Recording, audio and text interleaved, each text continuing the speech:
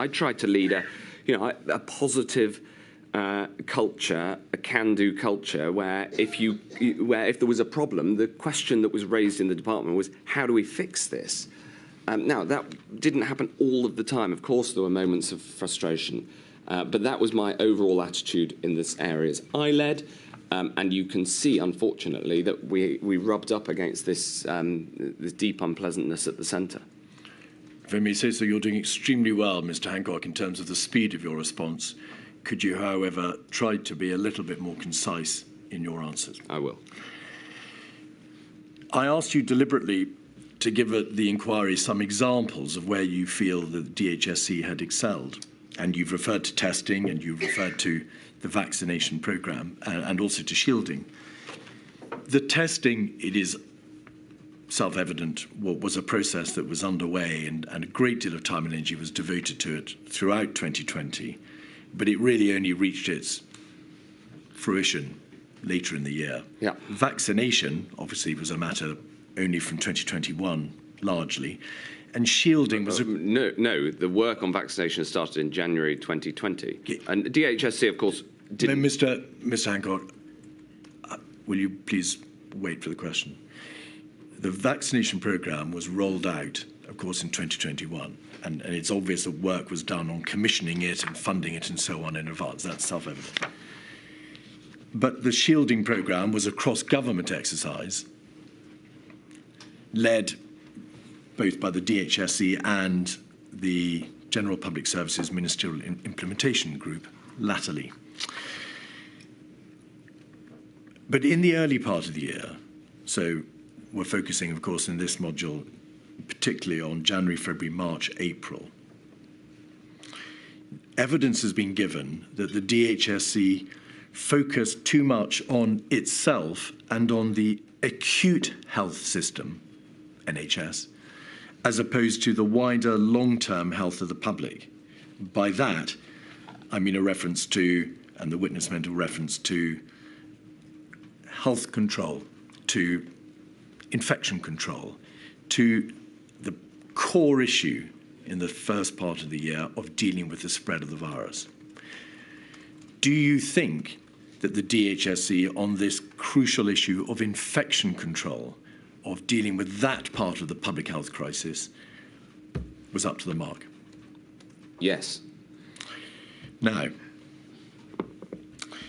in Sir Patrick Vallance's records and in the evidence of Helen MacNamara, there are repeated references to how in February and March you were, quote, desperate to own and lead, that you kept too much in the DHSC, that you were reluctant to explain that there was a risk of the NHS becoming overwhelmed, and you were bad at asking the Cabinet Office for help. You were aware of the material.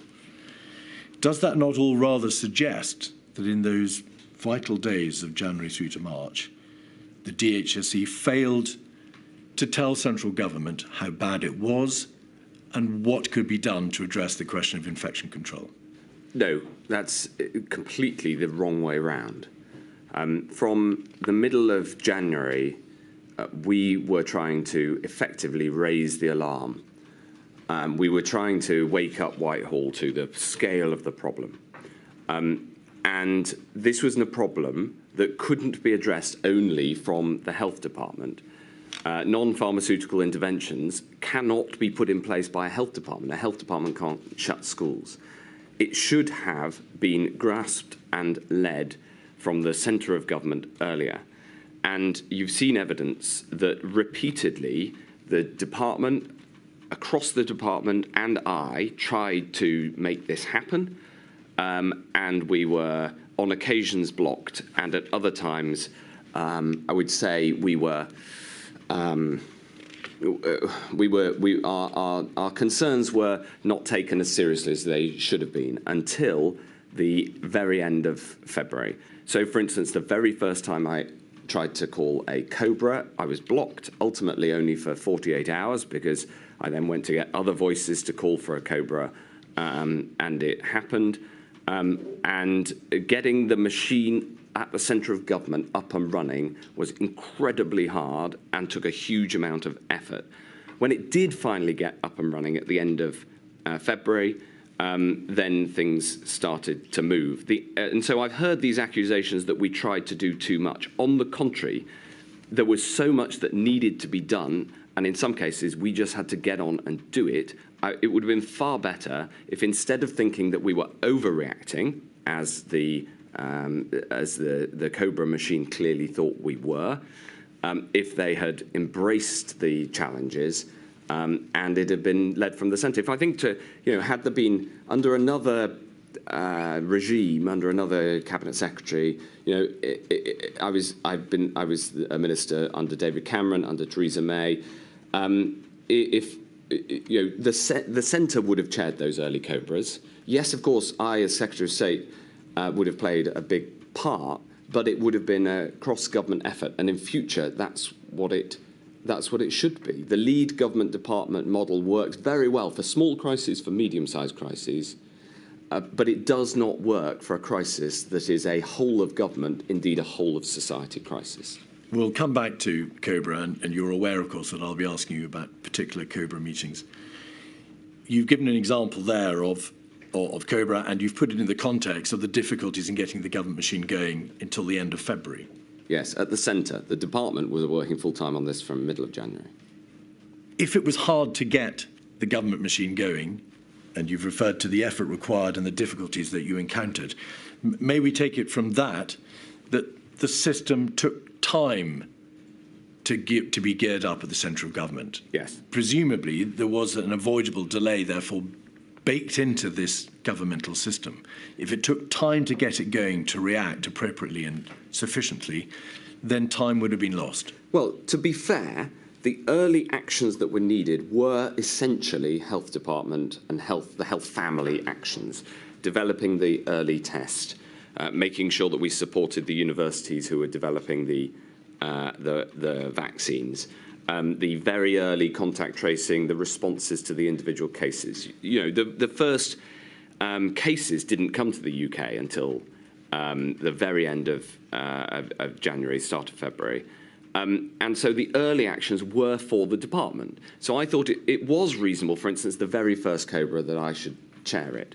But there was a point when we needed to go broader than things that ought to be the remit of the department. My argument, my point, in response to these allegations that we held too much within the department or that we didn't get on with stuff, is somebody's accused the department of being overwhelmed. Well, we were certainly whelmed. We were certainly very, very busy, and we were having to do things that in future ought to be done by other departments or at the centre, because it should have been a whole government response earlier. That's my reflection. And what about after the end of February? So March and April, yeah, as the cross-government machine ramps up, yeah, as the scale of the crisis is finally understood and steps have to be taken, to what extent have the DHSE got on top of coordinating or promoting or suggesting the sorts of countermeasures and infection control measures that ultimately were at the heart of the government's response? Well, so from the end of February, when the Prime Minister took the chair at Cobra, which was symbolically very important, when the Chancellor of the Duchy of Lancaster got stuck in, and you heard from him how he came to a Cobra, was alarmed, asked some very good questions, followed that up with me, and you might think that I was unhappy to receive that email and those questions. On the contrary, I was delighted, and after a discussion about where we were up to, he became a very, very strong ally in driving action all the way through the crisis. So from early March, it shifted and it became a whole government effort. Of course, in March, April, the department continued to have to do much, much, much more and increasing amounts. And so we were under enormous pressure and enormous stress. We brought in more resources, basically from wherever we could find them. and did everything that we could. But it was that, that ramp up was extremely difficult. Mr Hancock, I'm sorry to interrupt. Could I just ask you to rewind? I didn't realise Mr Keith was moving on. Going back to the time before the end of February, and appreciate you say that central government should have got involved earlier. Apart from the fact that other government departments would have done some of the work that you felt that your department had to, was anything not done? I appreciate you shouldn't have been doing it, you say, but was anything not done because central government wasn't involved earlier? Well, I think that for the future, the plans for what NPIs to put in place, for instance, that isn't a health department thing. And once we got the structures properly set up, it wasn't a health department thing. It was a cabinet office thing, quite rightly. So it was in mid to late February that the SAGE system got going on designing NPIs, and we also did some work on that in the department, especially in the area of the legals that were needed. That sort of work, hopefully for next time, will already be on the books. We should already have published legal draft legislation, published draft legislation that is ready in case it needs to be enacted. Back then, we thankfully, thanks to the preparation work, one of the areas of preparation work that went well, we had a draft bill. In future, that already should be published and scrutinised. So there's two examples: the legals and the NPI.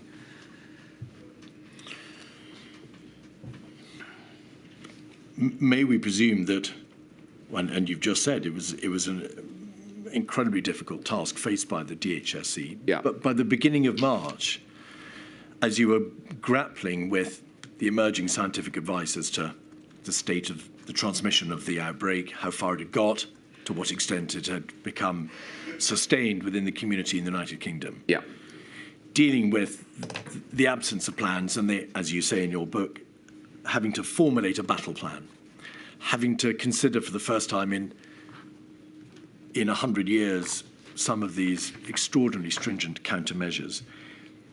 The DHSC must have been under very considerable stress. I mean, this was not an obligation that you sought. You were a lead government department responding to a whole government crisis, a whole nation crisis. Yes. Was the DHSC under stress? Was it in difficulties at the beginning of March? We were under enormous stress. We were working incredibly hard, yes. Could we have 129226, please, which is a text from yourself to Boris Johnson on the 7th of March, page 2. He asks you, anything I can do to help? You're doing great, keep going. And you say, kind of you to say, it's not easy. You're doing great too, follow the science. And you ask for help in relation to, or you invite him to start thinking about how he could contribute to a call for a public effort, a clarion call for hand washing and helping old folks if they have to stay home. It's a great unifying clarion call for you to lead when the time is right. Was that not an opportunity for you to say to the Prime Minister, well, we absolutely have to get on top of the very real difficulties with the absence of real plans for infection control, with the development and implementation of countermeasures, with the incredibly difficult issue of funding and planning for vaccines, shielding, all the other areas that your department was grappling with? By this point, the Prime Minister, the Cabinet Office machine, and Number 10 were wholly engaged. The Prime Minister, I think, chaired the first COBRA on the 2nd of March, and so we'd had almost a week of me being able to say all of that. So I think this was he asked if anything I could do to help, and I said we should have a whole national effort. So that pretty much covers all bases. And Mr Hancock, you're aware that the very senior civil servant, Helen MacNamara, who was at one stage Deputy Cabinet Secretary, described you in evidence as having nuclear levels of confidence, which she thought was a problem. Do you reject the notion that in your dealings with your colleagues, in terms of the impression that you gave, you were overconfident in presenting the undoubtedly extraordinarily difficult issues that your department faced? It depends who with. I had with, for instance, Chris Wormold, Chris Whitty, about how we were responding. We were in a trusted environment. We were self-critical about how we were responding. That's only natural because we could see what was happening, and we could see that we were in the middle of something that hadn't happened for decades, and it was on our watch, so to speak. It's also, I also thought it was necessary, and I can understand how some people will have interpreted the way that I now know that they did, although I didn't know this at the time because nobody raised any of these issues with me at the time. I can see how, my sense of needing to keep driving the system forward might have had this impact on some people, who, especially those who were more sceptical of the need of the government to act, frankly. We have seen some of the evidence that the same people who were accusing me of overconfidence at the same time were blocking the action that I was saying we needed. And so I can now see the dynamics of, if they were against action being taken, and I was going in and saying we absolutely must do this, and there was a huge amount of uncertainty and a huge amount of worry, and I basically felt it was my professional duty to try to keep driving forward. Who was against action being taken? Well, I don't want to point fingers because everybody was doing their best. Which government department significantly was against action being taken? Well, for instance, the reluctance to get the Cobra machine going. We've seen some of the evidence of certain individuals thinking that we were overreacting or the world had gone mad. There was a delay, an inexplicable delay at the centre to the publication of the action plan, which came on the 3rd, and we've seen some evidence of why that happened. So there's various examples of it, but I basically felt that I had to drive this thing forward, and I felt that sense of responsibility. Of course, and of course, I understand that now that some people, reacted in the way that they did, but it was a time of enormous uncertainty and a time when I just felt we needed to keep driving this system forward. We will look at some of the areas, and indeed, in fact, all the areas that you've identified, Mr Hancock, where there may have been evidence of the government machine being delayed or of action not being taken when it could reasonably have been taken. May the inquiry presume and conclude from what you've said about the difficulties in getting the government machine going, that there were these instances of people pushing back or not doing perhaps what they should have done, that by and large there was overall, therefore, an avoidable delay. Well, between the beginning of February, and we'll look now at the material that was available to you and to the machine, and the lockdown decision of the 23rd of March. It just didn't have to have been that long. Can I answer that question contemporaneously and then with hindsight? Contemporaneously, people were doing their jobs to the best of their ability. The Cabinet Secretary had a reason for not wanting to call a Cobra unnecessarily, and it took 48 hours to persuade him, and that was because he thought they were overused previously. He was worried that it was for use for communications purposes. I did not want it for communications purposes. I wanted it for substantive reasons to get the government machine moving. People had good reasons at the time, and maybe because they weren't faced like I was with the daily evidence of this growing crisis.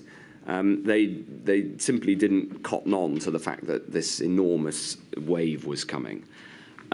So I don't think it's fair to criticise people for making professional judgments at the time. With hindsight, knowing what we know now, it's obvious to everybody that there should have been a whole of government response from earlier. But you've got to remember the fog of uncertainty and the lack of data. And, you know, there weren't cases in the UK till the end of January. The first death in the UK, very sadly, in the UK was on the 1st of March. So this was very, very early on. You have described, Mr Hancock, how you saw the government machine trying to ramp itself up. You could see the difficulties that on your evidence, the department and yourself encountered. You've given evidence about the instances in which people push back or where there may have been a failure to act reasonably speedily. So you must have been aware, you were the Secretary of State for Health and Social Care, that things were not being progressed as you, in your own words, would have wished. So you must have been aware of the delay. Yes. I don't. The inquiry has no interest in you trying to, and rightly so, not identify individuals to blame. But you must have been aware that cross-government, systemically, the United Kingdom government was failing to respond sufficiently, speedily and well in this crisis. It's not a matter of hindsight. You could see it happening at the time. Well, I found frustrations in areas I wanted to push forward at the time.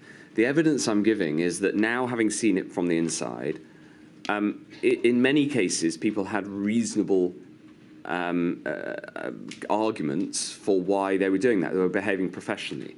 There was, of course, also this very unpleasant, toxic culture. But I think that became a problem later rather than early on. I think it was just reasonable people doing their jobs, saying, really? You know, there are known costs to the things that I was trying to do and unknown benefits, because at this point it might still have all been contained within China. So people saying, are you sure you want to do this? Do we really want to tell the public we might shut down whole cities? Well, yes, I did want to do that. But I can I'm just trying to empathise with why people reacted the way that they did at the time. Now, you've mentioned plans, and the lack of planning is an important part of the inquiry's examination of this area. In your statement, and you've acknowledged it already, you observe that there was no book or report to pull off a shelf to tell us how to handle a pandemic.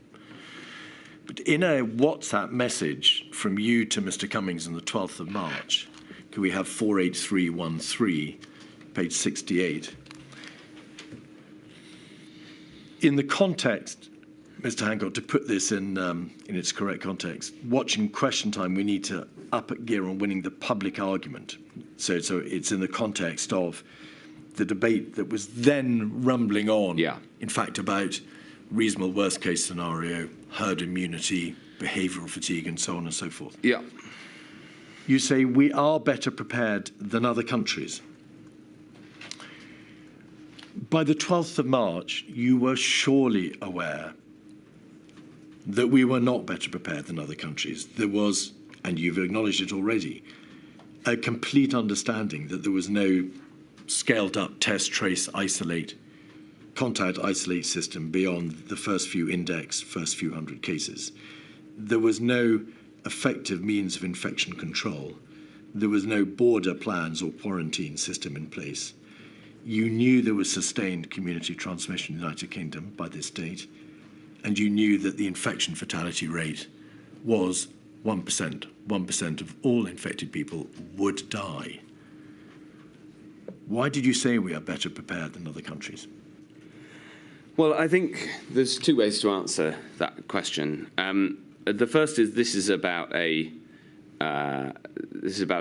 communications question, and the 12th of March was the end of the period in which we were concerned about the timing of lockdown and making sure that we didn't go too early. And I changed my view on that on the 13th. Can I don't wish to be impolite, just interrupt you there to say, is that a reference to the debate which rumbled on, in fact, for quite some time, about the risk of going too early in terms of any countermeasures that might be implied? Yes, and for instance, I look back on the interview I gave on Sunday morning of the 1st of March, when I said, of course, there's a risk of going too early, and the interviewer said, yes, well, of course, we all understand that. So this was a widely shared belief that, in hindsight, was wrong, because our doctrine was wrong, as we discussed in the first module. And so this is a comms recommendation to the guy responsible for comms in number 10. As it happened, what I think this actually shows is the end of the road for this argument. This argument that we didn't need to move, we should wait, it was better to wait. This argument came to its end essentially at this point. The point about it being a communications debate is well made. You're obviously being asked in the context of watching Question Time. Yeah. But your evidence so far, Mr. Hancock, has been very much the effect of the DHSC was a siren voice calling for more to be done, for trying to push the government machine on. But by the 12th of March, as you knew very well, the United Kingdom government had reached the end, even by that late stage, of the containment phase of the strategy. The virus was rife. Should you not have been taking this opportunity to tell your colleagues in government, telling the public, telling the citizens of this nation, this wall of death is coming, and we have no effective means to deal with it other than to impose infection control measures urgently and significantly? Well, in my public communications, you will know that I had at that point been explaining that we might have to do that, yes. But I'm also a team player, and the government position was not yet. So this was a message about how to best explain the government position of not yet. But as I say, the position of not yet was running to the end of its road, and it was on the very next day that I first told the Prime Minister that I thought that we needed to lock down. Was that the 13th of March? Correct. It's not in your diary, so-called, I should say, Mr. Hancock. The entry for the 13th of March makes no reference to you telling the Prime Minister this vital piece of information that he should lock down immediately. There is a whole page on how you woke up for the dawn flight to Belfast in Edinburgh Airport. Yeah. There was, from the Prime Ministerial meeting, Prime Ministerial papers, a video call, 9:30 that morning, and according to your book, you say, I called the Prime Minister and told him we'd have to do some very rapid backpedalling on the issue of herd immunity. Yeah. Then rang Patrick, who promised to do his best to repair the damage. Yeah. You then met with First Minister in Belfast. You then went to Cardiff, and so on. Yes.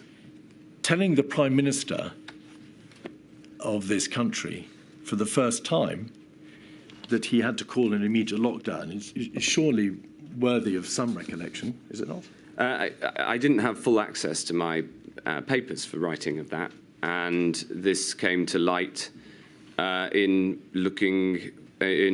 researching the papers ahead of this inquiry. This is, after all, the formal public inquiry. What then happened is, that was on the 13th, which was the Friday. On the 14th, we then had formal meetings in the cabinet room on this subject, and I again made my views very clear. But this shift from we should wait because we've got to get the timing right to we must act now happened quickly. So, for instance, on the 13th of March, there was a G7 call with my, and I was very struck, especially by my Italian opposite number, because they had put in place the lockdown across the whole of Italy by then, and he was describing where they were up to, and it was harrowing. Forgive me. Your book says the account that follows has been meticulously pieced together from my formal papers, notes, voice memos, my communications, WhatsApps, we know from the press, and it records in 555 pages all the relevant, important events as you saw it concerning the coronavirus response. But there is no reference to you telling the Prime Minister to call for an immediate lockdown on the 13th of March. And you know that there are no notes and no emails in the inquiry's possession, because we've given them to you, that records that conversation. So I am required to ask you, how sure are you that you told the Prime Minister that he had to call for an immediate lockdown in a call on the 13th of March? I can remember it, and it came to light in looking forward to this inquiry. And what's more, the corroborating evidence, if you like, is that it happened. It is recorded that on the 14th, which was the Saturday, there was a significant discussions in number 10, at which I made this case again. All right. Could we have 48313, page 5, please, on the screen? This is a WhatsApp message between you and Mr. Cummings a bit earlier, Mr. Hancock, on the 23rd of January. Evidence has been given to this inquiry by Mr. Cummings that he WhatsApped you, as we can see there, to ask you to what extent have you investigated preparations for something terrible like Ebola or a flu pandemic. Yes, you say, we have full plans, plural, up to and including pandemic levels, regularly prepped and refreshed. Yeah. So just pausing there, that may give the impression that whatever plans they were, and however deficient or effective they were, they had been recently, because of the word refreshed, prepped and brought up to date. Yeah. Very fairly, you accept in your book and in your statement that the only plan that there was a strategy plan from 2011 in the field of central government response to a pandemic, not NHS surge capacity or beds, but the central government response to a pandemic. There was the 2011 strategy. Yeah. A single document based doctrinally on a completely inappropriate approach. Yeah. This is what I thought at the time, as you can see. But who told you that? Public Health England, the World Health Organization. Well, just pause there. The World Health Organization doesn't, of course, hold the book for the United Kingdom plans. No, but it did analysis on which countries are the best prepared, and we were the second overall. So all I can tell you is what I thought at the time. It's not what I think now.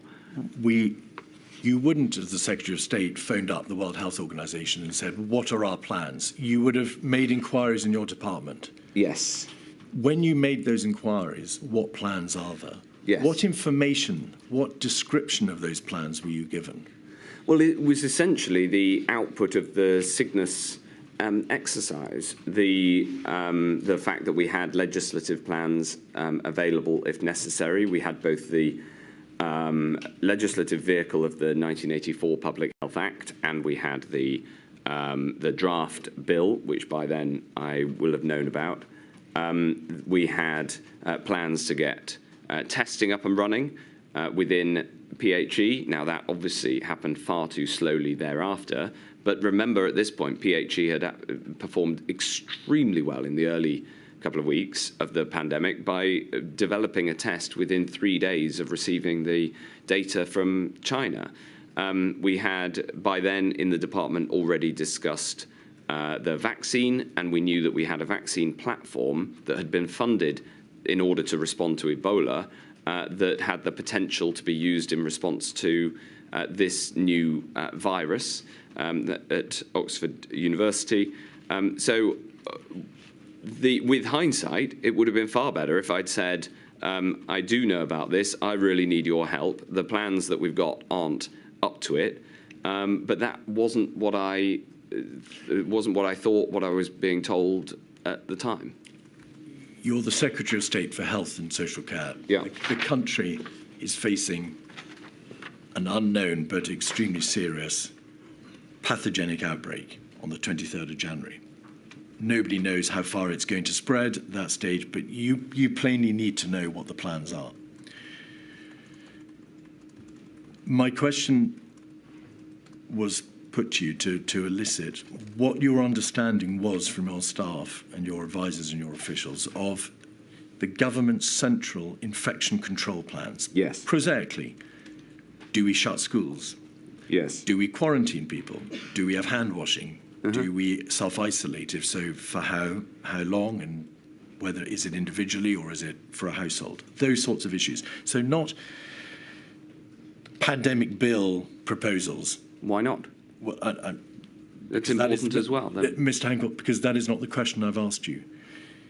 I want to know about what your understanding was of the state of play of the countermeasures. That's to say, the infection control measures, not vaccine proposals or Cygnus reports, which didn't deal, of course, with countermeasures, or legislative proposals, but prosaically, how, as a country, are we going to stop the virus from spreading if it comes? There's a number of things in your question I need to correct. Cygnus was involved with legislative proposals. I suggested it wasn't involved with proposals for countermeasures. It didn't propose particular countermeasures in its recommendations. The Cygnus was, contrary to your initial question, involved in legislative proposals. Furthermore, legislative proposals are countermeasures because you can't isolate people against their will without legislation. So this attempt in the questioning to split off different parts of the overall response is false. That's why I'm responding in the way that I am to your question. The premise of the question was wrong.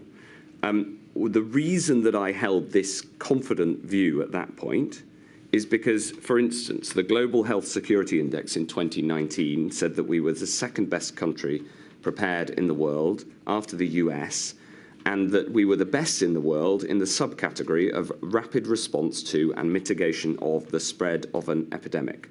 The WHO said the UK remains amongst the leaders worldwide in preparing for a pandemic. This all turned out not to be true, but it is what I was being told at the time. All right. On the 6th of February 2020, there was a cabinet meeting, Mr Hancock. 56137, page 6. Concluding, the Secretary of State for Health and Social Care said he was grateful for the support of his ministerial colleagues. There were 2 cases in the United Kingdom. They were, of course, as you've correctly identified, on the 30th and 31st of January. And there would almost certainly be more. The approach to tackling the virus in the United Kingdom to date had been medic-led. The central point, according to these minutes, Mr Hancock, that you then make is that the government had a plan to deal with this illness. Yes.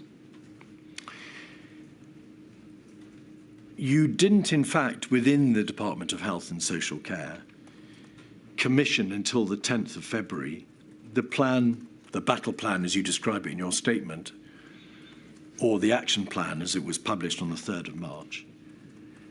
And therefore, what plan was it that you were referring your cabinet colleagues to deal with the illness?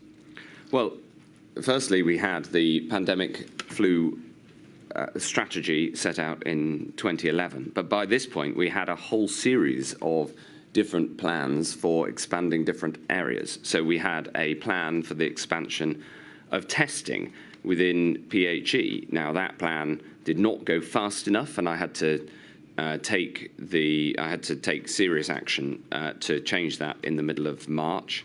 We had a plan for the development of a vaccine, and we'd already put extra funds into the development of a vaccine by this point. We had a whole series of plans. In a number of questions, you've said there was an absence of a plan. That is not true. There was a plan. In fact, there was a plan with detail on a whole different series of areas.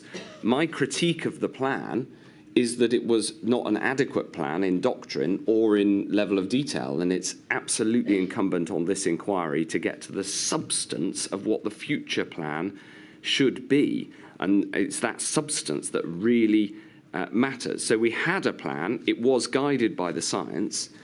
By this point, I was much more worried that on the 23rd of January, and really it was over the last week of January that my worry levels changed categorically, because we saw the reasonable worst case scenario, and I remember that meeting very vividly. That was at the end of January. You'll also notice in here that I said in the reasonable worst case scenario we'd see almost every government department affected. Well, that was an understatement. I shouldn't have said almost.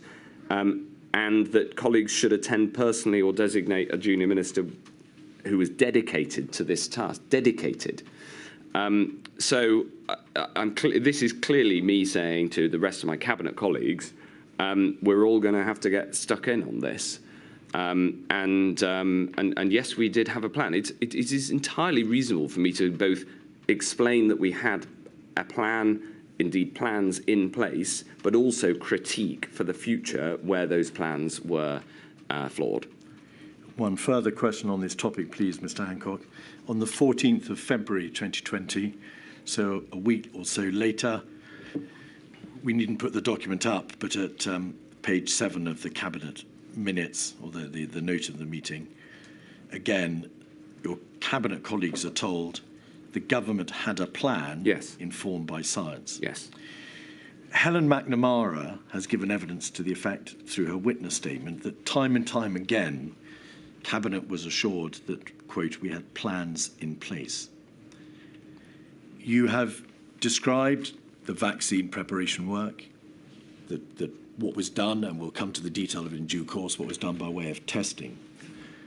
But so that we can clearly understand your response, are you saying that there was, throughout February, already in place a plan for countermeasures, that is to say, infection control measures, the sorts of measures which were ultimately put into place on the 12th of March, the 16th of March, the 20th of March, and the 23rd of March?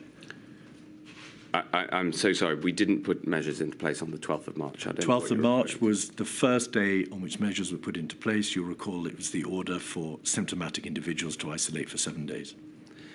The measures that were put in place were much more stringent than had been envisaged in the original plan. Could you please just answer the question?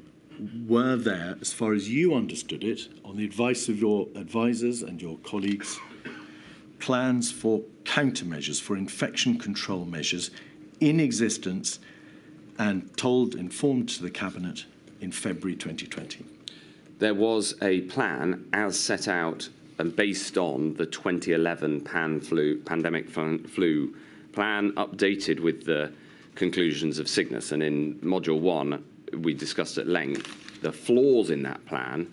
The argument there wasn't a plan is false. Indeed, I've heard a number of Cabinet Office figures argue that there wasn't a plan. If you look at the 28th of February submission to the Prime Minister by CCS, it sets out that we have very advanced plans. In fact, it is much too bullish and self-confident, that note. And the idea that it was wrong to suggest that we had a plan is completely false. I appreciate that some people in the Cabinet Office did then later catch up with the seriousness of the situation and become rather alarmed. I think that their reaction when they finally woke up, in some cases, was helpful because the machine ground into action. In some cases, it was not particularly helpful because it would have been better if they'd said, we now realise there's a problem, what have you been doing about it, as opposed to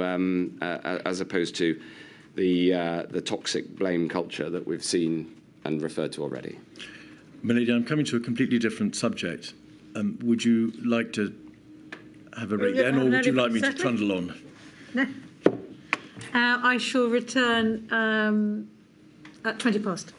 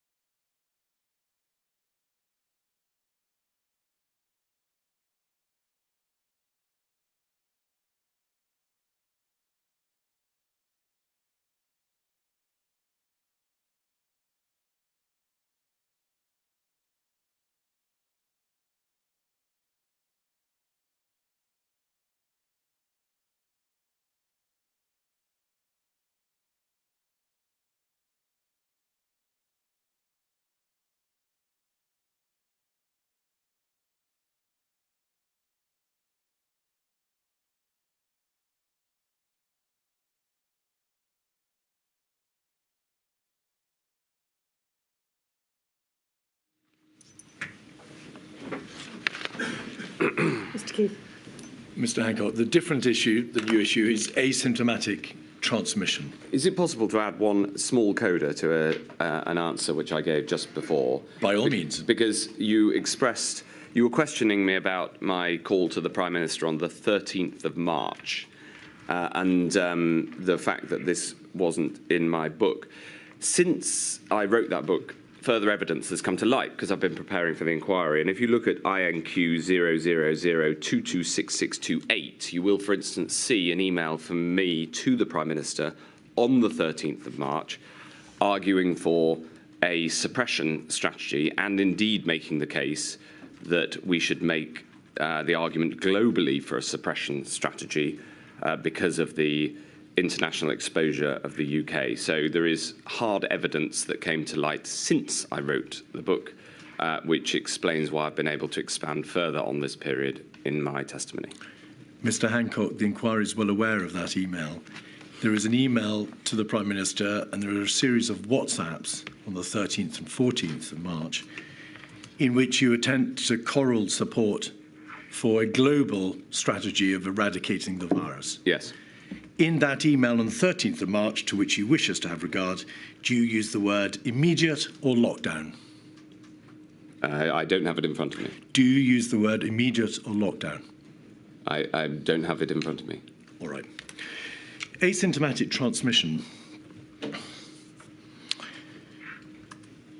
The great importance of asymptomatic transmission is that until you know whether or not transmission is asymptomatic, you cannot work out from the number of people who are hospitalized and from the number of those persons who are hospitalized who may die what the full extent of the viral spread is. Because if you're asymptomatic, you may transmit the virus without showing symptoms, and therefore it's impossible to know, unless you mass test the whole population, who has got the virus. So you can't work out what proportion will be hospitalized, what proportion will die. You can't see the scale of the problem. And in your witness statement, you say, my single greatest regret is not pushing harder for asymptomatic transmission to be the baseline assumption. You say global scientific consensus reflected in the global scientific advice from the World Health Organization until April 2020 was that there was no asymptomatic transmission. That's what you say in your statement, isn't it? Yes. Yes. In your diaries, and we'll just very quickly, in your book, page 2, you say, and it's quite difficult to see the... Page 22, I think. No, it's page 2 of our document, Mr Hancock. Oh, I see. We've transcribed the relevant extracts into a separate document. PHE is adamant that a coronavirus can't be passed on and the tests don't work on people without symptoms. On pages 2 to 3 of this document, the 27th of January,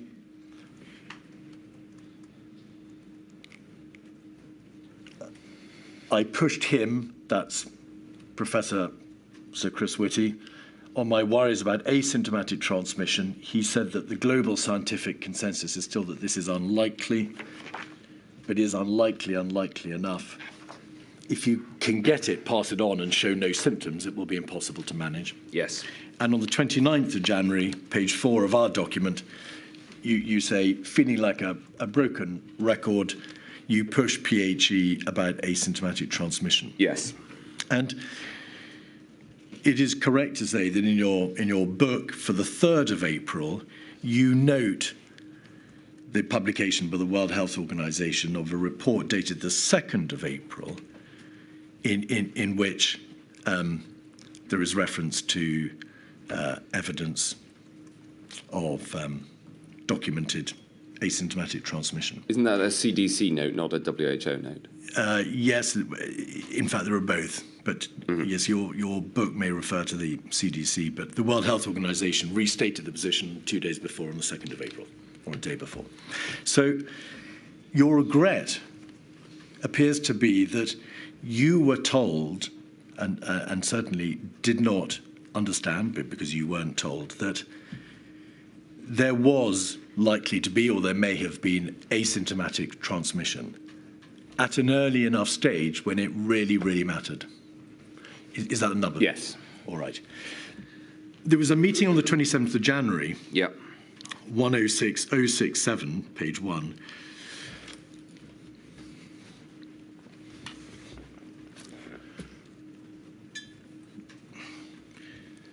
Where the chief medical officer says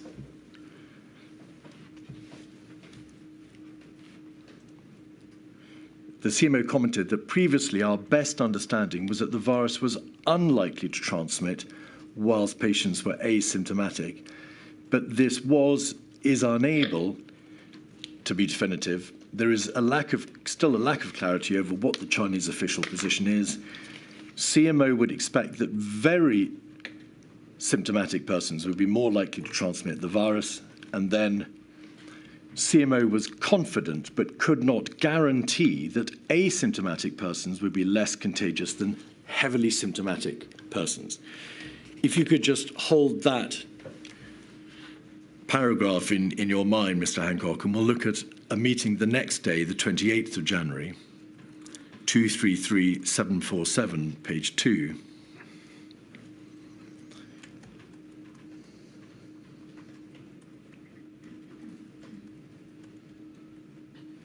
Second bullet point. CMO commented that today's data appears slightly less reassuring than yesterday's, but the positive is that there has been no sustained transmission out of China. CMO commented that we cannot fully understand whether the measures imposed by China have had any significant impact in delaying transmission. And I think if we scroll back out, there is then a reference to Germany. In this long page, I'm unlikely to be able to find it.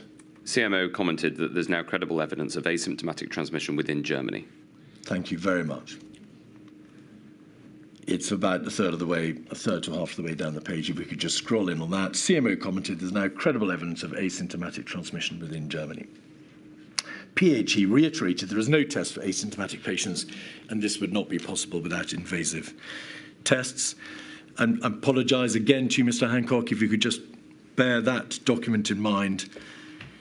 And then we'll look at a SAGE meeting of the 4th of February, 51925, page 3, paragraph 19. Asymptomatic transmission cannot be ruled out, and transmission from mildly symptomatic individuals is likely. And I'm going to summarise the remainder of the material bar 1. There's a nerve tag meeting on the 21st of February, 119469, page 6. Page 6, paragraph 3.4. The evidence suggests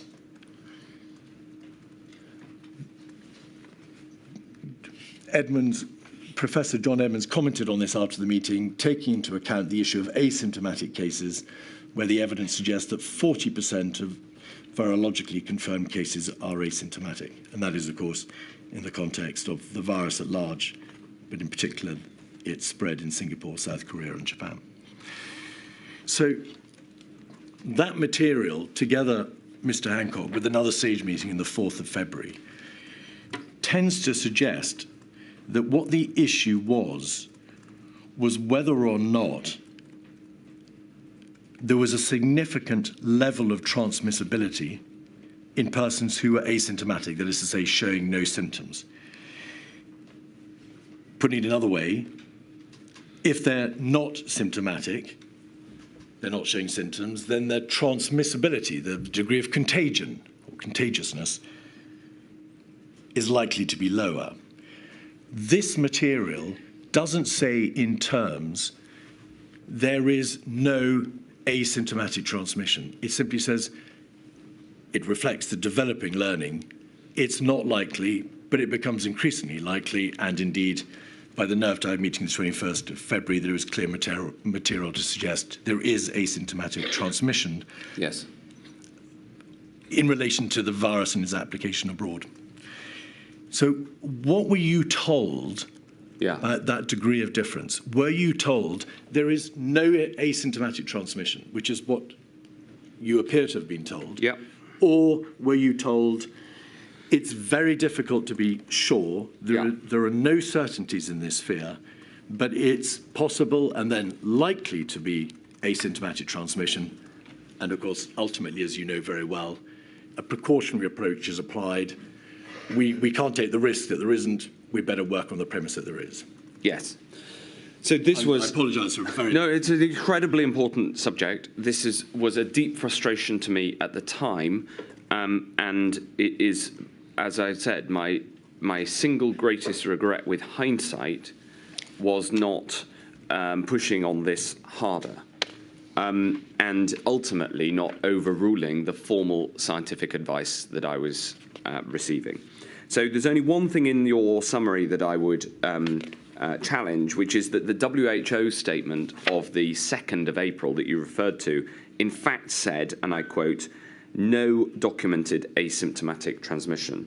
It was then on the 3rd of April that the CDC came forward with a survey which demonstrated to a point of scientific clarity that there was highly likely to be asymptomatic transmission. And it was that CDC document, and I remember it very clearly at the time, that was instrumental in then changing the scientific evidence that underpinned the policy advice in the UK. So I was aware from very early on of the concerns that there may be asymptomatic transmission. As you've noted, I raised the question on the 27th of January. I also discussed the question with Jens Spahn, my opposite number in Germany, to whom I was close. I asked the Director General of the WHO about the evidence from China, and he described the Chinese reports, which I'd seen in newspapers, but also came formally through a diptel, although I don't recall seeing the diptel at the time. He described those as a translation error, and I was within the UK system, they were also described to me as a translation error. So I was aware of this from January. I understood the implications of significant asymptomatic transmission, and my recollection is I kept on pushing on this question in January and February especially. It became the settled international view that policy should be based on an assumption of the transmission mechanism of SARS-CoV-1, i.e. SARS, as it's commonly known, because there was not scientifically robust information to contradict that. And here is an example of where the scientific method, which I enormously respect, comes into challenge in a period of enormous change and uncertainty. Because the scientists, to be able to base policy on a different assumption, wanted concrete, scientifically credible evidence. And what I had was essentially anecdotal evidence. And it was only when the CDC had performed this formal study, which they published on the 3rd of April, that the scientific establishment switched position. It's understandable the scientists base their advice on the scientific method, and so it is a problem, because there are other examples, without wishing to go on too long, there are other examples, like in the discovery of treatments and the ruling out of treatments like hydroxychloroquine, where some countries moved policy ahead of a formal scientific conclusion and got it wrong, because the science actually, if you waited for the scientific method to be applied, you got, in that case, the answer that hydroxychloroquine didn't make a difference. So the scientific method matters, but it delayed the formal scientific advice telling us that we should base policy on an assumption that there can be asymptomatic transmission. I'm sorry that's a long answer, but it's a very, very important subject. Indeed. My question was framed exclusively about your understanding. Yes.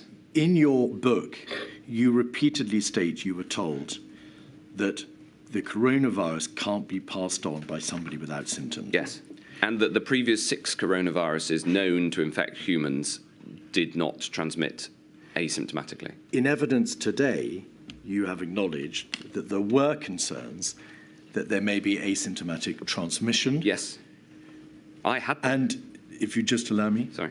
And in your statement, you say it's your single greatest regret that you didn't push harder back against the notion, by implication, that you were told there was no asymptomatic transmission. Yes. The two cannot live together. Either you were told and you didn't understand, to the contrary, you were told there is no asymptomatic transmission, or you were told of concerns that there may be asymptomatic transmission, and those concerns crystallized over time. Which is it? I have explained, and I'll try to do a better job of explaining. Well, no, no, Mr. Hancock, please, if you would bear with us. Which of those is the correct position? What was your understanding? It's one or the other? No, it isn't one or the other. That's what I was going to explain. Okay, I will give you my evidence of what I knew at the time and felt at the time and understood at the time. In late January, I became aware of concerns that there may have been asymptomatic transmission from China, from Germany. I challenged the system on whether there was or not. What came back was that, yes, there was anecdotal evidence that there may have been asymptomatic transmission, but that we should not base policy on that assumption. Instead, this is what was said to me, the reasonable assumption should be made that COVID transmits as SARS did. And if you read, for instance, the 2nd of April document on transmission advice and guidance for care homes, in it, PHE explicitly state that policy is based on an assumption that transmission of COVID follows the same transmission mechanism as SARS because there is not yet enough reliable evidence to update that assumption. So that is why what you think are two incompatible statements are both true. We were worried about the anecdotal evidence. I was worried about it from January. And there was some evidence of it, often caveated, often with unlikely, written by it. But policy was based on an assumption that COVID transmitted the same way as SARS, i.e. no asymptomatic transmission.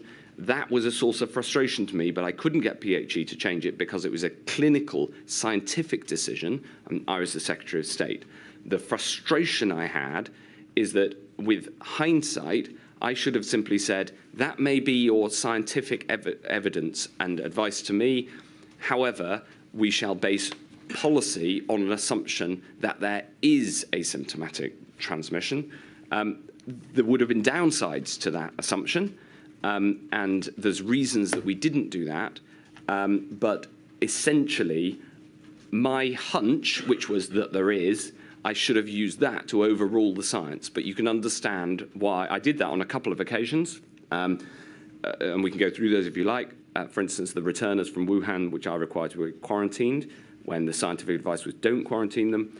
But that is what explains the apparent incompatibility with the statements that you set out. And that is both the evidence at the time and how I feel about it now. In any event, it was obvious, wasn't it, from the lockdown in Italy, in the 11 municipalities to which you refer in your statement on the 21st of February, yeah, and the data from the Diamond Princess outbreak, the cruise ship on which there were UK nationals, that there was actually very significant asymptomatic transmission. So would you agree that certainly by those dates, 22nd of February, the lockdown in Italy, and the Diamond Princess data of mid-February, that there was clear asymptomatic transmission? No. I would say that with hindsight, that is now obvious. At the time, there was a fog of uncertainty over this question, as is clear in all of the documentation that you've cited. Your department received reports showing from the Diamond Princess outbreak that around 18% of the people infected on board that boat, and it was a closed environment, you'll recall, had showed no symptoms. It was in the press, it's referred to in SAGE memoranda. It was obvious there was asymptomatic transmission. So why couldn't I get PHE to change the scientific advice to base the assumption of transmission on asymptomatic transmission as opposed to symptomatic transmission? I hope you can understand how frustrating this was. The answer to that question, here I'm putting myself, because I was I was in the pro let's worry about asymptomatic transmission camp. The frustration was that understandably, from their point of view, and here I'm putting myself in their shoes, the PHE scientists said, we have not got concrete evidence. The WHO, 2nd of April, no documented asymptomatic transmission. So the international scientific consensus was that there is no documented asymptomatic transmission. Therefore, policy was based on the assumption that COVID transmitted as SARS. I had, by this stage, a significant amount of anecdotal evidence, and hence I've gone over this and over this and over this in my mind. If I had just said the science is different, that would not have carried the system with me, because I'm the representative of the people, if you like. As the Secretary of State, and the scientific advice was very clear to the contrary. What I could have done was said, that may be the formal scientific advice. I am overruling it and saying instead we're going to assume asymptomatic transmission. That would have had risks on the other side of assuming spread where it may have been unlikely to happen.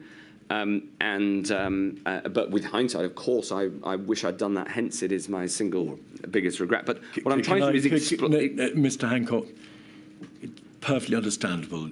You would wish to answer at length on this important issue, but could I invite you just please to stick to the question? Sure. 229430, page 2, is a message between the government's chief scientific advisor and the chief medical officer on the 24th of July, where Sir Patrick Vallon says, why the Prime Minister and Matt Hancock saying we didn't know about asymptomatic transmission? Exactly. I have no idea. We didn't know how important they were, that is correct, but we were aware of the possibility. But it is correct, we thought transmission was most likely after symptoms, like SARS. Not by March. I think we were pretty clear that we thought there was asymptomatic transmission. We'll have to put up with quite a bit of this, just as well the SAGE minutes are public domain. And that's a reference, Mr. Hancock, to the material which I've summarised for you. Yes. Do you know who unknown is? Yeah, unknown, as I've said, is Sir Patrick Vallance. Okay. The first entry is Sir Patrick Vallance.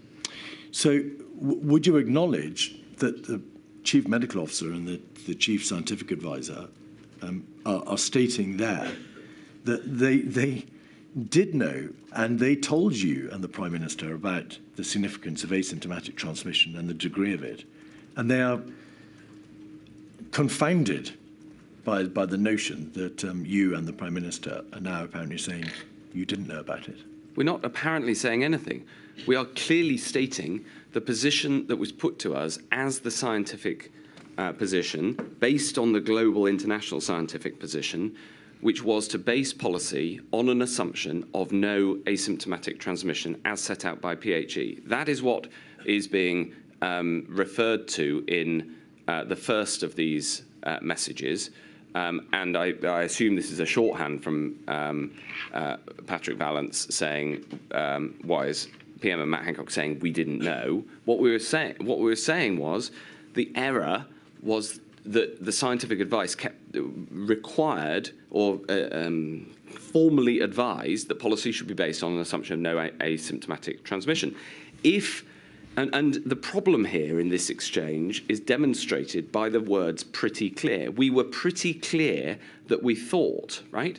If the government chief scientific advisor knew, as opposed to was pretty clear and thought, then that may have changed the UK scientific position. But he didn't know, as we've seen, there was huge uncertainty. I'm not blaming him at all for this. There was huge uncertainty on this question, and it is deeply frustrating to me now, and it was deeply frustrating to me at the time, that being pretty clear was not good enough to change the scientific advice I was receiving on which to base policy. All right. In any event, your witness statement acknowledges that the importance of this debate is that if you don't know the extent of asymptomatic transmission, you can't get a handle on the extent of the virus and therefore what proportion of persons infected will die, because you don't know how many people at the base level have got the infection who don't die. And you make the suggestion in your witness statement that what could have been done in light of what you say is a lack of knowledge about the extent of asymptomatic transmission, is apply a precautionary approach. Yes. That is to say, simply state as a matter of internal policy or approach. Yes. We don't know the extent of asymptomatic transmission. We may not know for some time.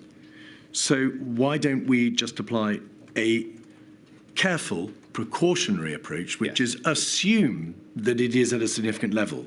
In fact, it turned out to be between 30 and 34%, but you could take any level, 20, 25, 30%, and then decide upon the countermeasures that are necessary to be able to meet that threat in terms of infection control.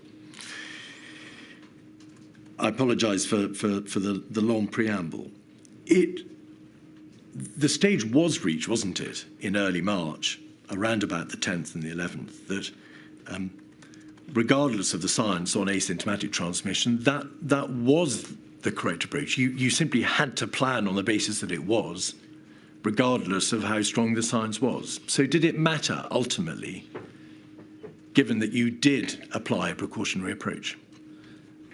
This question did matter, and it is not fair to say that the scientists knew for sure about this by mid-March. It's just not. That's not how they. That's not how it was represented. I've not asked you about that. I've asked you: does it matter that there was a debate, regardless of whether you were told or not, about the degree of asymptomatic transmission? Yes. If sensibly, the point was reached at which you just had to plan on the basis that there was, and decide what appropriate countermeasures could be promulgated and applied. But that isn't what happened. Well, Mr. Cummings' evidence is to this inquiry that by the 11th of March, it was generally understood that a large percentage was being transmitted asymptomatically. And in any event, the planning material, the reasonable worst-case scenario approach, presumed that there would be a high degree of asymptomatic transmission. So did it matter? Well, that is not accurate, as much of that particular witness's evidence is not accurate. That is not accurate in all areas. And that's the problem. I took the precautionary principle, in some cases overruling the scientific advice on the precautionary side.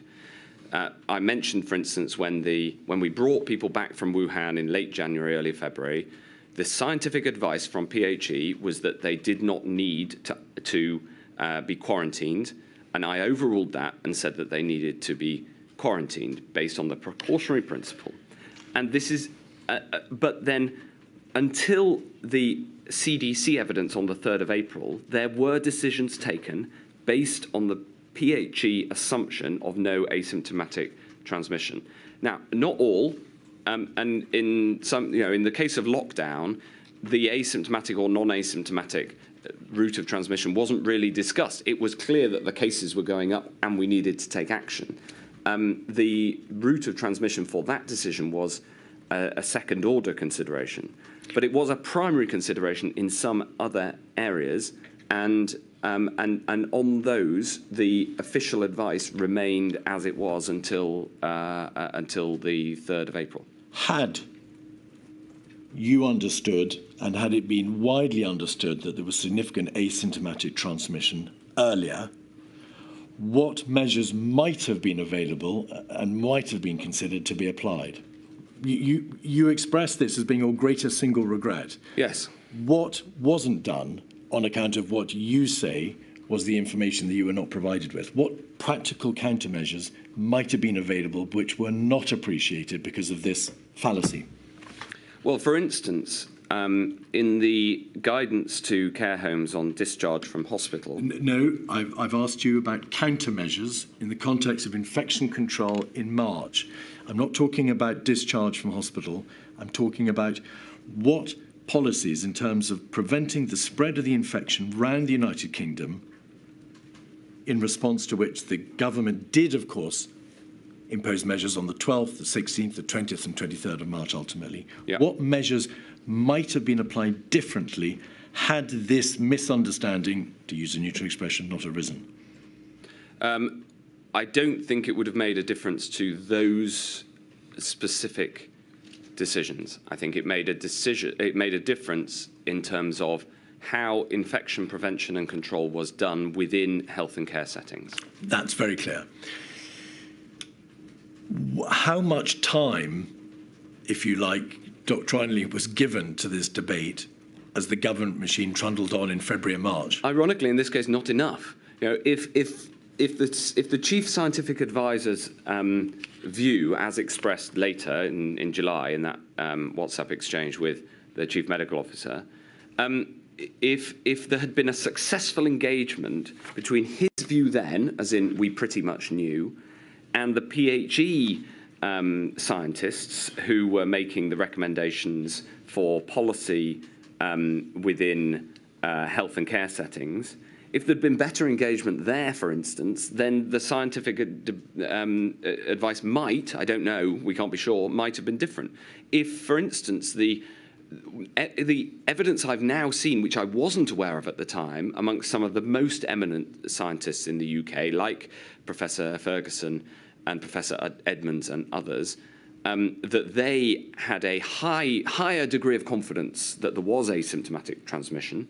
If that had been successfully promulgated to the World Health Organization, then we may have had a difference in the advice coming from the WHO. So we needed actually more debate about this, not less. Why was that crucial information, if, as you've described it, not promulgated to you? SAGE existed to provide the United Kingdom government with scientific advice. They were contributors to SAGE. They communicated regularly within and without SAGE with Professor Sir Chris Whitty, who, together with Sir Patrick Vallance, spoke to you and your officials on a daily basis. Yes, and why did you not know this?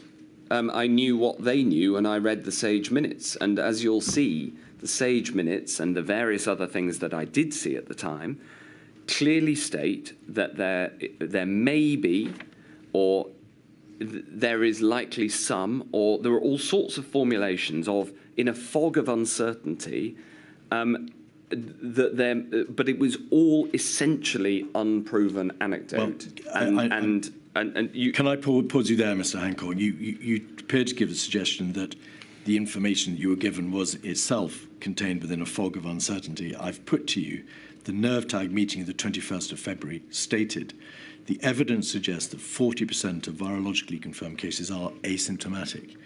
That's not much of a fog, is it? I didn't see that evidence. 119469, paragraph 3.4, page 6.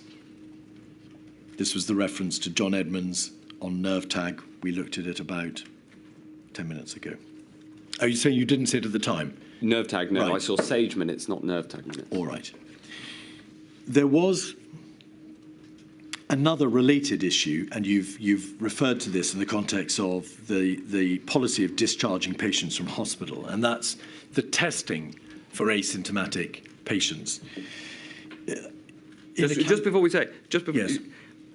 to make sure, just to give one final point of evidence Please. On this contradistinction between what some of the scientists were saying and the scientific advice on which some of the policy was based.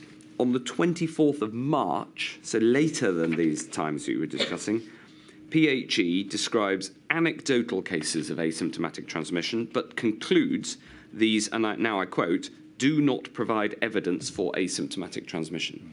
So that is the evidence that's being provided to me as conclusive. So I'm saying anecdotage and unconfirmed data about this. Through this period, I'm constantly pushing, as I was from January, for a conclusive science. And PHE's advice to me is these do not provide evidence for asymptomatic transmission. So that is why there's an apparent distinction here, and it is frustrating this wasn't cleared up earlier. Is the nub of it that you appear to be suggesting now that you placed, understandably, it's a related agency, you placed greater weight upon what you had been told by PHE, perhaps formally, than the information which was being relayed both directly and indirectly, routed through nerve tags, SAGE, the CMO and the GCSA to central government? It's a very good question. Did I place greater weight on it? I'm not sure I saw it like that. I saw inconclusive evidence on the one hand and categoric conclusions based on the scientific method, i.e., this is unproven, on the other. All right. And those only finally got resolved at the very start of April with the CDC evidence. On the 11th of March at a cabinet meeting, 56132, page 4, you said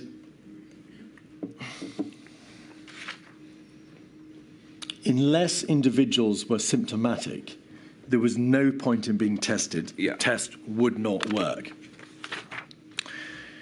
SAGE, and not NerveTag, but SAGE, the official advisory body for scientific body for emergencies, which was the sole route of scientific advice for the government, had reported on the 28th of January, 61510, page 3, paragraph 8, specific tests should be ready by the end of the week with capacity to run 400 to 500 tests. Sensitivity of tests unclear, particularly in early phases of illness or when symptoms are mild. Currently, it would not be useful to test asymptomatic individuals as a negative test result could not be interpreted with certainty. Yeah. The point made by SAGE, and it's apparent also from Sir Patrick Valence's diaries and from WhatsApps between the CMO and the GCSA, is that the scientific evidence was saying you can test for asymptomatic individuals. And of course, you knew very well that contact tracing for the first few hundred individuals for travellers and index cases requires testing of everybody, whether they're asymptomatic or not. Yeah. But that there were real problems with the certainty of the outcome. Correct. Because you couldn't be certain that the negative test result, if that's what it was accurate. Yes. But you told Cabinet, yes, there is no point in being tested. The test would not work. Yes. There is a difference there, Mr. Hancock. Yes. Why was there a difference? Well, being told that the test would not work is the advice that I received from PHE from January. As it happened, I said a moment ago, I saw the SAGE minutes. I saw the SAGE minutes from sometime into the crisis. I did not see the very early SAGE minutes. Can I just pause you there? But you, of course, accept that the Chief Medical Officer's evidence, which is that anything that was important from SAGE was relayed to you at the multitude of meetings which... yes, but not in terms of linguistic analysis, and that is what this debate and discussion comes down to, and the misunderstanding that the government chief scientific advisor had as in his, which came to the fore in his evidence on this point. If I could just set out the position as I saw it. Apropos this SAGE conclusion, PHE stated clearly that the tests could not work to identify that people are negative. And that happened in early January, that advice. And the reason it was important at the time for policy reasons was about testing at the border. There was a debate about testing at the border. I said, why don't we test at the border? And PHE correctly said, if we test at the border, we will not find people because the tests are unlikely to be sensitive, as it says here, on people with who are asymptomatic. And so I described tests will not work in the context of testing people who don't have symptoms in order to prove that they are negative of coronavirus. Of course, if a test has any sensitivity at all, then it may find some people who are asymptomatic where contact tracing can be useful. In that context, tests can work, but they cannot be described as working for the purpose of ruling that somebody is negative of coronavirus. All right.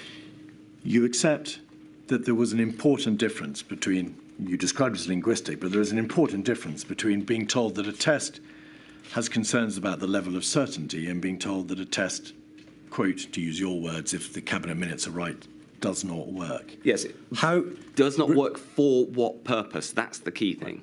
How could, on this vital issue, because as you recognise, testing of asymptomatic patients became hugely vital to the discharge of patients from hospital, yes, and to the spread of the virus around the care sector, adult care sector. Yes. How, on this hugely important issue, could that distinction, that difference of understanding, have resulted? Well, let me explain. Actually, don't worry, Mr Hancock. I'm not sure this is a point worth pursuing, Mr Keith. I think Mr Hancock's given his explanation, which is he doesn't accept the meaning that he would attribute to his comments is the meaning. I'll move on. Thank you. Now, we've been exploring, Mr Hancock, some of the areas, asymptomatic transmission, the testing, what was said about the DHSC and its response, because, as you know very well,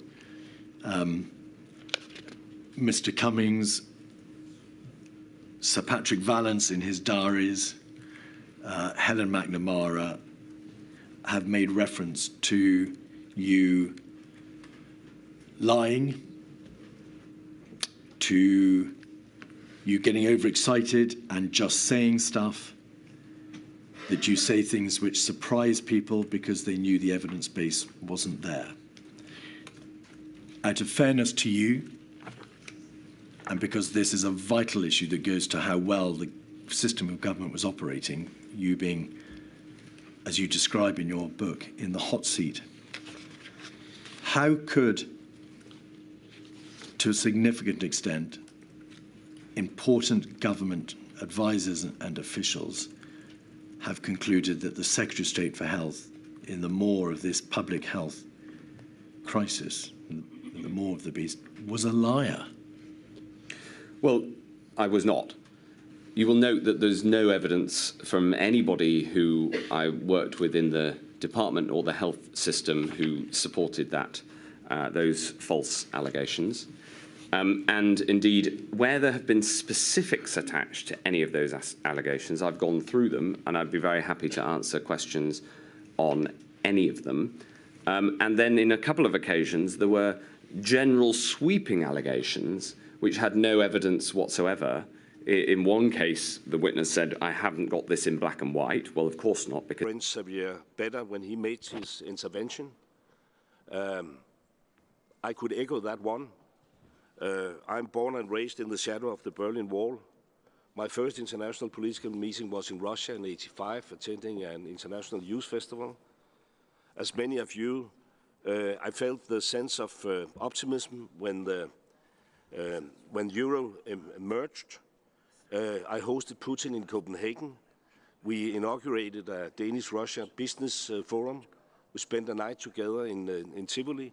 And I truly believed at that moment that Russia would be a country which we could cooperate with. So this is not just politics. It also, on a personal note, a feeling of being very, very, very disappointed. Yeah. And then, Mr. Chair, just to continue what I had prepared, it goes down the same line. Last year, a dark shadow fell on the OSCE area, on the promises we have given each other as members of this organization. Over 640 days have now passed since Russia unleashed an unprovoked and illegal war of aggression against Ukraine. This is a brutal assault of the UN Charter and the OSCE commitments. Russia's actions undermine international security and they cause immense human suffering. The Danish government has said it countless times before, but let me repeat it once again in this room today. We condemn Russia's war of aggression against Ukraine in the strongest possible terms. Our commitment to Ukraine's sovereignty and independence is unwavering. No doubt about that. The OSCE was founded on shared aspiration to promote peace, security and cooperation, to build mutual confidence, to keep channels of communication open at all times and across the European continent. 50 years ago, we made a collective choice to come together around these aspirations. And now they are in shadows. And the OSCE is facing severe challenges on a range of issues. We were without agreement on the chairpersonship until the 11th hour, and we are still without a budget and without consensus on the appointment of the 4 top positions in the organization. The primary resource of this chaos is one and just one participating state, Russia, which has chosen to disregard the principles and agreements that the OSCE was built on.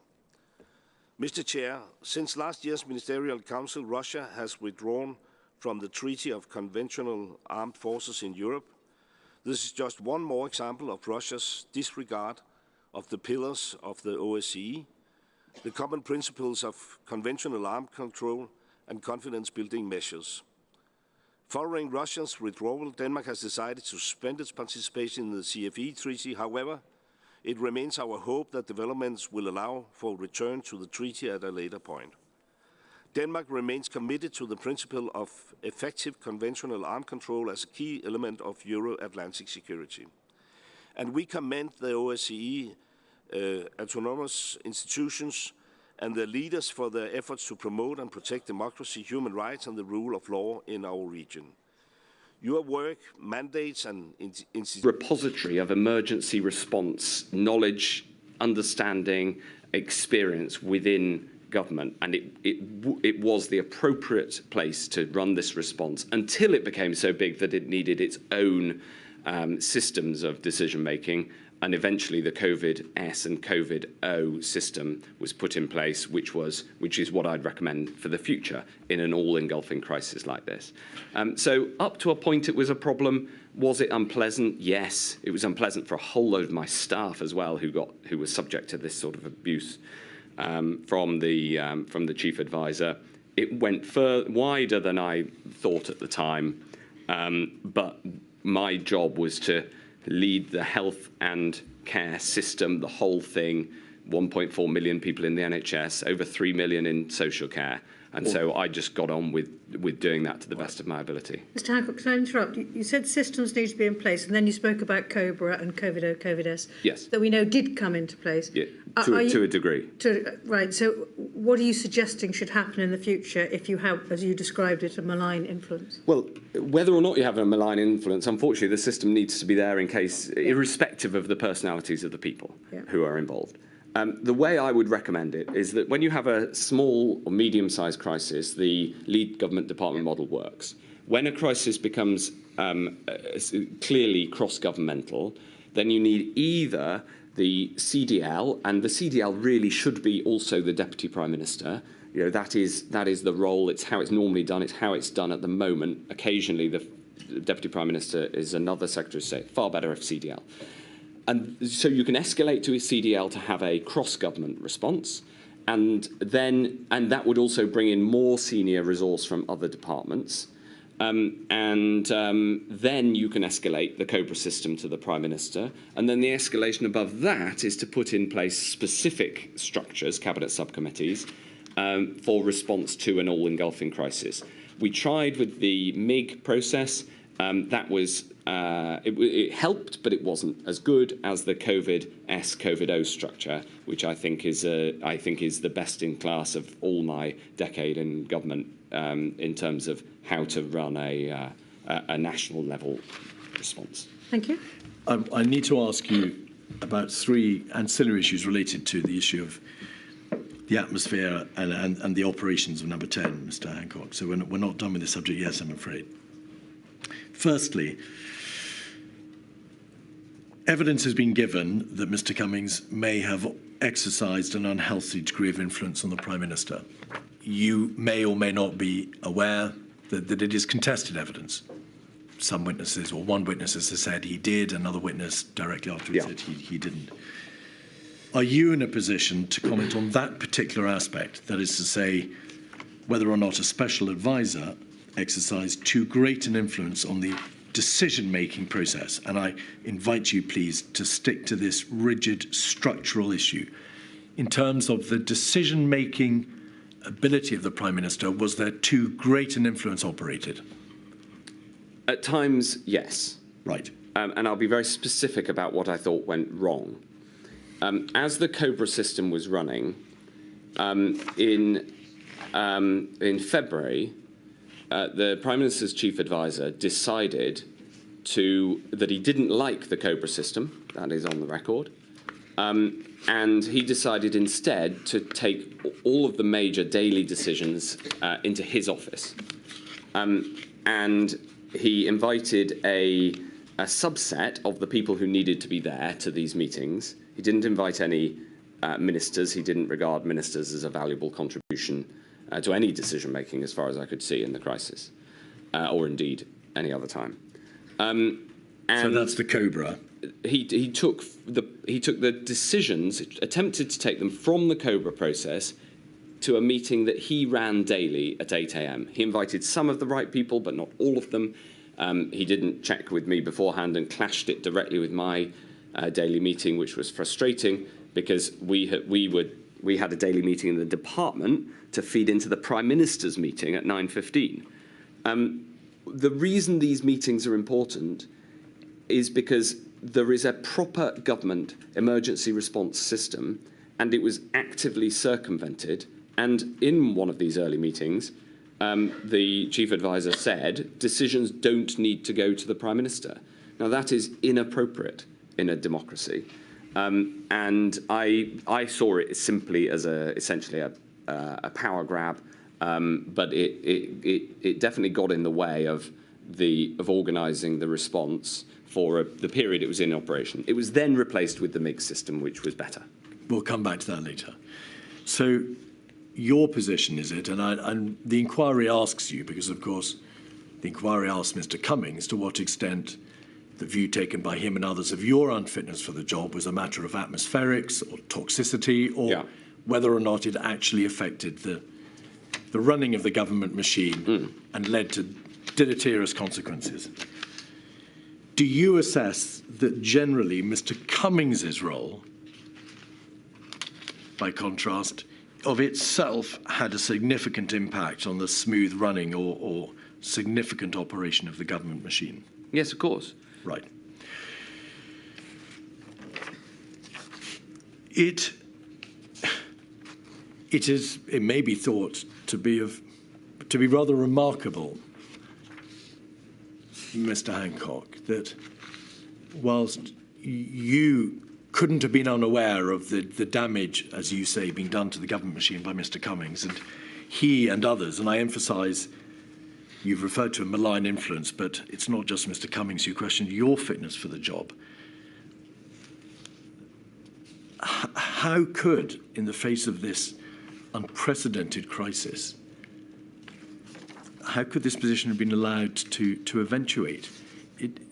If it was damaging the government's response to matters of life and death, it just couldn't have been allowed to continue, surely. Yes, it was deeply, deeply frustrating. And on two levels. We've discussed the structural problem, which was essentially an advisor trying to take executive authority away from the Prime Minister for a period until the Cabinet Secretary stopped it and put in place the MIG process. But there was also effectively a cultural problem, which is that there was a culture of fear inculcated by the behaviour of this particular individual. He did in the middle of this, in the middle of February, effectively cause the resignation of the Chancellor of the Exchequer. Previously, just before... it's important. It's important because... Mr Hancock, please forgive me. The determination of what's important is really for the questioner. If my lady believes that you're answering, I'm preventing you from raising something that's important, she will no doubt correct me. Yeah. The issue of the resignation of the Chancellor of the Exchequer doesn't appear to me to be of great moment in the context of the coronavirus response. It was. Let me explain why. Well, if you wish to simply state... Yeah, it was, in just 2 sentences. Please, shortly. It was because it inculcated a culture of fear, whereas what we needed was a culture where everybody was brought to the table and given their heads to do their level best in a once-in-a-generation crisis. The way to lead in a crisis like this is to give people the confidence to do what they think needs to happen, and it caused the opposite of that. May her ladyship presume from that answer that you would say the same in relation to the way in which Mark Sedwell, the Cabinet Secretary, was treated in May of 2020? Well, I wasn't involved in that, but it would be far better for the system to have been run in a positive, collaborative spirit as we tried to run the health family. You know, that's not, there were tensions within the health system, there were always trade-offs and challenges, but we essentially had a collaborative system where everybody came together and did their level best in a positive spirit, and when something went wrong, we asked how to fix it. And that is how it's the only way to lead very large organisations in a crisis. Indeed. Now, Ms Hancock, can we come please to the chronology and your understanding of the crisis faced by the government? Now we've put many of the structural and doctrinal pieces of this jigsaw into place. In your statement, you say that on the 9th of January, you received, because you'd asked for, a full written briefing on the news reports that you've seen in the press. You made inquiries about, at a very early stage, exercise sickness. You attempted to find out what the basic position was in relation to the vaccines. You spoke to the CMO repeatedly. I don't want to go into the detail of it, but you asked for and received a full written briefing on the 9th of January. But you also say in your statement that you spoke to the Prime Minister in the voting lobby and told him about the new disease. And you, in a later passage in your statement, say you called him directly on at least 4 occasions to try and impress upon him my concerns as to the potential impact from the virus. Do we take from that sentence in your statement that you had repeatedly tried to speak to him about it because you assessed that the seriousness of the position was not being made plain to him? He didn't get the seriousness of the position? No, in his conversations with me, he always acknowledged the potential seriousness. And at that stage, his response was that I needed to keep an eye on it and do what I thought was necessary. And by the way, I think that was an entirely appropriate response at that very, very early stage. After all, we have these potential pandemic threats all the time. There've been 2 in the last fortnight in the newspapers. Well, they're your words, and on at least 4 occasions during January, and so we deduce from that you didn't just mean in that first early week or 10 days. You meant throughout January. No, I meant until around the middle of January. You know, the time. My view of this moved from being, one of many potential crises that are always on the radar of a health secretary to a full-scale national concern in the middle of January. And you'll know from the evidence that, I think it was the 22nd of January from memory, that Chris Wormold delegated all other responsibilities in the health department other than what was then known as the coronavirus. So we took it very seriously and made it an absolutely #1 issue from the middle of January. Mr. Hancock, will you forgive me if I just remind you, please, to keep your answers as concise as you feel you can? Okay. In your statement, you nevertheless assert that others appear to be astonished or disinterested, or you were astonished that some people were disinterested or less than interested, as you saw it, in the seriousness of the position as you saw it. Is that a reference to people who mattered, that is to say, people who were in a position to be able to move the government machine forward, or were they just people you happened to speak to? Everybody. Everybody. From, if you think about it like this. Just please, Mr. Hancock, were they people who mattered at the senior levels of government, or were they people you spoke to in the course of your day-to-day duties? Both. All right. On the 13th of January, your statement describes how NervTag gave advice to the effect that there was, and I paraphrase, very little point in screening. And your statement demonstrates how throughout January, but particularly following Chinese New Year, you were concerned about the relatively limited way in which the government was responding to the risk of infection through the border, the references to handing out leaflets, asking passengers whether they were ill. And you say in broad terms that you sought, or at least wished to have debated, the issue of quarantine, travel ban, and that not enough in general terms was being done. Is that a fair summary? Yes. The inquiry's had a great deal of evidence from the scientists as to the scientific and practical realities of border controls. Is it fair to say that, notwithstanding your concerns and your prodding of the border system, ultimately, relatively speaking, very little was done by way of stringent restrictions being placed on the border to stop infection control? Stop infection. Yes. Right.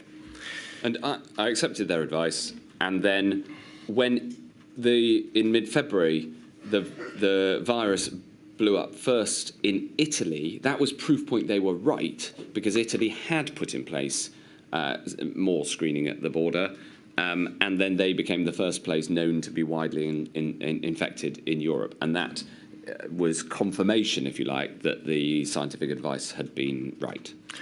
Your statement also makes plain that you sought assurances as to what was in place in terms of the contact tracing programme, such as it was. Yes. And you became aware, as perhaps you would have known already as the Secretary of State, that there was a limited process of test, trace, isolate, test, trace, contact and isolate for high consequence infectious diseases, for travellers, for the first few hundred of cases. That was the overall system. Yes. How soon did you appreciate that that system, limited as it was never going to be able to cope with the unprecedented demands of a pandemic with an infection fatality rate of 1%? During February. During February. All right.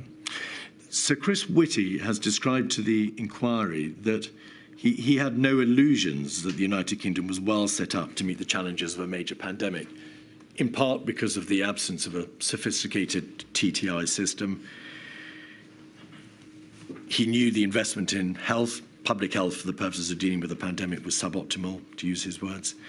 And he knew that there were realistically few levers of power at the disposal of the government to be able to control the spread of an infection, short of the measures which ultimately came to be applied. When did you begin to appreciate that that was the reality? Again, during February.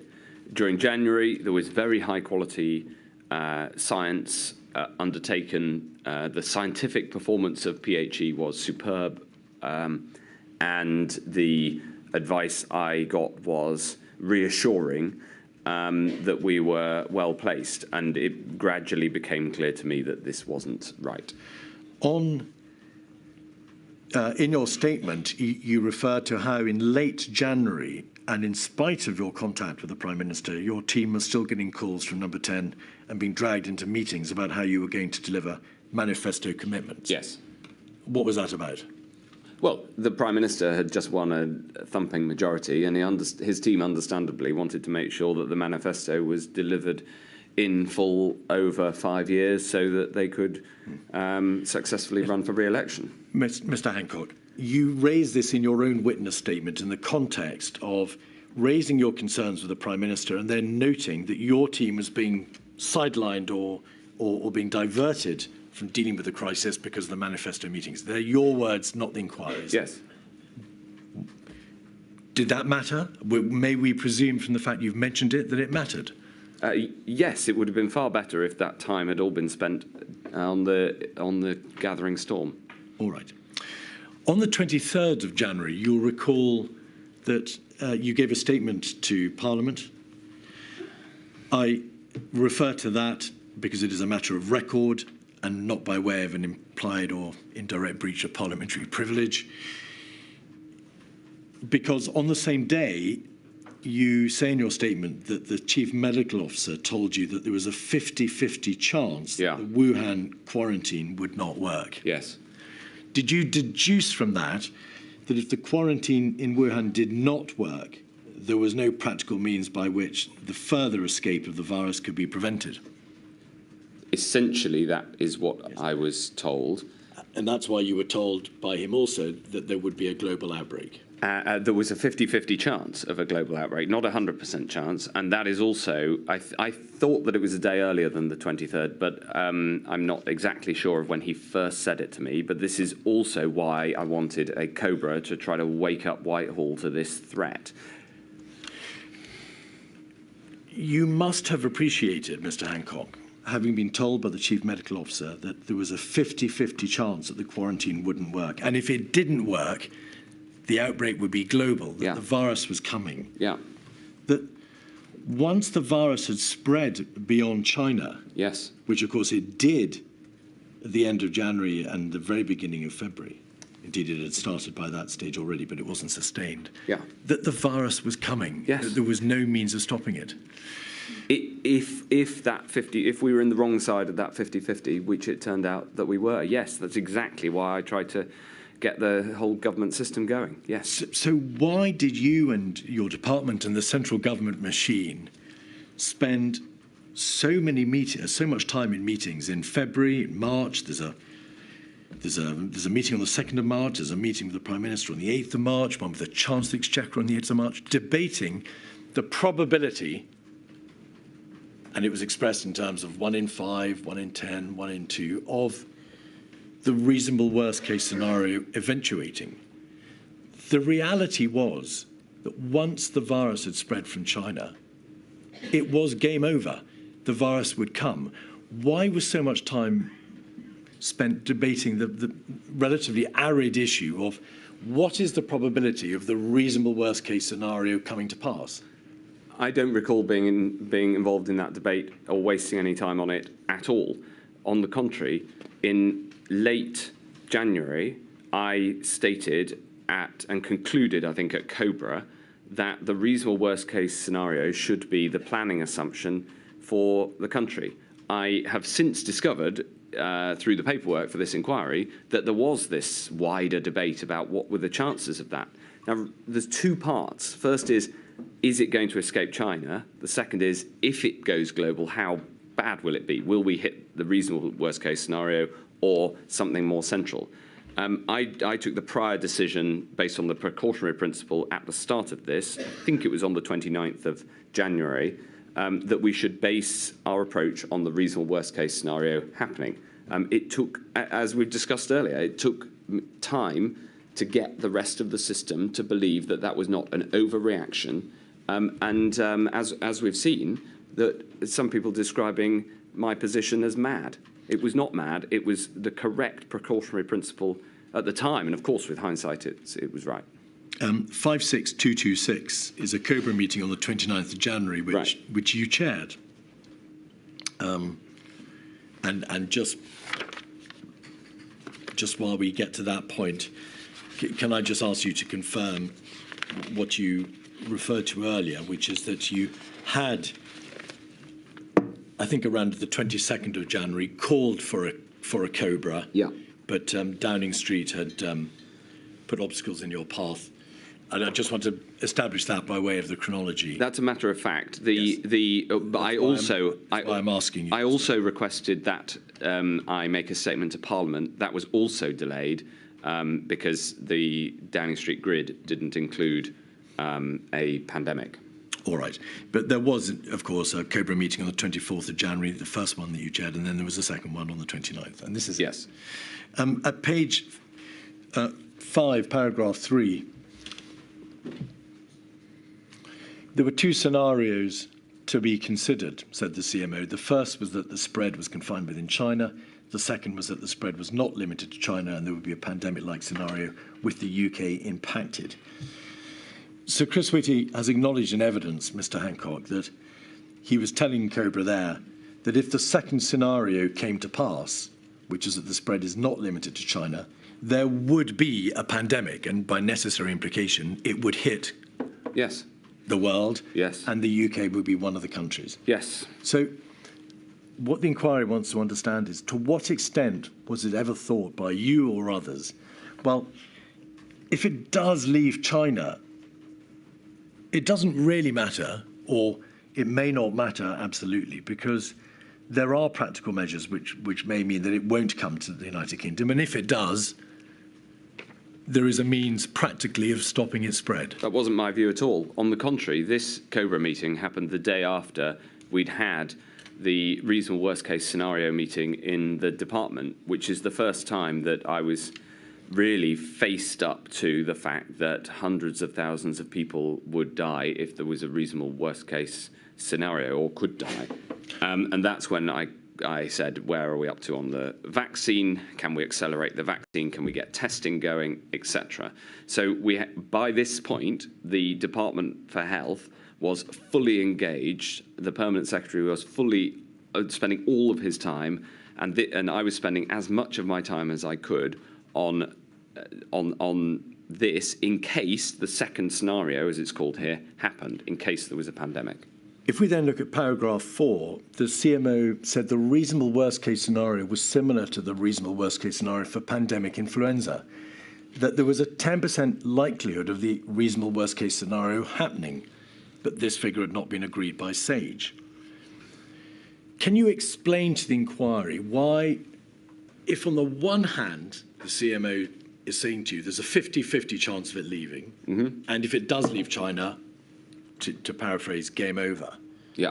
But on the other, there is this debate about the likelihood of the reasonable worst case scenario happening. Either it leaves or it doesn't. No, if it leaves, game over. This figure, 10%, is a combination of 2 different considerations. One, 50-50, will it leave China? The second, if it goes global, are we going to be on the central case, a less bad case, or the reasonable worst case? So, for instance, in SARS, SARS did leave and go global, but the impact on the UK was nowhere near the reasonable worst case. In fact, it was quite close to the reasonable best case scenario. Indeed. What, though, determined, on the premise that it did leave China and it was here, how bad it would be? The infection fatality rate was the infection fatality rate. The transmissibility was the transmissibility. What would determine whether or not it was a 200,000 death pandemic, a 300,000 or a 500,000 death? What did it depend on, Mr Hancock? Well, the central variables in that are the IFR, as you mentioned. Which was determined undoubtedly by the middle and late, well, certainly by the much later than February. This. Much later than this. So this is this is much earlier than we knew the IFR. We didn't know the transmissibility rate. And then, of course, the third factor, it would be the government and society's response, which can affect the R rate. So we didn't have the variables, but we did know that there was a significant chance of a pandemic. So it's 50-50% chance of a global pandemic. And then within that, there was a range of potential different outcomes, from essentially it just petering out like SARS did in the West, all the way through to basically what happened, because what happened was essentially the reasonable worst case scenario. Why then, once the variables had become clear, A month later, yeah. Why then was the reasonable worst case scenario still being debated, which it appears to be, in early March? The Sage minutes, the 4th of March. There's a Cobra meeting on the 9th of March. The reasonable worst case scenario debate appears to have rumbled on, long after it became clear that the virus was coming and attention needed to be paid to taking practical measures to stop it. That's not my recollection. My recollection is that this Cobra meeting, if you go back down to the conclusions, we presume that the reasonable worst case scenario should be we decide that the reasonable worst case scenario should be the planning assumption of the United Kingdom. And from that moment, certainly in the department and the areas I led, that is the basis on which we operated. We assumed it would come, and we assumed that it would be terrible. And unfortunately, that assumption turned out to be correct. On the grounds that, if it wasn't the reasonable worst case scenario, that would be better. So prepare for the worst and hope for the best. And in the end, we prepared for the worst, and that's what happened. So Chris Whitty has observed that having a reasonable worst-case scenario system is of itself somewhat ludicrous, because the reasonable worst-case scenario for a pandemic was predicated on it being unmitigated, and therefore, as he described it, wholly improbable. So attention was paid to whether or not a wholly improbable, at the very least unlikely scenario would ever happen, and then debate was then debate revolved around the probability of that wholly improbable event occurring. Not in my recollection, and it certainly wasn't anything I put any effort or time into. So until you made that proposition, I didn't really know that there was a big debate about that, and I certainly wasn't involved in it. My view was reasonable worst case scenario is what we should plan for. Can we please all get on with it? All right. 4th of February, there was what's been described in the inquiry as a stocktake meeting, 146558. Yeah. It's notable, Mr Hancock, because the CMO briefed the Prime Minister on the COVID-19 that day for the first time. There's a reference to the Prime Minister meeting you, the CST and colleagues from the centre today, and the CMO had been there. And we can see from the second paragraph, there was a short update on coronavirus, but the majority of the letter is concerned with other DHSC and NHS matters. Given that this was the first time that the CMO had briefed the Prime Minister directly, and given the fact that the public health beasts in the jungle, yourself and the Prime Minister and others were there, do you feel that sufficient attention was paid to the debate on coronavirus, bearing in mind what you've told us about your concerns about the dawning crisis? It would have been a far better use of time, with hindsight, to have concentrated entirely on the coronavirus crisis. When a meeting is prepared for the Prime Minister, especially in normal times, as this was seen as normal times, and of course this was before there were any deaths in the UK, then they would prepare a huge amount of work on a particular subject. To get something else even onto the agenda it requires some effort, and that's what we did. All right. 6th of February, there was a cabinet meeting. Yes. Which you attended, 56137. We can see your name third down on the left-hand side. Page 6, there's a reference to a tabletop exercise. Yeah. Is that the exercise that became, we can see it 5 lines from the bottom, there would be a tabletop exercise the following week. Is that the exercise that came exercise Nimbus? Correct. Just dealing very briefly with Nimbus, evidence has been received by the inquiry to the effect that Nimbus focused on the likely impact on the NHS, and it's obvious because one of the terrible things that you faced in the course of that exercise was having to address the possibility of, in the face of a pandemic, making triage decisions about life and death. So obviously health and public health in the NHS was an important issue.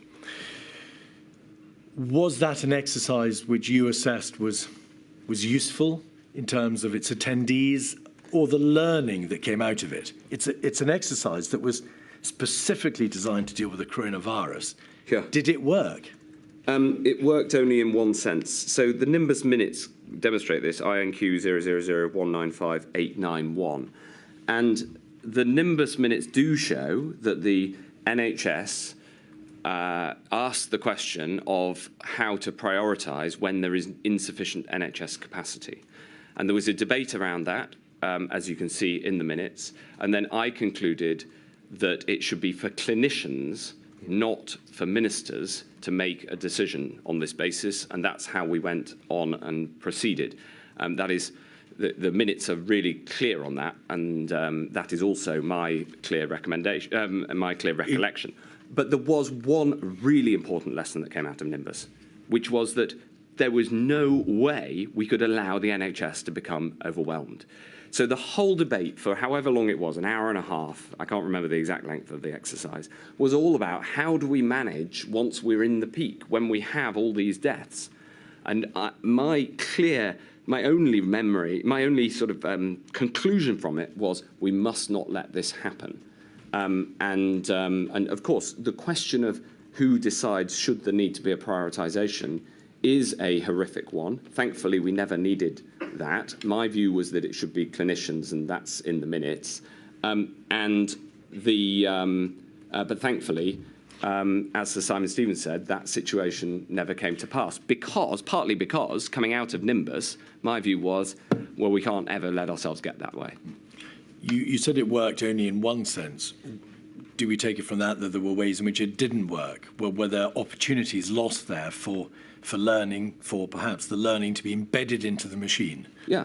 If it had been based on the correct doctrine, which is that as soon as you know you're going to need to lock down, you lock down as early as possible, as we discussed in Module 1, then the exercise should have been, in my view, with hindsight, should have been when we were faced with a decision, do we lock down or not, are we going to lock down the country?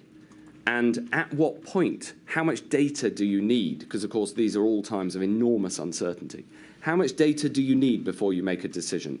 What are the thresholds for deciding to lock down? When are we going to what MPIs are we going to put in place, and in what order? How do you do this, save lives in the least damaging way? These are the questions we should have been addressing at Nimbus, not are we going to find enough mortuary space, and who should decide on the prioritisation of NHS treatment? Just to unpick some of that, please, Mr Hancock.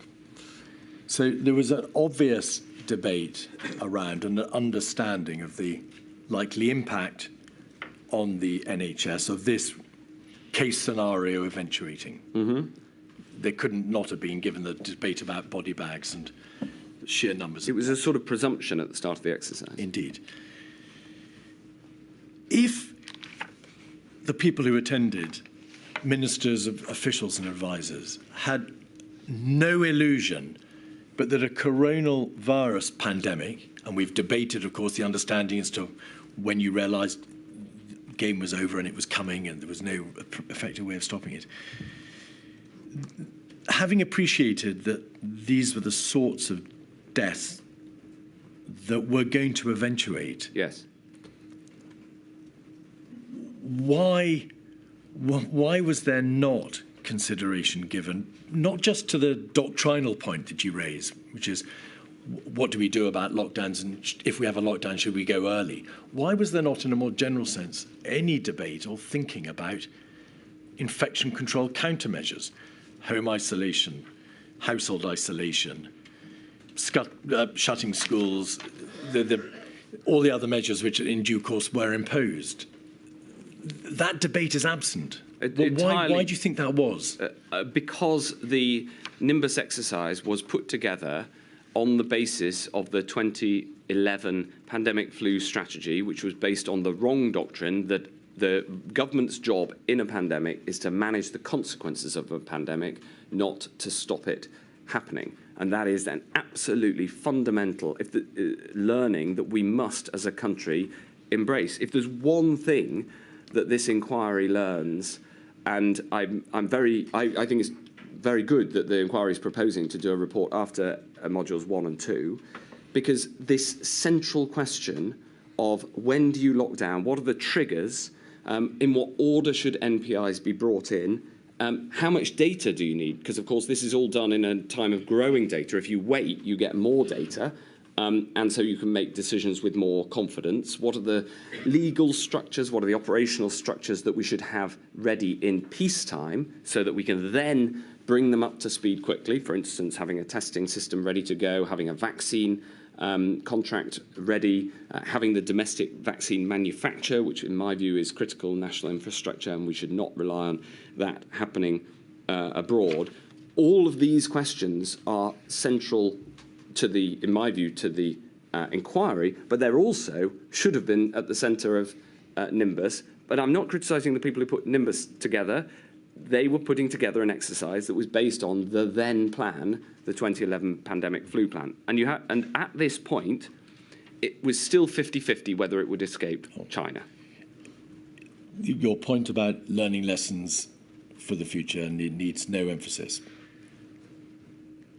Coming back to whether or not something went wrong functionally with the outcome of that exercise. This was an exercise which wisely was put into place to deal with a coronavirus pandemic, to deal with examination of the practical measures that might be required. In the teeth of a pathogenic outbreak, which was already taking place, and it was a coronavirus outbreak. Yep. It was a ministerial and advisory tabletop exercise designed to try to address the very problem faced by the United Kingdom. And it fundamentally, there was a complete absence of any attempt to identify what sort of measures might be required and what the terrible thinking would have to be about whether they are implied. Yeah, the question simply wasn't asked. Right. Is that a... Yes, my lady. I shall return at 1:45.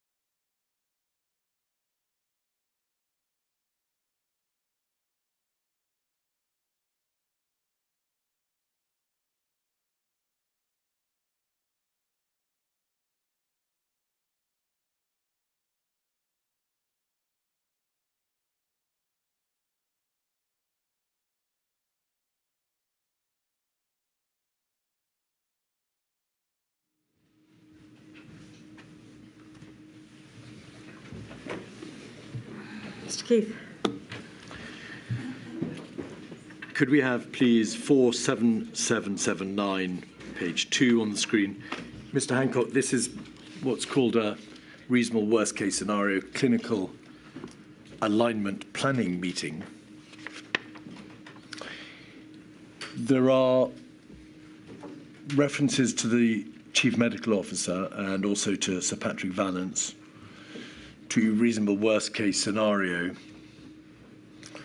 You can see there, thank you very much, under the reasonable worst-case scenario, there's a reference to 50% proportion symptomatic. So that goes back to the point you made earlier about, well, regardless of our developing understanding, a wise and sensible approach is to apply it on a precautionary approach and just assume it's going to be a certain level. Could we just go back to the first page, please? Sir Patrick Vallance, JVT, Keith Willett, Jenny Harris, and some other individuals dialed in. Can you recall, it may be you can't, it's too long ago, but do you recall whether or not this meeting was brought to your attention? I can't recall it specifically being brought to my attention. That isn't to say it wasn't, and it certainly would have informed the advice I was getting from many of those present.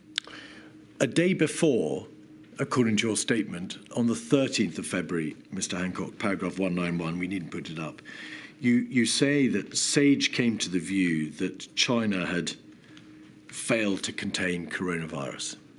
So in the context of this debate about the two scenarios, either they contain it or they don't and it becomes a worldwide pandemic, can you recall your reaction on being told on the 13th of February that China had failed to contain the virus? No, I don't recall being told that as early as that. But this is from your statement, paragraph 191. I'll turn to it. Could we have, please, the statement on the screen? 191. It's paragraph 191. I'm afraid I don't have a page number, but perhaps somebody behind me can assist. Yes. If you've got the page number there, Mr Hancock. The page number is 45. It says on 30th of February, SAGE came to the view that China had failed to contain COVID-19. I don't recall when I was told that. Right. My next question. That was a seminal moment. In the context of this debate, you were told there's a 50-50 scenario. It's contained or it's not. And if it's not, then subject to sustained community transmission, it's game over. Being told formally, the government machine was informed formally on the 13th of February that China had failed. Would you acknowledge that that was a vital moment? It certainly should have been. Yeah. Yes. On the 14th of February, the next day, 56138.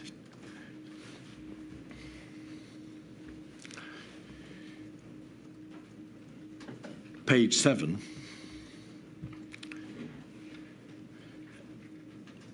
You were present at their cabinet, of course. Page 7, thank you. The government's chief medical officer said that if the virus became widespread, there were plans in place that could slow down its spread. So that would appear to be a reference to infection control as opposed to vaccination or antiviral or therapeutics and so on, Mr Hancock. Yes. What did you understand that reference to plans in place to be? And I should say, obviously, I'm asking you about these minutes. Yeah. We have no way of knowing how accurate they reflected the course of the actual debate. Well, I think we should expect them to be accurate in as much as they are summaries. But I don't specifically know what the CMO was referring to. Nevertheless, at this point, we were starting to consider the sorts of NPI-type measures that were then later worked on by SAGE ahead of its paper on the 26th. Were you? can you specifically recall the DHSE working on MPIs on the 14th of February? Discussing them at that point in the middle of February. That's my recollection. I don't know whether there's any paperwork, but I remember thinking we're in the health department and there's a load of work on all sorts of things not to do with us.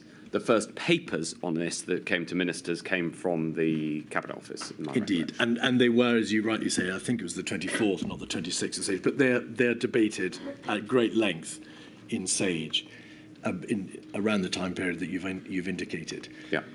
But just coming back to the position now, mid-February, and in the context of Sage having appreciated that China had failed to contain C-19, although there is a reference to plans in place in the context of infection control, the measures for infection control were not even debated at Sage until the 24th or 26th of February. Yeah. The action plan, which you commissioned on the 10th of February, wasn't published on the 3rd of March. Yeah.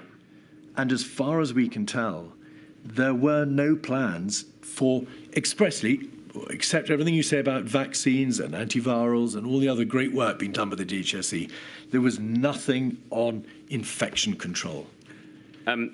It would be wrong to task the DHSC with policies outside of its remit. I'm not asking you to take responsibility for it. I'm just saying you. On the contrary,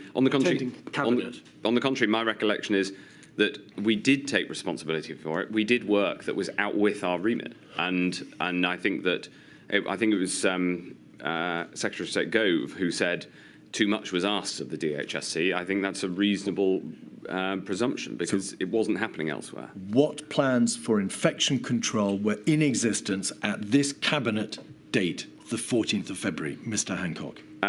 The plans in place at this point were still based on the 2011 strategy as updated by the work that had been done on the contain, delay, mitigate strategy. Doctrinally, the 2011 strategy was still maintaining its... It was still having an influence. What in practice, what in hard copy or email were the plans for infection control by the 14th of February? So they would have been based, again, on that plan, but that plan was not focused on overall slowing the spread of the virus. No, thank you. As the Secretary of State for Health, you have to acknowledge, Mr. Hancock, that by the 14th of February, there were still no plans for infection control in existence. There was a 2011 strategy report. You had, to be fair to you, commissioned a battle plan, but nothing had been committed to paper, had it? Well, the commission of an early work on that battle plan had, but if your point is was enough going on, absolutely not. To the degree that there was something going on, there was clearly not enough. I can't speak to exactly what was there on paper without you bringing it to my attention. Well, I can't prove an absence, can I, Mr. Hancock? You understand the question. The question was about whether there were plans for infection control in existence. On page 6, to go back one page, the Prime Minister, in the context of the messaging so far, had said he believed it had struck the right balance between preparing the public for what might happen and not causing unnecessary alarm. Can you recall, from your attendance at the meeting, to what extent the Cabinet and the Prime Minister were still concerned about being accused of overreaction or of alarmism? Yes, that was... Which date? Sorry, for your answer, which date? It's the same meeting, 14th of February. Thank you. Yes, that was a live consideration all the way through. In summing up, on page 8, the Prime Minister noted that he was grateful to you and your department for your work, and in particular for getting the balance of communications right. There was potential for the virus to have a large impact on the United Kingdom's economy, and it was important to be ready for that. You don't appear to have said in terms to the Prime Minister and to your cabinet colleagues, containment has been lost. China has given up or has lost the fight to contain coronavirus 19. We have no practical measures for control, infection control. There is no test and trace system capable of dealing with the problem, and there are still no plans in existence for providing any kind of practical support in terms of countermeasures. Why did you not say those things? That's not how I'd characterise the situation. The first thing is that I'm not confident that by this cabinet meeting I will have known that SAGE had concluded that containment was lost, and in fact I don't think that I was told that for a number of days after. As I said, I'm not exactly sure when I was told that, but this meeting was the morning after the minutes of SAGE coming to that conclusion. First thing. Secondly, at this point in the department and in PHE and the health service, we were working extremely hard to prepare for the pandemic. I'd commissioned the action plan and work was underway on that. We were attempting and pushing PHE to build the testing system and all of the other things that we were directly responsible for. As I say, we weren't directly responsible for NPIs, and that's the focus of your questioning. Thank you. Can I just ask you to elaborate further on not being responsible for NPIs? Obviously, you are the Secretary of State for Health, yeah. But you're also a Cabinet Minister, and if you just allow me, please, Mr Hancock, and subject to Cabinet collective responsibility, also, of course, a major player at the highest level of government. To what extent is it permissible for a Secretary of State to say, on behalf of a department, particularly the department which is concerned with health in a public health crisis, the national countermeasures were not strictly within our purview, that they're a matter for cross-government, when obviously a great deal of time is spent in cross-governmental meetings. You have thousands of calls, thousands of meetings, thousands of officials working round the clock between you all to get on top of this issue. Is that a sustainable position? It is in as far as the point I made. And the point I'm making is that there was a huge amount of work going on these things, including in the department. The wider point I'm making is that there was a limit to what we in the department could do, what it was reasonable to do. We frequently strayed outside the limit of what a health department ought to or normally did. And so so you're asking me for essentially a paper trail around this. Of course, in the national meetings, I should have, it was my role to push for these sorts of measures. The detail of who wrote what the measures should be was not a matter for me. That's the distinction I'm trying to make. So which department of government carried the primary responsibility for thinking about, drawing up and debating the application of countermeasures, infection control countermeasures? Infection control in the population as a whole, as opposed to in hospitals and care homes. National. Cabinet Office. Cabinet Office. Cobra on the 18th of February, 56227.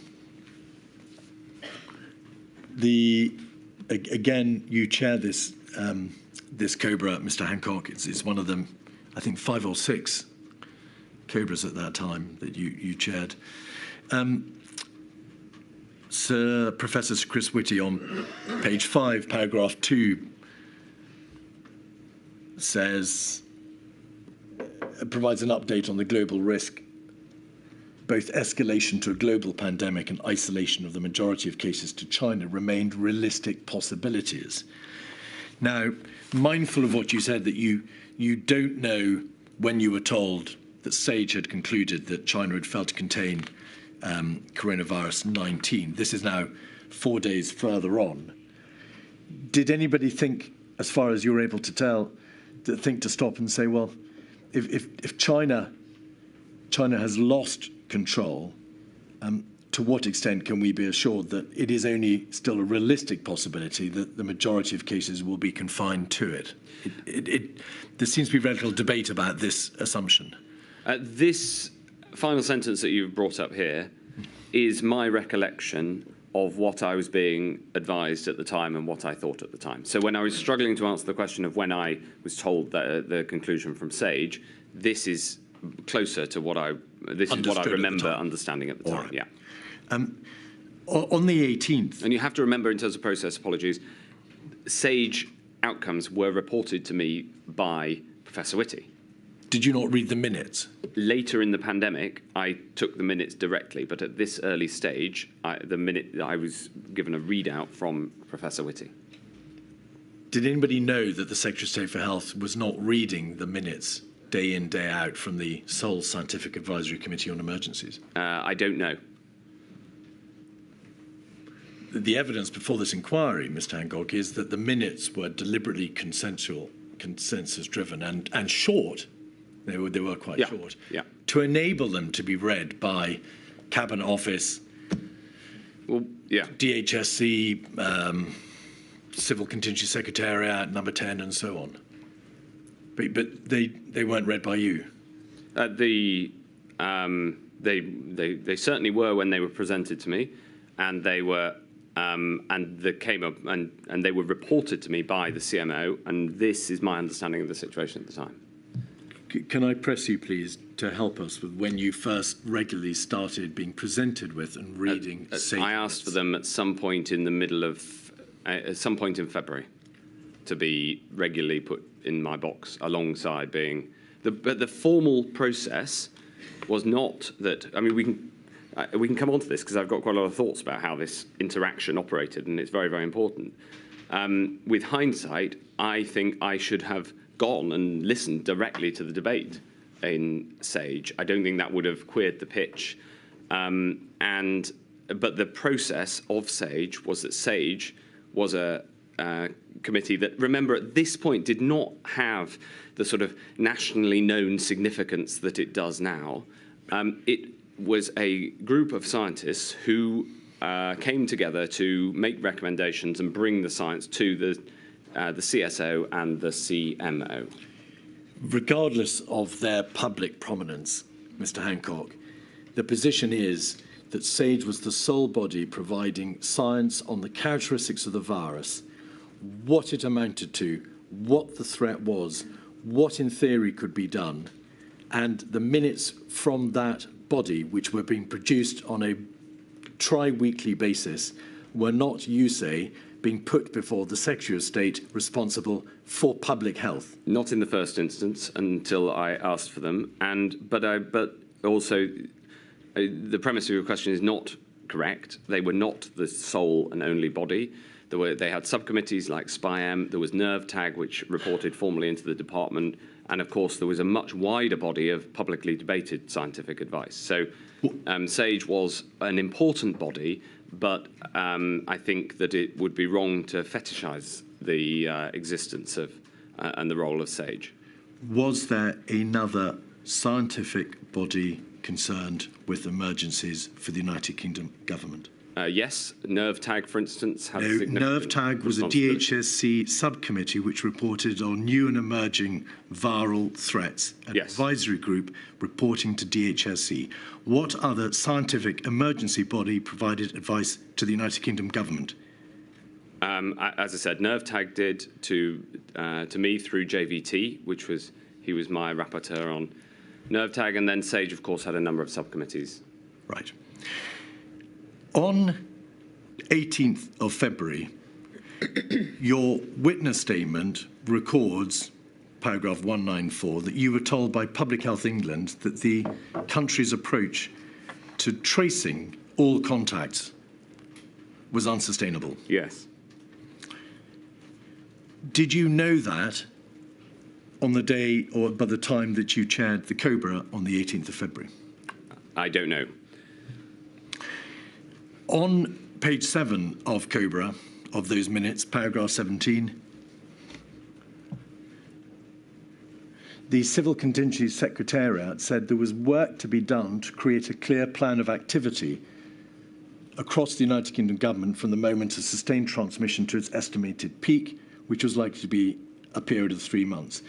When you heard those words, did you understand that the director of the Civil Contingency Secretariat was referring to a clear plan of activity for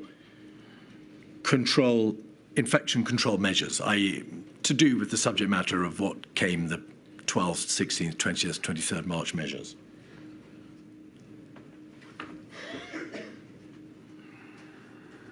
No. What did you take that to be a reference to then? The director of the Civil Contingency Secretariat was a strong supporter of the 2011 approach, if I can call it. Mr Hancock, please forgive me. She said there was work to be done to create a clear plan of activity. What did you understand as the chair of that committee that to be a reference to? Just what is it? To the sort of work that was, for instance, highlighted in the Nimbus exercise. The activity proposed here is activity to prepare for a large-scale pandemic, essentially unmitigated. But you yourself said Nimbus had no reference and made no reference to any countermeasures at all. That's right. So what was this a reference to then? If it was a reference, it was a reference to all the other work that you would need if you didn't take any countermeasures. That was the view. That was the position of CCS, as represented and articulated, for instance, in the 28th of February note from CCS to the Prime Minister, which was all a note about how to manage the consequences of a pandemic, not how to stop it. All right. To get our bearings, Mr Hancock, there was half term between Friday the 14th of February and Monday the 24th of February, by and large. During that half term, Italy was a lockdown on 11 municipalities. Reports were prepared on the significance of the Diamond Princess coronavirus outbreak, and although you have given evidence to the effect that it may not have been drawn to your attention, NervTag happened to have reported during that time, the 21st of February, that 40% of virologically confirmed cases were asymptomatic. Can you assist the inquiry, please, with what, if any, work was done on countermeasures for infection control between the COBRA of the 18th of February, and I've just shown you the reference to the CCS, and the 28th of February, which was when a paper, as it happens, was prepared by them. Do you know whether any work was done other than in relation to that paper? Yes, there was work. There was scientific work being done by SAGE on the consideration of NPIs.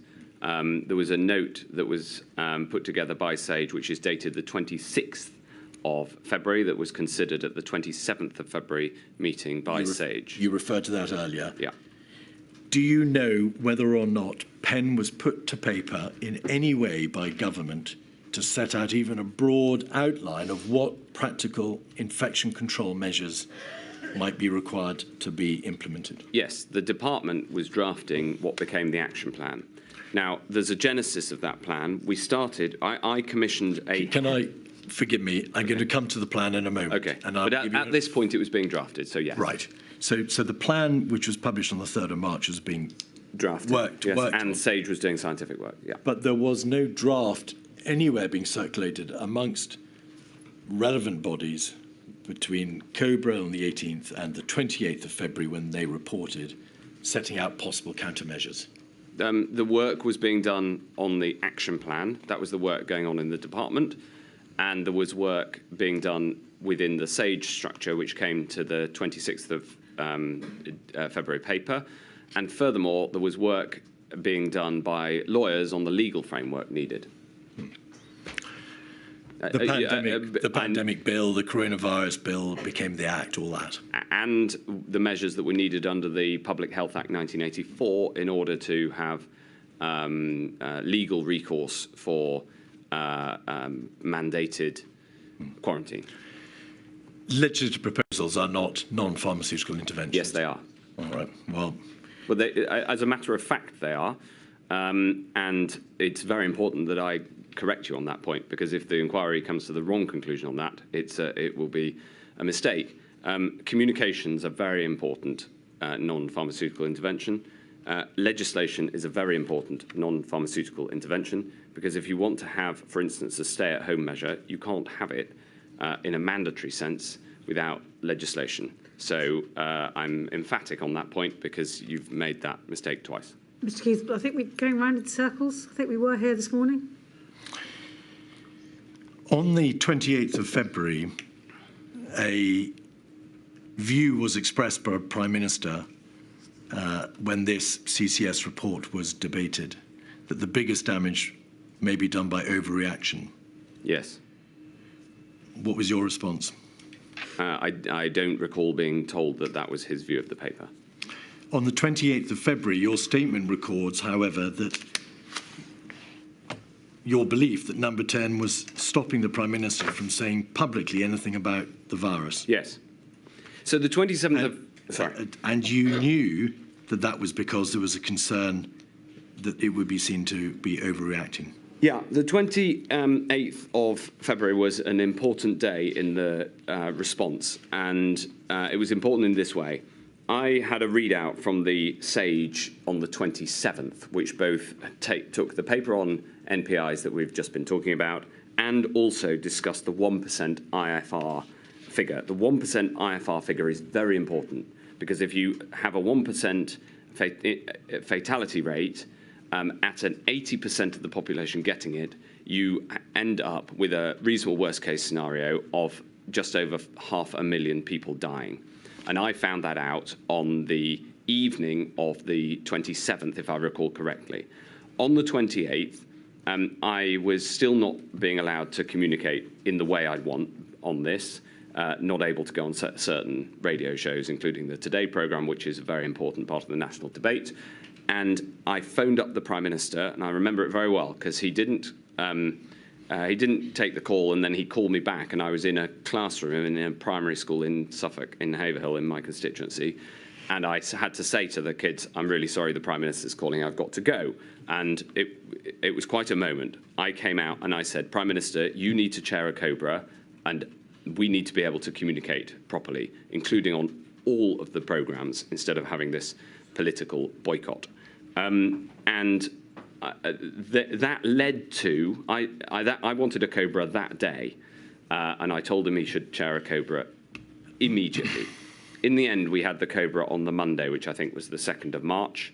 Over that weekend, I went out and communicated in public about all the things that we might have to do. We might have to close some schools. We might have to shut down whole cities. I don't rule anything out, I said. And that all flowed from this phone call on the morning of the 28th of February. And I regard that as the moment that the centre of government, led by the Prime Minister, really started to come into action. And if I may say so, with hindsight, Italy having locked down initially locally in Lombardy on the 21st of January, and then nationally locked down around also the 28th of February, if at that moment, having seen the SAGE assumptions, which they didn't properly fully adopt, but nevertheless, and you've heard from the scientists on that, if that at that moment we'd realised that it was definitely coming and the reasonable worst case scenario was as awful as it was, that is the moment that we should, with hindsight, have acted. And if we'd had the doctrine that I propose, which is as soon as you know you've got to lock down, you lock down as soon as possible, then we would have got the lockdown done over that weekend, in on the 2nd of March, 3 weeks earlier than before. There's a doubling rate at this point, estimated every 3 to 4 days. We would have been 6 doublings ahead of where we were, which means that fewer than 1/10 of the number of people would have died in the first wave. At the time, there was still enormous uncertainty. The number of cases was still very low. In fact, there were only 12 cases reported on the 1st of March. So you can understand why, and the costs of what I'm just proposing were known and huge. So I defend the actions that were taken by the government at the time, knowing what we did. But with hindsight, that's the moment we should have done it 3 weeks earlier, and it would have saved many, many lives. Monday, the 2nd of March. That is, with hindsight, having obviously thought about this and reflected on this a huge deal over the last few years, with hindsight, the moment we should have been able, first moment we realistically could have really cracked it was on the 2nd of March, 3 weeks earlier than we did. Mr Hancock, you have been heard loud and clear. At that meeting on Cobra, the 2nd of March, the Chief Medical Officer said that interventions to delay the spread of the virus must not be implemented too early. Yes. It is clear from Cobra minutes from the 4th of March, your witness statement, paragraph 236, to the effect that there was a real debate about whether the public might comply. Yep. Your witness statement at 269, which is that you were asked by people outside government why the government was not introducing restrictions sooner, and you responded by saying you'd received clinical advice to the effect the government, quote, should not go too soon. And you also refer to how your sense was that the wider world was moving faster than the official advice was being received. For how long did this notion that in terms of the application of countermeasures, the country should not go too early, which transmorphed itself into a debate on behavioural fatigue in due course, how long and to what extent do you assess that that debate slowed down the reaction so that we've found ourselves in a position which you've eloquently described, which is not going as early as you now, with hindsight, assess we should have done? For 2 weeks, and you can trace it very clearly. If you take the 28th of February as the moment when it became clear that action was going to be needed, and the work was put together over that weekend, the Cobra on the 2nd in the end, the action plan finally published on the 3rd. As it happens, on the 1st, it was a Sunday, I spoke on the MAR programme, and when asked, will you lock down whole cities, I said, I can't rule it. We can't rule anything out. Incidentally, to show where society was up to and the broader debate, when I said you don't want to go too early, the response was, well, yes, we all know, we all think that. So this is not just a government thing. This is a whole of society question. And there was then, from that period, that weekend,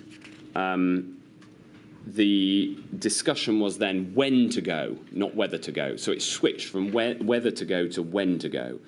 And we held fire because we didn't know how long the public would put up with measures for, and that was the clear scientific advice. And on this, Patrick Vallance and Chris Whitty were completely united. I don't recall any distinction between their views during this period. And then on the 13th of March, we effectively came to a different view. I've had the chance to check, because you questioned the phone call I made to the Prime Minister. It was at 3:34 that afternoon. I've been at 3:24. I've been able to check my phone records, which have come to light since. Hold on. No, Mr. Hancock. You know perfectly well that we have scoured every possible source for documents and material relevant to the issues in this inquiry. Are you saying that you have a record of a phone call which you've not disclosed to this inquiry? No, there isn't. There's only a record that the phone call took place. So you don't know what you said in that phone call? I do. All right. Proceed. So that's on the 13th. Evening of the 13th, I send the email that we discussed earlier. On the 14th, we're in Downing Street, and we have a series of meetings, including some in the cabinet room and some in the smaller office. And then on the 15th, had the formal meeting at which we decided to take action. Please come back to the issue, which is the issue I asked you about, which was the concern that going too early would limit effectiveness. The CMO, and we must be clear about this, of course there was a whole society anxiety, to use your phrase, whole society, concern about should we be contemplating the intolerable? Yeah. Should the country countenance these extraordinary, unprecedented measures? With enormous costs. With enormous costs. I've asked you about a notion which is expressly referred to in the Cobra meeting the 2nd of March, which was that interventions to delay the spread of the virus must not be implemented too early in order to ensure maximum effectiveness. Yes. So put aside the whole society anxiety. Yes. Your witness statement says you relayed to a particular former Prime Minister who asked you why weren't we going too early, that you had been told on clinical advice, that's your word, clinical advice, that we should not implement countermeasures yet. Yes. So what was the basis? Well, you've said it came from the CMO and the GCSA. Yes. This clinical notion. Yes. You're saying that lasted for 2 weeks? Correct. All right. And do you assess, therefore, that that was a major contributory feature to the government not acting earlier? With hindsight, yes. At the time, it was entirely understandable. All right. The action plan, and we can deal with this, please, briefly. Yeah. Because you've referred to it in a number of ways. The action plan was dated the 3rd of March. There it is. Thank you. Would you please just accept, for the purposes of speed, that it was a document prepared across the United Kingdom? We can see references to the DA's involvement there on the page. We know that it was commissioned by you, according to the evidence of Sir Christopher Wormold. On the 10th of February, you requested in an email to Kevin Dodds that the work be commenced. It was developed under the leadership, according to Sir Christopher Wormold, of the DHSC, and this was the document that was drafted from around about the 10th of February to the 3rd of March. Yes. Did the government, did the DHSC, did you or Sir Christopher Wormold ponder the wisdom of commissioning a report on the 10th of February that by the time it had done the rounds of government and been redrafted and re-edited and so on and so forth, was not published until the 3rd of March, by which time, as you've accepted, containment, for all practical intents and purposes, had been lost? Well, I initially commissioned it as a health action plan. I wanted to set out in public what the department needed to do. Sometimes when you're trying to drive action in government, publishing something is one of the quickest ways of doing it, because once it's published, everybody falls behind it. And then you don't have any arguments about what the plan should be. And so publication is sometimes most important for the purposes of driving action within government. This has been criticised as being high level and more of a comms plan. More accurately, I would say, of course, it was about explaining to the public what might come next, and we did a huge amount of explaining off the back of it. But it was also about telling the department, and then in the end, it ended up as a cross-government document and a cross-UK document about what we might have to do. You say, quite reasonably, that when you're trying to drive action in government, publishing something is one of the quickest ways of doing it. Sometimes. Quite. On this occasion, in the face of a fast-moving pandemic, it took 21 days from the commissioning to the publication.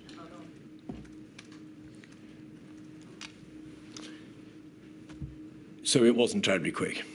Well, in the grand scheme of government documents, that's unbelievably fast. They normally take months. The civil service team who worked on this were absolutely brilliant inside the DHSC. It was then slowed down when it was sent for clearance, and I think there's been some discussion of that. And that was deeply frustrating. But it was very, very important to get out, to drive action internally, and also to start to explain to the public the sorts of absolutely extraordinary things that might have to happen. It was the first time we communicated to the public that we might have to shut schools, close down whole cities, ask people to isolate at home. These are huge, unprecedented interventions, and it was very important to start to communicate that to the public. I've not suggested that there wasn't merit in the document. I've asked you about the delay in its publication. I wish it had come out quicker. At page 4, without going to it, the document claims that the United Kingdom is well prepared. At page 10, in the context of the overarching strategy, you'll recall, Mr Hancock, contain, delay, mitigate. You, more than anybody, will remember those words, of course.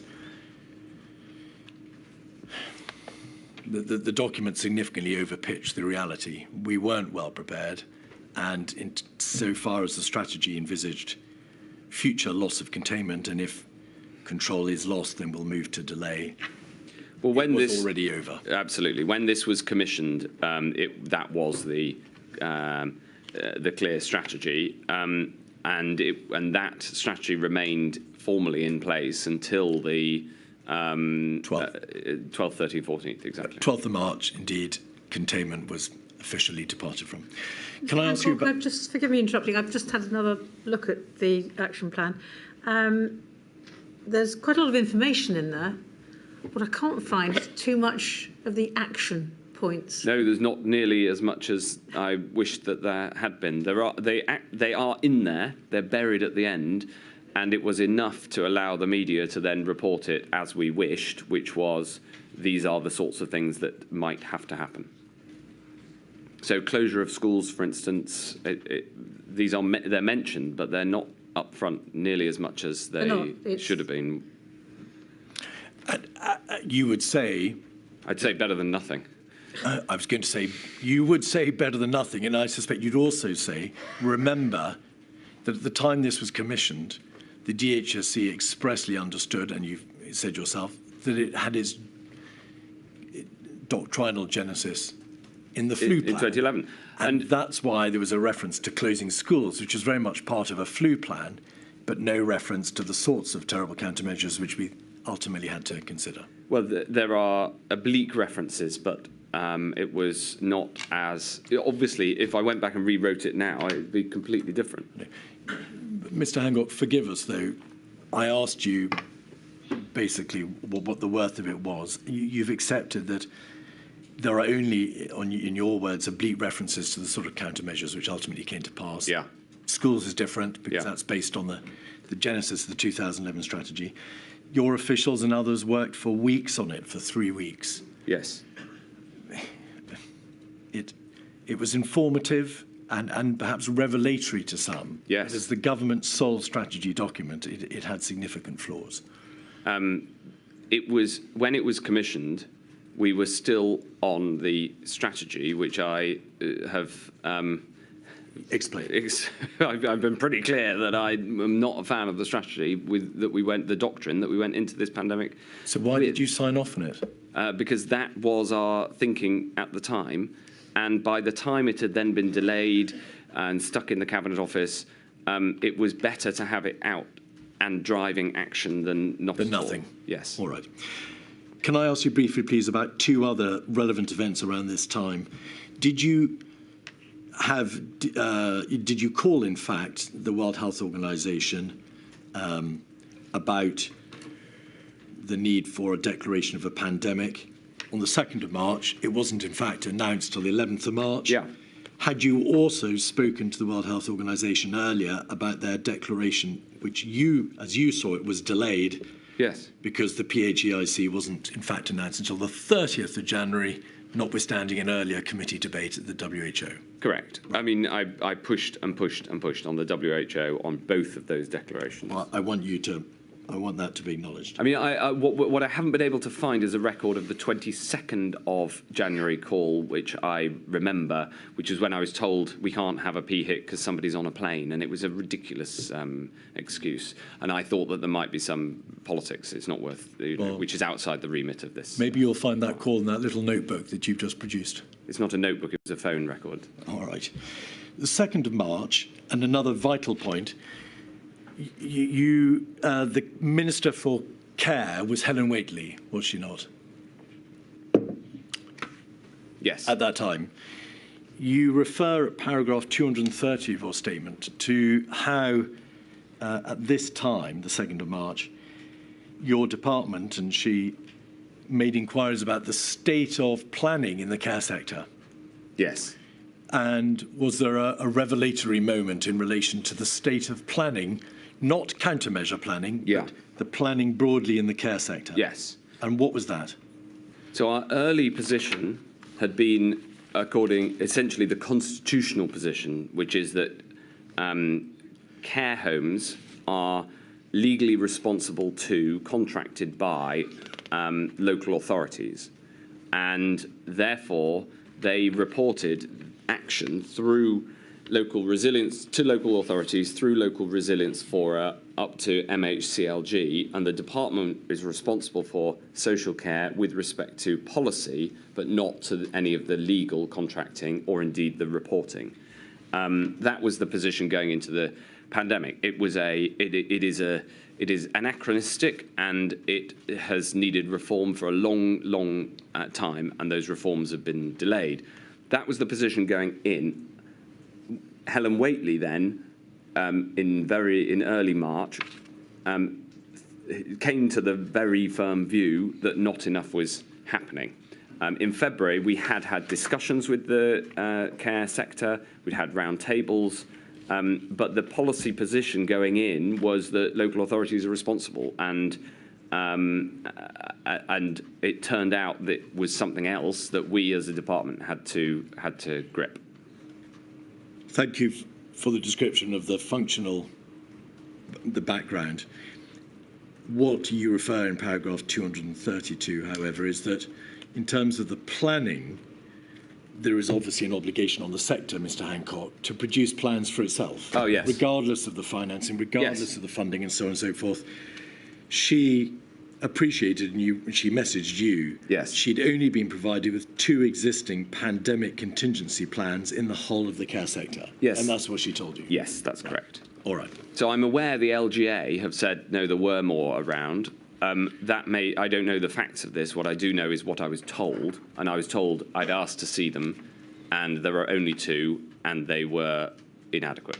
All right. On the 12th of March, Sage was presented with some slides, 56209.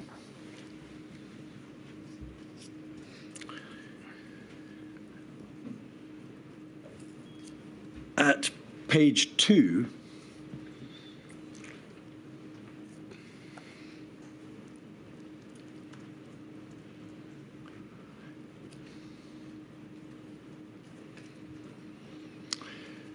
there is a reference in the first bullet point. Note, Sage advised that interventions 1 to 4 should each deliver benefits by delaying and flattening the peak and or lowering overall deaths. If you just retain that thought, please, Mr Hancock, which is the 12th of March, and we'll look at the COBRA minutes itself for the 12th of March, 56221. Page 5, it's a COBRA chaired by the Prime Minister. At page 5, paragraph 2, you were there.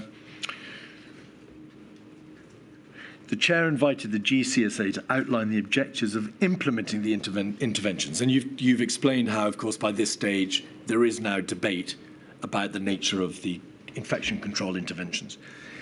The GCSA said that the aim was not to completely suppress the spread of the disease. Not only was this not possible, but it would likely lead to a larger second peak later in the year. So my question to you is this, you've helpfully described that the reasonable worst-case scenario debate didn't slow things down. The debate on what became behavioural fatigue did slow things down. To what extent did the debate about if you mitigate and you flatten a wave, if you suppress completely the wave and you go for an eradication policy or suppression policy, it may bounce back like an uncoiled spring, I've mixed my metaphors, later in the year. To what extent, if at all, did that concern or debate also ensure or lead to a slowing down of practical action being taken? Hardly at all, because this argument by the Chief Scientific Advisor that we should aim to, with a good outcome of herd immunity by September 2020, this strategy or this objective was rapidly overtaken by the decision on the formally taken, I think, on either the 15th or the 16th, to ask people to end all unnecessary social contact. Absolutely. That's the end of it. Yeah. Well, that was the suppression strategy in full force by then. Yes. When did the debate about flattening versus suppression, over that uncoiled spring, yeah, first find its way into the WhatsApps, into the meetings, into Sage, into Cobra, and so on? It happened very rapidly on the 13th, 14th, and 15th of March. Well, I've put to you material from the 12th of March. There's a debate at Cobra 8 on the 9th of March about delaying a peak. But that was all about what is the right time for the intervention. So that was a debate about the point you mentioned earlier about the efficacy of intervention rather than uncoiled spring, if I can call it that. I don't know really what you mean by uncoiled spring, but there's concern that if you completely suppress the virus, as soon as you lift the restrictions, it will uncoil and come back with greater vengeance later. As set out here. As the, I mean, short of without a vaccine, of course, that is a risk. Of course. That was discussed, but it was very, very brief, the point. The time in which that was the main concern was very brief. All right. Now, whether one calls it a change in strategy or a dawning realization or an acceleration. Yeah.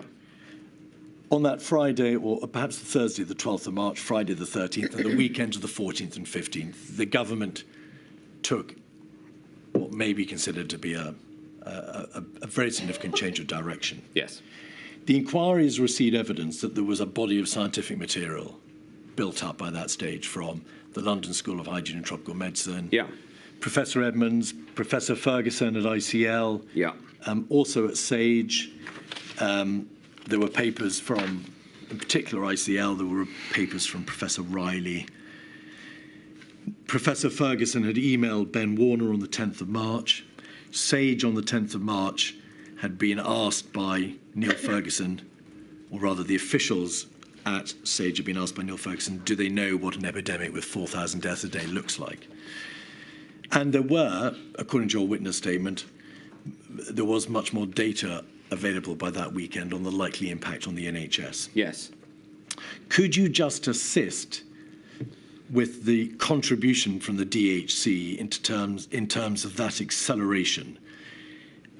It looks as if Mr. Cummings and some of his associates and colleagues and the scientists and the NHS were providing the stimulus, the spur to this acceleration. What was coming from the DHSC in terms of trying to change the position of the government? And that is a entirely open-ended question. Maybe you'll say you were the one who was pushing, or Sir Christopher Wormold was pushing. Can you assist us? The clinical advice coming from the department was coming from Chris Whitty.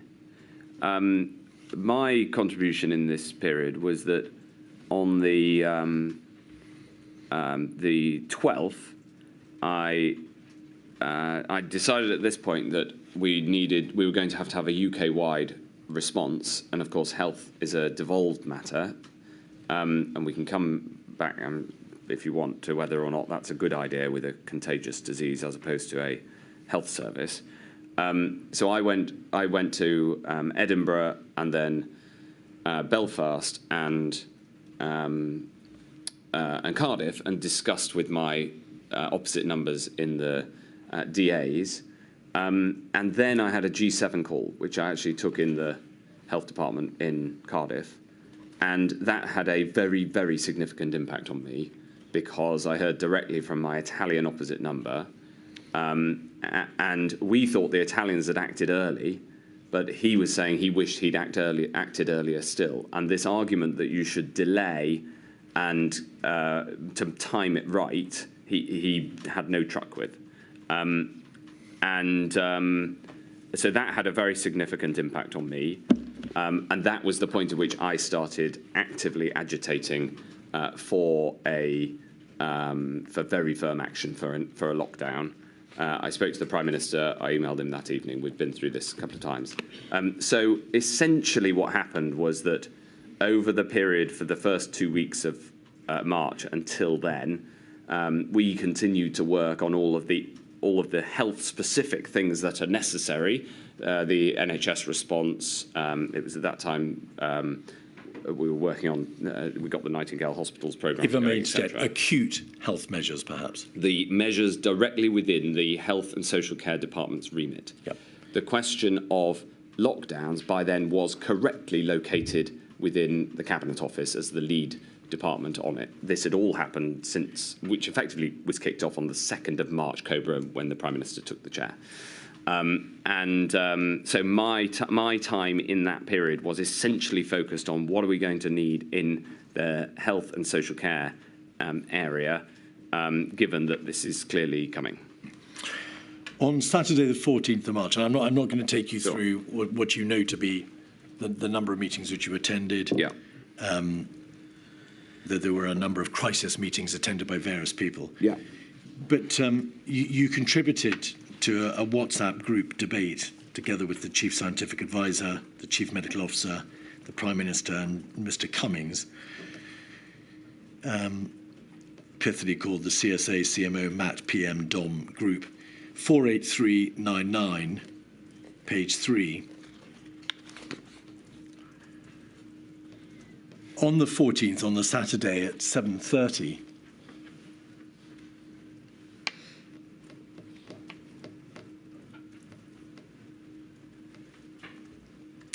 7:30.49, it may be over the page. Yes, there we are. Thank you. There is a debate commenced by Mr Cummings. I think we need to move fast on social distancing, work from home. Oldies shouldn't go to weddings, closing pubs, nightclubs, and so on and so forth. And then there's a debate, Mr Hancock, just to refresh your memory, about how the public need to be informed as to the nature of the crisis and what needs to be done. Yeah. And Chris Whitty agrees. And you say this: we also need urgently to address the WHO criticisms of our approach. Yes. We need to ramp up testing, not stop testing. Yes. Just bearing in mind, of course, community testing had stopped on the 12th of March. Yeah. You had, and it's obvious from the paperwork, you'd openly recognised the alarming news that there was no sophisticated test and trace system beyond the first few hundred. And then you say we need to continue contact tracing and introduce self-contact tracing. Yeah. Both of these are in hand. Yeah. What did you mean by both of these are in hand? On the 12th of March, it had been announced that we were going to stop community testing and stop contact tracing. I don't want to overplay it because I didn't actively stop it, but I was sceptical of whether we should stop these things. I'd been trying to drive up testing, trying to get PHE to engage the private sector in testing. And I basically, at this point, had the confidence to say what I previously thought, urged on by the WHO, which was, what on earth are we doing stopping these things? We need to keep driving. Quite. But the testing in the community had stopped. There was no contact tracing thereafter in the community. There was Not until I got it going again. Quite. There was no self-contact tracing. Why did you say both of these are in hand? Because by then I'd issued the instruction internally that we should not accept that these have to stop. Now, on so could you just pause there? Could you please help the inquiry with what those instructions were and when they were? I don't know the detail of them, but what I remember is firstly that the approaches were different on testing and on contact tracing. Indeed. On testing, the problem at this point was that we didn't have enough tests for community testing. And you'll know that the action that I took, both of these are in hand, the action I took with David Halpin and Will Waugh, who was at number 10, was that we arranged a meeting on the 17th of March to try to electrify the growth of testing. And at that meeting, I took the responsibility for testing from PHE back into the department and drove it very hard from there, and I'm happy to answer any questions on that. Forgive me, Mr Hancock, you said you'll know that the action I took. What? You said you'll know that the action that I took, etc., and therefore on testing. This is on hand. Well, I must put to you, I don't give evidence, I've never given evidence in these proceedings, but you cannot say you, the inquiry, will know that. The inquiry does not know that you took any of those steps or that both of these are in hand. I apologise. I should have said, as I set out in my written statement, I took the responsibility from testing from PHE into the department, and we set up the 4 pillars that became 5 pillars that became the 100,000 testing target that became test and trace. The second thing is on contact tracing. We'd stopped, PHE had stopped contact tracing, and the action that we took after this was to restart contact tracing and do it at large scale using a scale model of how to deliver it rather than a specialist model, if I put it that way, and also introduce self-contact tracing, which became the app. So that is what I mean by both of these are in hand. It's shorthand for two absolutely enormous programs that came from this. They'd all started by the 14th of March. I kicked it off after. What happened was I basically was uncomfortable with these decisions that were made by that were advised, but I accepted them. So I accept responsibility, but I was uncomfortable with them. The WHO criticised us for them, and I listened very carefully to that WHO criticism and essentially reversed the decisions. I think what the point Mr Keith is getting at is, were these all in hand by the 14th of March, accepting all that you said? Well, by in hand, what I mean is we're getting on with making them happen. Right. We didn't have a big testing program. These things take months to build rather than being immediate. But the reason I put both of these in hand, I didn't want to say this is a decision that I'm asking you, Prime Minister, to opine on. I'm just saying I have got on with this. I'll move on to the next point. The lockdown decision. You have candidly and openly already acknowledged today that with hindsight we should have locked down much earlier, and you've given a helpful indication as to when that might have been possible. I just would like, please, to take you to paragraph 23 of your witness statement, where you set out in broad terms that view. It's page 6 of the major statement. But I think it's important that absolutely on the record of your statement, we can see how you've put it. With hindsight and information we did not have at the time, it's now obvious that we should have locked down much earlier. I say that with hindsight. It was not at all clear at the time. The scientific caution over locking down was based on uncertainty over how the public would respond and poor data. And you explain how new evidence came to light, and of course SAGE says we're further along the epidemiological trajectory than it had understood, and so on and so forth. The discussion was centred on the timing of the lockdown because of strong advice for example, from independent scientific pandemic insights group SPI-B, that people would likely only put up with lockdown for a short period of time. That advice, you say, clearly turned out to be wrong. Can I press you, please, then, for clarity? Are you saying that the only reason that we did not lock down earlier was because of that advice from SPI-B, along with the data problem, which you identify earlier in the paragraph, but which advice, you say, clearly turned out to be wrong? At this time, information was still sparse. The first death in the UK had happened on the 1st of March, and the case numbers were still, compared to what came later, very low. And so you have to understand these decisions in the context of what we did know and a lot of what we didn't know. So that's why I have a different view with hindsight to compared to what happened at the time. I think it is the case that the concern over timing the lockdown correctly was the main reason why it wasn't put in place sooner. But it's also true that SAGE changed its advice in terms of where we were on the epidemiological curve because of new data that came to light. All right. They thought previously we were around 4 weeks, quotes, behind Italy, which was the metric that we were using. Now, with hindsight, it didn't matter whether we were behind Italy 2 weeks or 4 weeks. We should have been, as soon as you know you've got to lock down, you've got to lock down.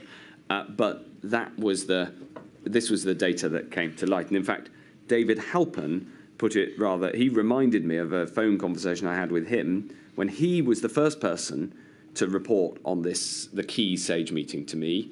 I later had a formal readout from the CMO, as I always did, but I heard from Halpern, and I remember being relieved because the anecdotal data I was getting out of the NHS and others was that this was going up the reasonable worst case scenario curve, and then it was formally came to us through SAGE that that's what was happening, and the irony was that to me didn't feel like new information. It felt like formal confirmation of what I'd been picking up from from analysing the data myself.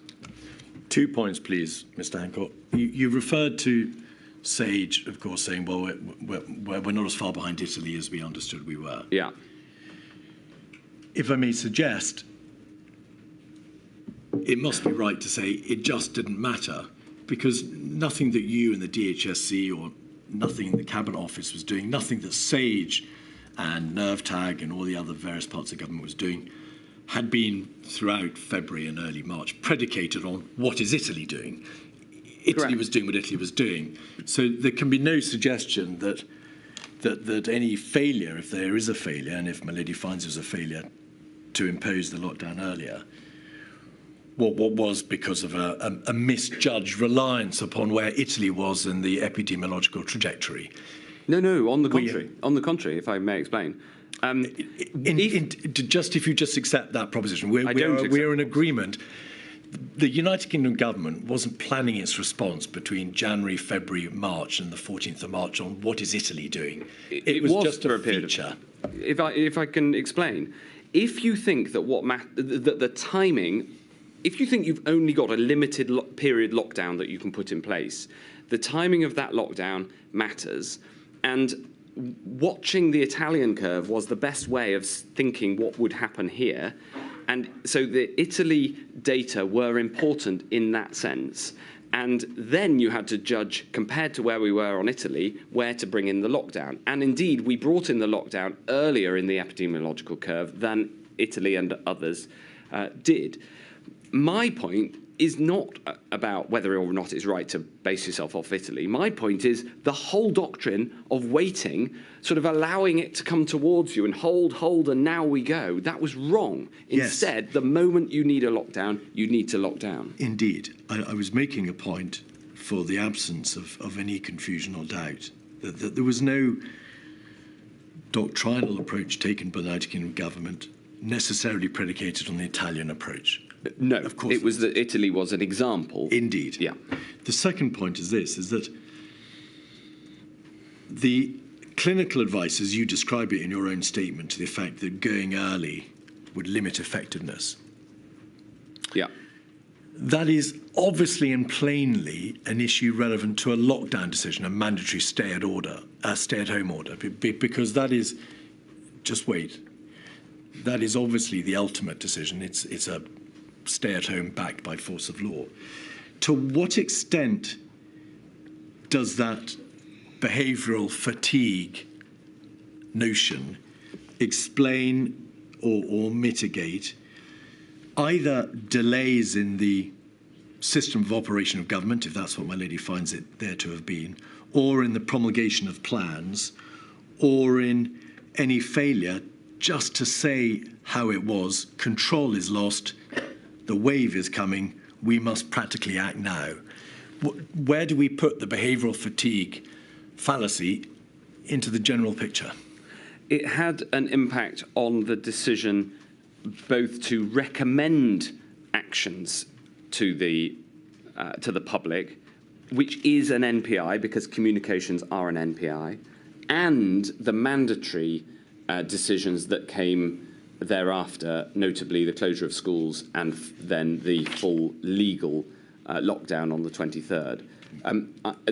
I see the period from the 16th to the 23rd as essentially a ratcheting up of lockdown. We went for a non-mandatory lockdown, followed by closure of schools, followed by mandatory lockdown. The same behavioural fatigue argument applied to all three. They are just different levels of NPI. Right. And now, but perhaps before a break, I want to ask you about the rationale for the lockdown. It is vital, Mr Hancock, and the inquiry has done this in relation to a number of witnesses at great length, to examine the rationale both for and against the imposition of the lockdown decision of the 23rd of March, on the premise it was the right decision, but also on the contrary position that it was the wrong decision. So you've already explained how your position is it was the right decision and indeed should have been done with hindsight considerably earlier. I want to just briefly look at the counter-argument. Yeah.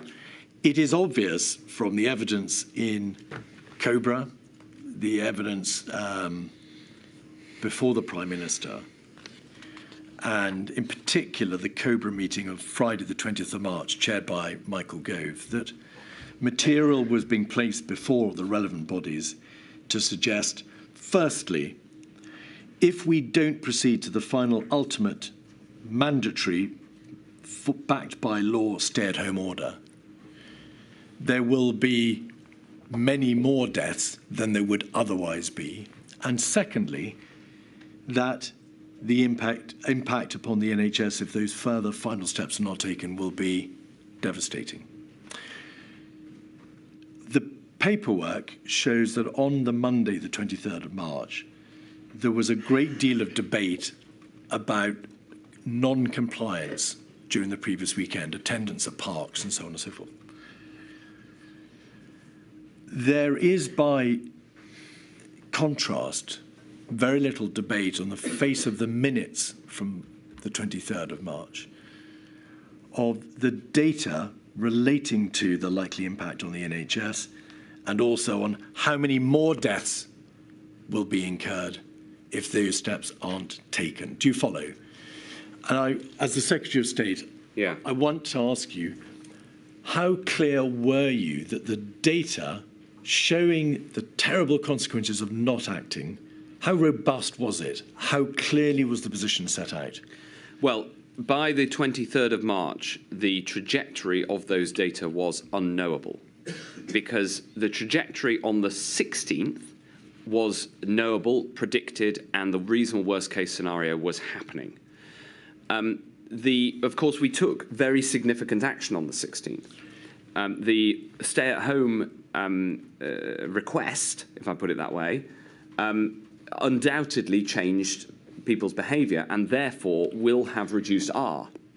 Indeed. Because of the 2-week lag from a change in the behaviour of the public to a change in the measured case rate, we had no idea by how much it had reduced R. However, we took the view on the 20th that we needed to close schools. Previously, we'd been hoping to get to Easter and then Easter school holidays and then consider whether they reopen after the Easter school holidays. But by the 20th, we decided this was continuing to go up the reasonable worst case scenario. We need to pull that lever too. And then by the 21st, it essentially, the data that we considered on the 16th with the data going up the reasonable worst case scenario continued up the reasonable worst case scenario. These are cases where people had caught it a couple of weeks earlier. So we had a greater confidence that we were on the reasonable worst case scenario, which is a terrible confidence to have, and therefore decided to go the full measure. So pull every lever available to us, and that was the consideration. So by the 23rd, there wasn't a new forecast of what would happen under the measures that were extant at that point, because it would be 2 weeks before we knew the actual impact on the 16th. It is entirely reasonable to argue that the measures on the 16th themselves would have got R below 1, but it is entirely unknowable whether that argument is true or not. I think it's false. And therefore, so I hope this is making sense, because it's about how we essentially it got worse and worse along the lines of the reasonable worst case scenario. And my objective at that point was to get as many levers pulled as hard as possible to stop the NHS from being overwhelmed. And the NHS being overwhelmed is incredibly important, because as soon as you run out of hospital capacity, the IFR itself goes up, and you get more deaths from non-COVID related health problems, and because people can't get treatment. So the point of overwhelming hospitals is not just because there's a moral duty to treat everybody. It's because the number of deaths gets materially worse because essentially the people die because they don't get treatment, and that's what we needed to stop at that point, and therefore we pulled everything. I've asked you about the data. The inquiry well understands the risks of direct and indirect mortality. You've said on the 16th of March, very significant action was taken. Those are your words. Mm-hmm. And of course, additional action was taken on the 20th, mm-hmm. the closure of schools ordained by Cobra on the 18th. The point is this, Mr Hancock. On the premise, which must be a reasonable premise, that the measures imposed on the 16th and 20th of March were designed to work, and were imposed because the government thought this will bring R below 1. Why was more time not allowed the following week for those sensible measures, which in good faith the government had imposed, to see whether or not R would come down as far as would be necessary to prevent the collapse of the NHS, which might happen on an exponential growth curve at some indeterminate point in the future? There wasn't data before anybody saying, and your answer may be, it's impossible to provide a clear answer because you're dealing with the context of an exponential growth curve. Correct. But there doesn't appear to be any debate about, just bluntly, we've done all this the previous week. The previous week's measures are very dramatic. Yeah. It was on the 20th of March an order that all non-essential retail and travel and everything was shut by advice. Yeah. Schools were shut. The next step on the Monday was producing or backing it with the force of law. Why did nobody say, just hold on? We don't have to do this. We've only just done these prior measures 3 days before. We are entitled to conclude that the R rate is being reduced. There is a high level of compliance, but not as high as we would like and not as high as the data would suggest is required. Let's see whether or not our measures work, at least for a few more days, in order in order to pause and assess your very own steps Yes. before the ultimate, Yes. the most divisive, politically divisive and unprecedented step is taken? Gosh, there's so many questions in what you've just there were. put. The first thing is, it wasn't actually politically divisive. No, it's become. I apologise. I'm not suggesting it was then. It is now. Well, so, there is a. Some people forget what actually happened, but it wasn't divisive at all. There was enormous consensual support across very large swathes of the population and almost all political leaders. And in fact, the fact it happened in all four nations, led by 5 political parties, not even 4 political parties, at the same time, demonstrates that. Anyway, I set that to one side. I think on the data, the reasons are twofold. The first is to do with what I said before. The exponential growth was happening. Thankfully, as a trained economist, I'm used to dealing with exponential curves and understanding of the stats and maths behind them. We had greater and greater confidence that we were on the reasonable worst-case scenario path, and that would lead to over 500,000 deaths happening. The problem with those forecasts was that they were coming true. And people have criticised the forecast, and of course the forecast didn't happen because we took action. And so that's the first thing, increased confidence that the worst was happening. The second thing is that at the same time, we did have an assessment of the sorts of levels of reduction of human interaction that would be needed to get R below 1. Because if R is at 3, to get it below 1, you need to reduce by 2/3 human interactions at a rule of thumb level. And we were not seeing that level of reduction. I think the SAGE papers said that they were looking for an 80% reduction in 75 in human interactions to have confidence to get R below 1, because we thought it was between 3 and 4. That was not happening. So there are the 2 data points, if you like. That's very clear. The COBRA minutes of the Monday indeed show that the compliance rate was not up at 75%, but it describes the broad direction of travel as having some positive trends. Tube travel, attendances at shops and work and attendance and so on and so forth showed that there were very significant drops in attendance. And so broadly speaking, there was a degree of significant compliance. But you've identified that the primary objective of the government was to take action to meet the reasonable worst-case scenario, that is to say, to make sure that it didn't come to pass in its full horror. But you'd taken very significant steps just 3 days before. Why procedurally, well, why not in terms of process, could you not have waited a few more days to see whether or not the steps you'd already taken would bring about the very response to the reasonable worst-case scenario that you had taken those steps in the first place to meet? Because we didn't just want to not hit the reasonable worst-case scenario of 500,000 deaths. We wanted to reduce that very significantly, not least to ensure that the NHS wasn't Of course. I'm sorry. Overtopped. Of course. Strategically, that must be right. Yes. Let me put it another way. The plan was to reduce R below 1. Yes. As quickly and as efficiently and as speedily as you could. On the Friday, you had introduced a suite of measures, or a combined suite of measures, designed to bring R below 1. On Friday, that is what you thought would do the trick. By Monday, there was a realization it wouldn't work. It wasn't working, COBRA surmised, because the data showed that the level of compliance with the measures weren't high enough. Why wasn't more time allowed to see whether they would reach that level of compliance, at which point you could be assured that the measures from the Friday were working? 2 reasons. Firstly, because we expected that the impact on people's behaviour would start as a maximum and then degrade.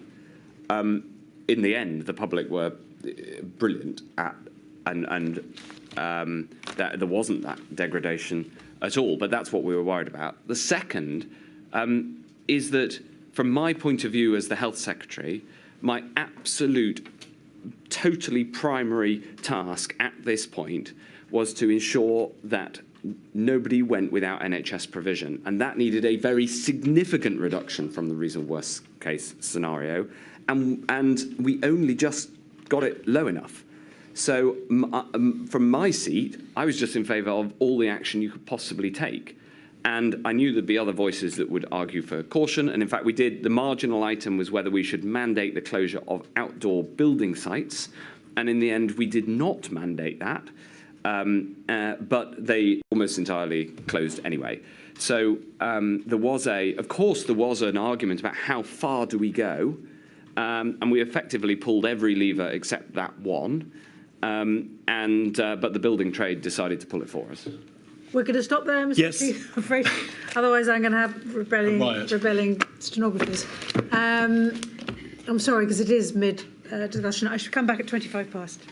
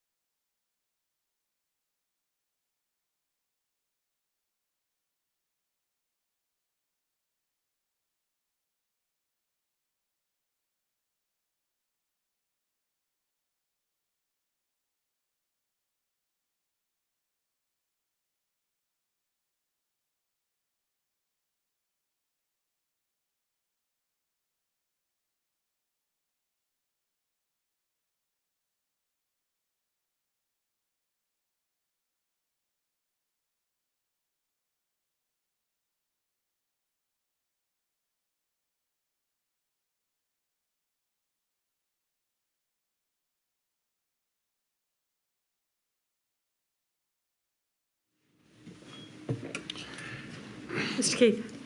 My lady, in the course of no doubt an overlong question, I suggested at some point earlier today that SAGE had not debated social distancing countermeasures until I said the 24th of March. In fact, it's the 25th of March. I think Mr Hancock thought it was the 26th of March. February, I'm so sorry, of February. I've been asked by Mr Hill to make absolutely clear, and I'm delighted to do so, there was a debate on the 4th of February at SAGE about face masks, schools, PP, and a number of measures. On the 13th of February, there was debate about mass gatherings, school, work, and prisons, and a number of other areas, and that the full suite, if I may call them that, of countermeasures was discussed on the 25th. So the lockdown, being one example, was on the 25th.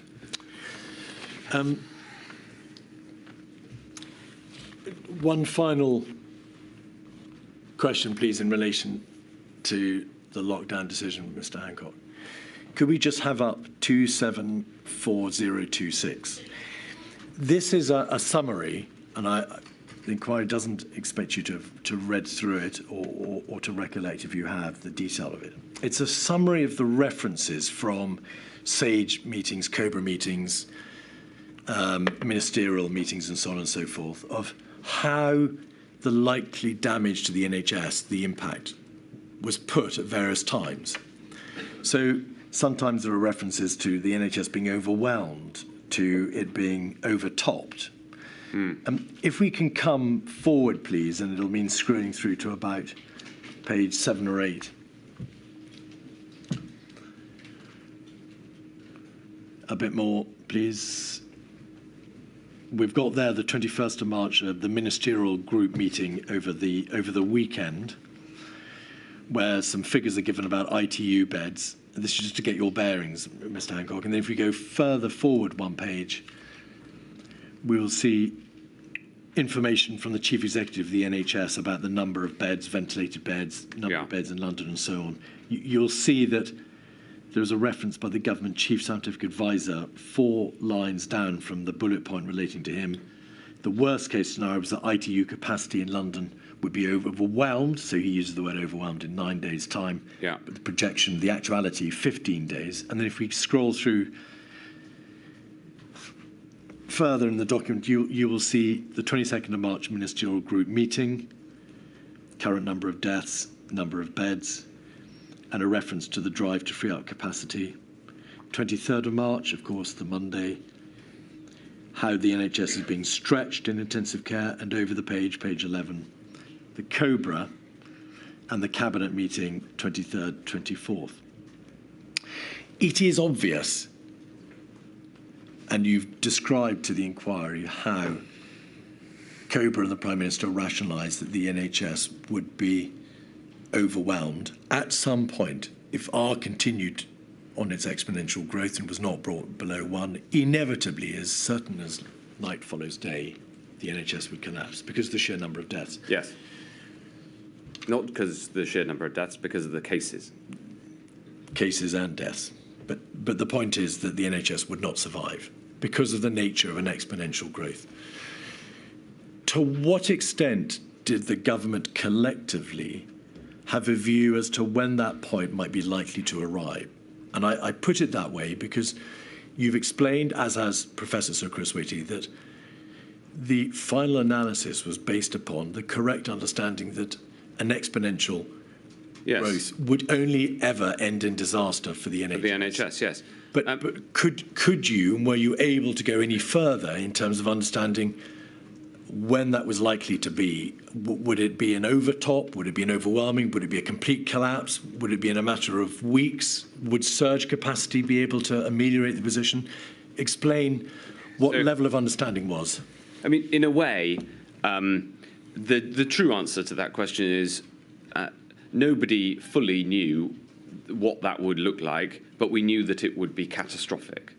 And in the paperwork, as you've just shown, when making the decision on the 23rd, the advice was 9 days in the reasonable worst case scenario, 15 days in the central scenario. But at that point, my worry was we were going up the reasonable worst case scenario, notwithstanding the decisions we'd taken on the 16th and the 20th.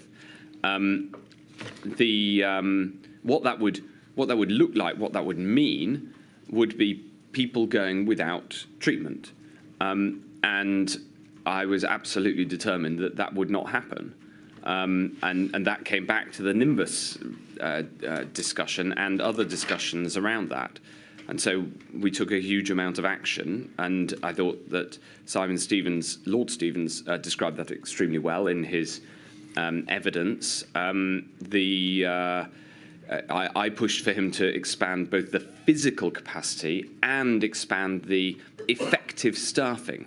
Because one of the challenges that has been put at this stage is that, and it's there in some of the written evidence to the inquiry, that we didn't know exactly how many beds the NHS had, in quotes. Well, what matters is not a physical bed, what matters is a staffed bed, and that is flexible. In some cases, we took the staff ratio in intensive care, normally 1-to-1, up to 6 patients to 1 nurse.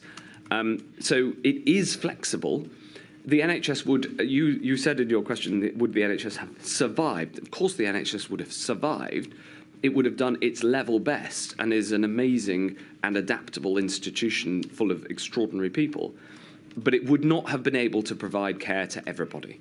And therefore, the number of people who died would have gone up even more than it would have done just because of the virus.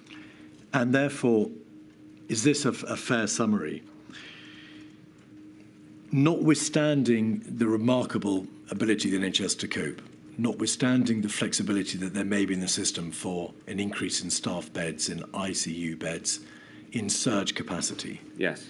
Notwithstanding that you could not know and you would never know at what point collapse would come,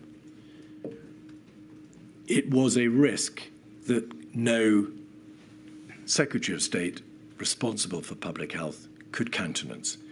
Yes, that is a good summary. Right. Some other issues, please, Mr Hancock. Public Health England, the inquiry has understood that Public Health England was disbanded in the middle of the pandemic, to use one of the witness statements. Did you have concerns about the ability of Public Health England in February, March, April to respond to the pandemic? And if so, was that a contributory factor to the disbandment of PHE and its substitution by the UK HSA? Yes, I did. Public Health England did an absolutely superb job, especially on the scientific research. And the best early example was developing the test in an extremely short period of time. And in its lab work and its analysis, it was first rate. Its genomics program was superb. There was one point in the pandemic when we were sequencing half of the genomes of COVID in the world. However, my view on this accords very closely with Chris Wormwold's evidence, which is that its capacity to scale was simply not there.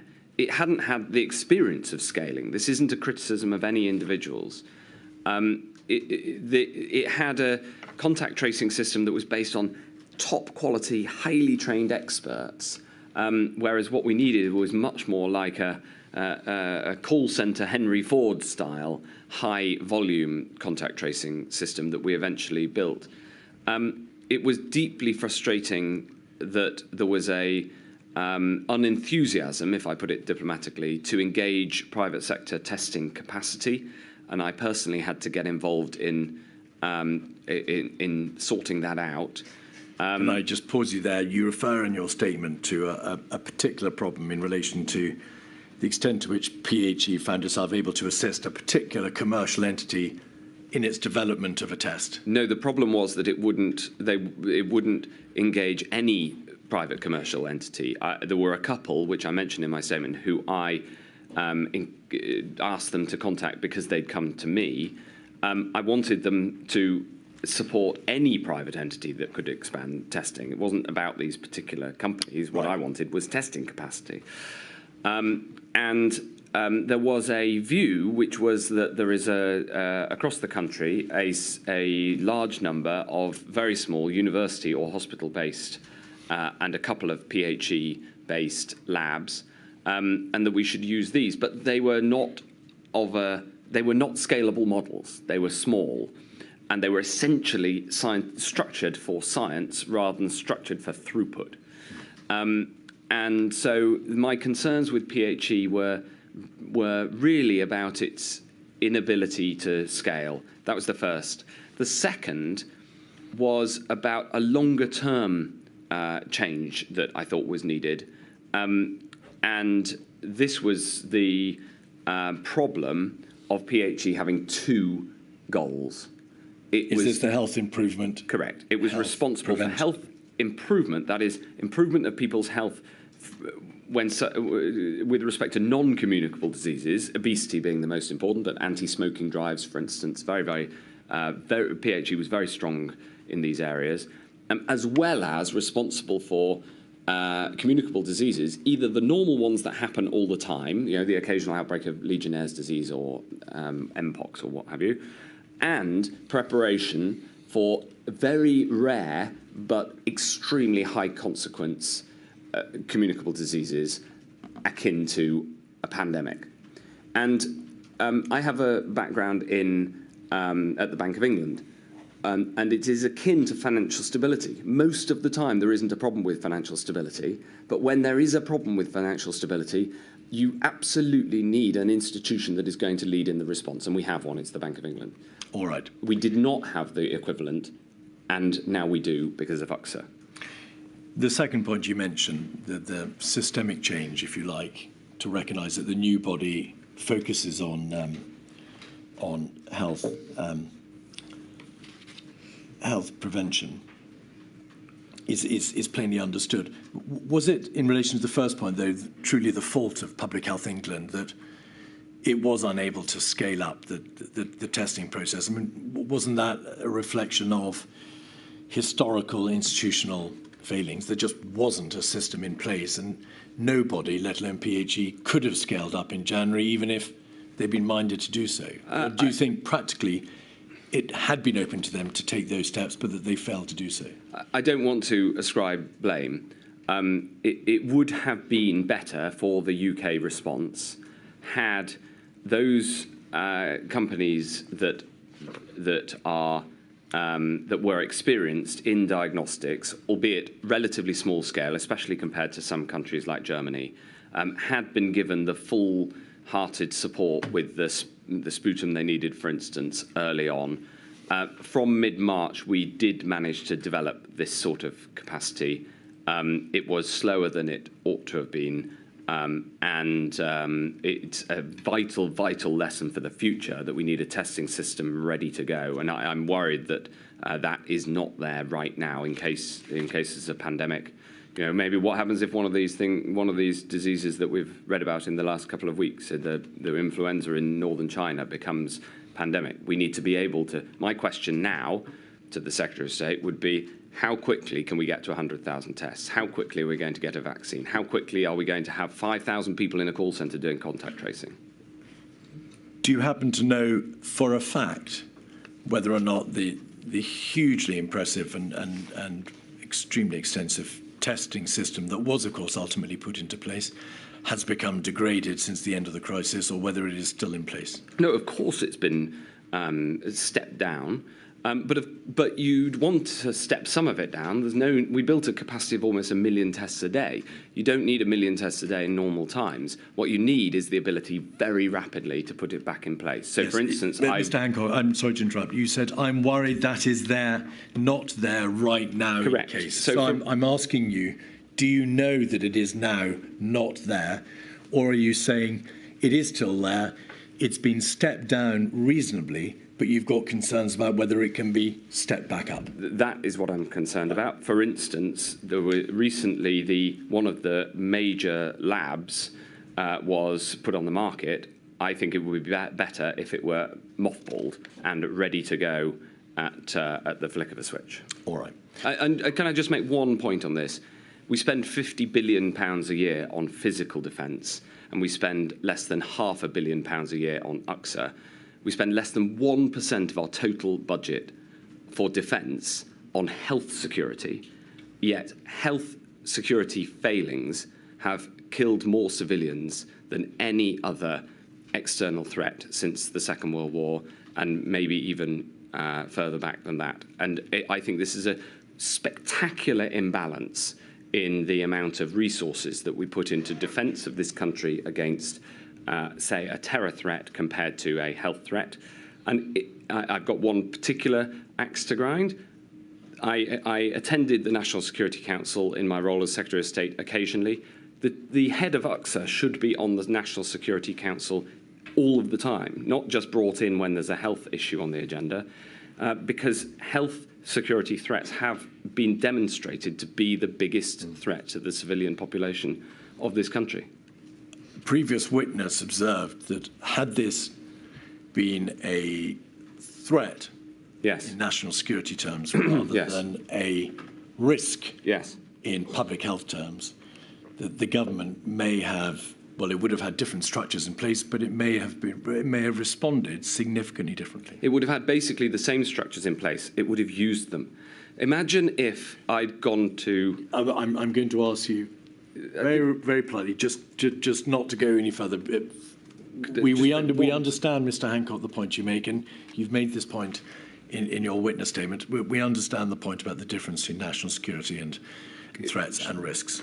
One sentence. If I'd gone in mid-January to the Cabinet Secretary setting out a 50-50 chance of a terrorist threat that might kill 500,000 people, I think the Prime Minister would have chaired the Cobra, not me. Don't you? I don't answer the questions here, Mr. Hancock. But there is obviously force in your observation. But can I ask you to move it forward? It may or may not be that the absence of a chairing of that first Cobra by the Prime Minister made a difference. That's a matter for my lady to determine.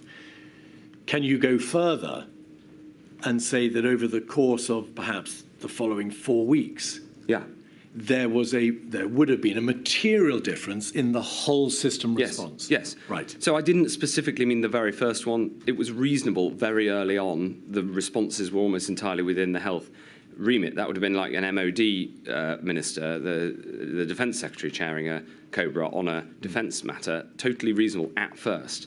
But when it became clear this was a 50-50 threat, given the reasonable worst-case scenario, then the whole National Security Secretariat and civil contingencies apparatus which exists should have been brought to bear on this crisis. And instead, what happened was a special advisor in Number 10 decided to try to make all the decisions out of his office.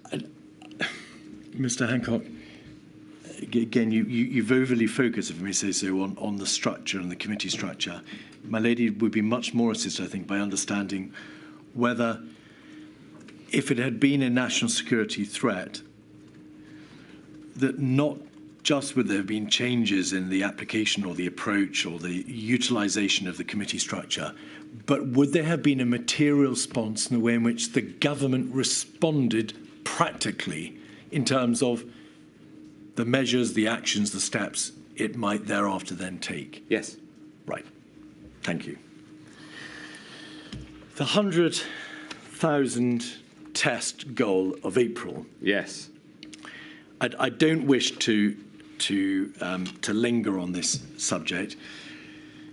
It is self-evident that it was a very considerable and impressive feat to ramp up the testing so that we can understand what the debate is from 10,000 a day at the end of March to 100,000 a day at the end of April. The inquiry has, however, received or has seen that there is evidence in the WhatsApps and the private communications that would consider a degree of criticism of you in relation to that feat. I'd like to suggest to you, and you will have no doubt reflected upon this, that there doesn't appear to have been criticism of the result or the ambition, which, as I say, appear to be very impressive, but that there was a lack of coordination first, that appears to be one criticism, and secondly, a worry that by focusing on the end date, at the end of April, and by pulling the system towards that focus, it may have taken necessary focus away from other areas for which testing was no less important. Do you understand the point? I've tried to understand this point. It doesn't have a logical basis, well, but it was made at the time. We presume you will reject it. Yeah, certainly will. Okay. Well, Mr Hancock, so for this reason, it is very, very serious, because I now know that there were people actively working against me on it in the centre, which is appalling. Just pause there. Is that because you say in your statement that Number 10 intervened in the ramping up of testing capacity, which made it harder to achieve the goal? That's your statement. Well, what Simon Case described to me as the long screwdriver, which is relatively junior people in Number 10 trying to go into the testing programme at a level too far down, too low, and issue diktats, was deeply unhelpful over this period. And proper lines of accountability would have been, following proper lines of accountability would have been much more effective. But that wasn't quite what I meant. What I meant was the criticism that instead of going for 100,000 tests, there were other things tests could have been used for, is wrong, and wrong in logic, because we needed the tests. Of course, we also needed to work out what we were going to use the tests for, and that was essentially a clinical decision. But what I needed to do from when I took over the responsibility for testing in the middle of, March the 17th, was drive the system, galvanise the system, as somebody put it, quite right, and announcing a target, even though I didn't know that we could hit it, which is unusual in government. Normally, people only do things they're pretty sure they can achieve. That was absolutely critical to driving the expansion of testing, which was so necessary in the rest of the response. It is, of course, it's frustrating to me that in so doing and in taking that approach, obviously some people were upset by it. It baffles me why people were against the expansion of testing in that way. Right. On the 1st of May, the Cabinet Secretary WhatsApped you to say, "Hi, Matt, well done this evening, creative counting and 122,000. You respond, although it looks like question marks, in fact, it was a 3-kiss emoji. I told you we got on well. Well, yes, but you appear also to be accepting his perhaps jocular observation that you'd engage in creative counting.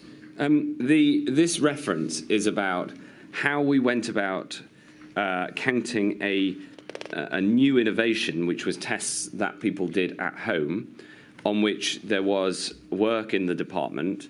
The permanent secretary... Mr Hancock, I'm so sorry. In the interest of time, can I just ask you, and I'm doing this in order to be scrupulously fair to you, do you accept or reject the suggestion of creative counting? I reject it, and on every different way you could possibly count these measures, we hit that target. All right. Care homes. The detail of the adult care sector is for a later module, as I know you know. But a considerable amount of evidence has been given by the by in the context of this module about the centre of government's understanding of what the position was, firstly in relation to the discharge of patients from hospital to the care sector, and secondly, the extent of the testing that was available both for patients and also for staff in the care sector thereafter and at a later stage. Yeah. And therefore, I need to ask you briefly again what your reaction is. What your reaction is. The evidence has been given to this effect and you've already referred to this. The government's starting point is, of course, that local authorities manage and deal with risks in adult social care. That was evidence from Sir Chris Wormold. But it was also recognised, particularly in March, that the care sector presented particular vulnerabilities and problems. That was recognised in February when we saw that older people were the most vulnerable. Yes, I refer to March because you opened a coronavirus and social care meeting, a specific meeting on this issue on the 6th of March. And you refer to the higher risks attendant upon the sector. On the 17th of March, the government announced, well, NHS England issued a letter, as you'll well recall, requesting all parts of the NHS to free up maximum inpatient and critical care capacity. And the government issued its hospital discharge requirements on the 19th of March. And thereafter, patients began to be moved, when they were medically able to do so, from hospitals to the care sector. Can you please make absolutely plain whether or not those discharges to care homes from the 18th of March onwards were contingent in any way upon a negative test being available and applied? In March, they were not. Were any assurances given by you or others that testing would be in place for patients discharged from that date onwards? The assurances that I gave were very precisely the policies that were in place at that time. It's not a trap. There were, as far as we can tell, no assurances given by anybody that anybody would be tested from the 18th of March prior to discharge. It's plain. Yeah, I've been accused of various things over this. If will you bear with me? I'm going to come to the substance of the debate in a moment, but I wish you to acknowledge that the suggestion that from the 18th of March patients should have been tested but were not has no legs in it. There were no assurances. No, we didn't have enough tests. Precisely. There is a DHSC document dated the 2nd of April, 233798. And it says on page 4,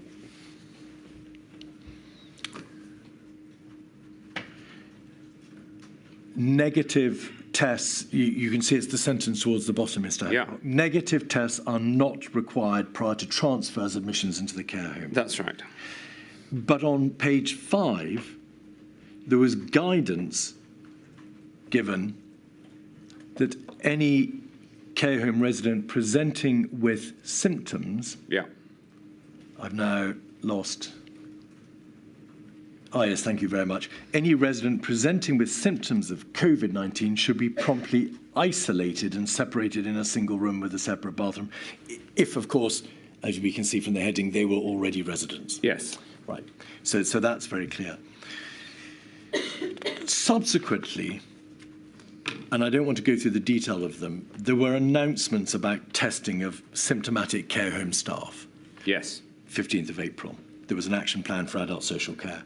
There was an announcement on the 28th of April for asymptomatic staff and resident care homes for over 65s. Another announcement on the 7th of June, all about testing. Yes.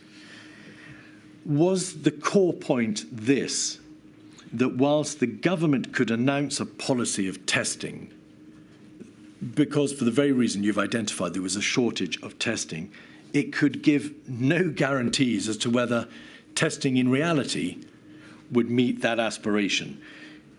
Out with your control, there may and were have been occasions, maybe many occasions, when testing was not available due to the exigencies of the system. But that's nothing to do with the policy announced by government.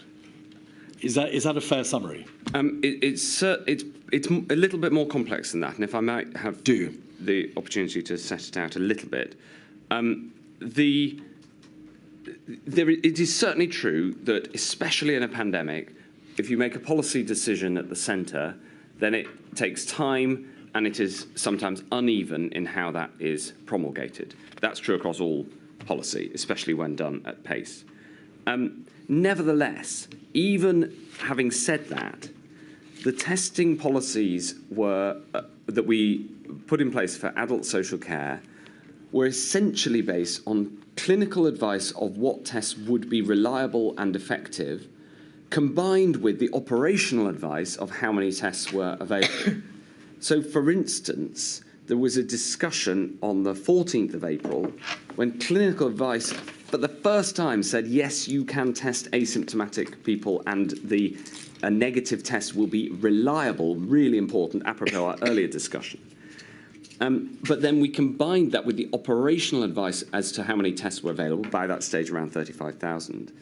And you can see, for instance, in INQ 000292608, that then the clinical advisors, in this case the CMO, came back and then signed off on and issued new advice as to what the policy should be for testing. So the testing rules, who got the tests, what the policy was, what order of priority we used tests in, was based on clinical advice throughout. All right, that is understood, and nobody has suggested otherwise. The point I'm making is a different one, which is the DHSC, your clinical advisors, whoever it was who promulgated the policies, could not day in, day out, practically at residential care sector level, guarantee everybody a test or practically make them available. This was an extremely complex, difficult system, and you could not ensure or guarantee that there would be tests available for everyone in accordance with the policy. So it's impossible. Yes. However, what I'm saying is when we were devising the policy, we tried to take that into account as much as possible, sure, but you can't take it into account entirely. Of course. I mean, that's, if I may say, it's an obvious point. Yeah. So in the WhatsApp group to which you were a contributor, the group I've mentioned earlier, CSA, CMO, MAT, PM, DOM, you'll recall, Mr Hancock, that in May, Mr Cummings says, I don't understand why we're still not testing more care home staff, including asymptomatic. Yeah. And Sir Patrick Vallon says the testing is fully owned in DHSC. If we don't get on top of the spread, we risk the rest.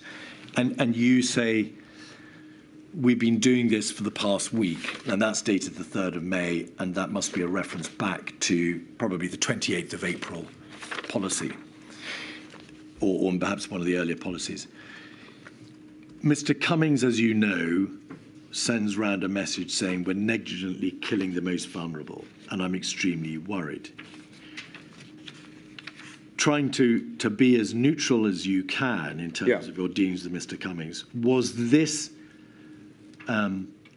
explosive, the communications are very explosive, this explosive row as to what was being done, a reflection of that difficulty that policy may not reflect the reality of what tests were actually in place up and down the land in the care sector? It was a reflection, in my opinion, of two things. The first is that you can find examples on the ground where the policy set in Whitehall doesn't match entirely. But it's also a reflection of the fact that, unfortunately, the Prime Minister's chief advisor didn't always try to ascertain the facts before making comments. He did this over the testing target towards the end of March, which we hit when he provided misinformation to the Prime Minister. Well, Mr Hancock, I've given you ample opportunity to comment on the allegations that Mr Cummings has made about you. The point is they're false. So you can't actually take anything that he wrote in that as true, because in that case it didn't accord with the facts. And I just gave another example, and therefore it's quite difficult to answer in a substantive way about the planning of future pandemics when the comments that I was receiving were not based on the truth. All right. Protective ring. On the 15th of May, you said at a Downing Street press conference, right from the start, it's been clear that this horrible virus affects older people most. So right from the start, we've tried to throw a protective ring around our care homes. And you say, we've tried. You denied on a show on the 6th of June, using the words right from the start. And in another place, in Parliament, and I breach no parliamentary privilege rule by stating as a matter of fact, because I'm not addressing the merits of what was said in Parliament, you said we absolutely did throw a protective ring around social care. So that's the context. Going back to the press conference, you said right from the start, it's been clear we tried to throw a protective ring. Do you acknowledge that the phrase trying to throw a protective ring and the reference to right from the start was open to interpretation? People would take from those words what they wished, and there's certainly an argument for saying that that was giving the clear impression that there was a impermeable barrier, whether in terms of finance, fiscal support, testing, or discharge, staff residential movements within the care sector.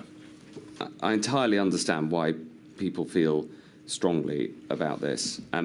When I first said that, I then went on to explain what I meant, that we'd put over £3 billion into the care sector in March and April, that we'd released PPE, free PPE, that we'd put in place infection control guidance based on the scientific advice, etc. And in fact, in that press conference, I went on to list the different things that we were doing. And in fact, as part of the plan we were launching that day, we made another £600 million available for infection control purposes. And so I was trying to simply summarise that we had taken action, and I set out the action. That is understood.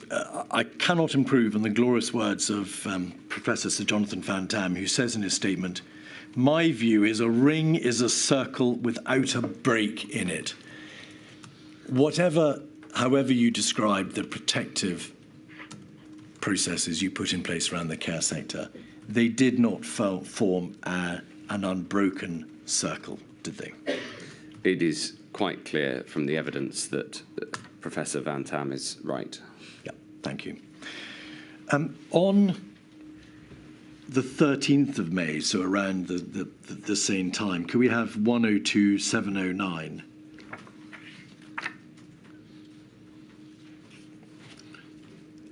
And it's the 13th of May entry at 12:47.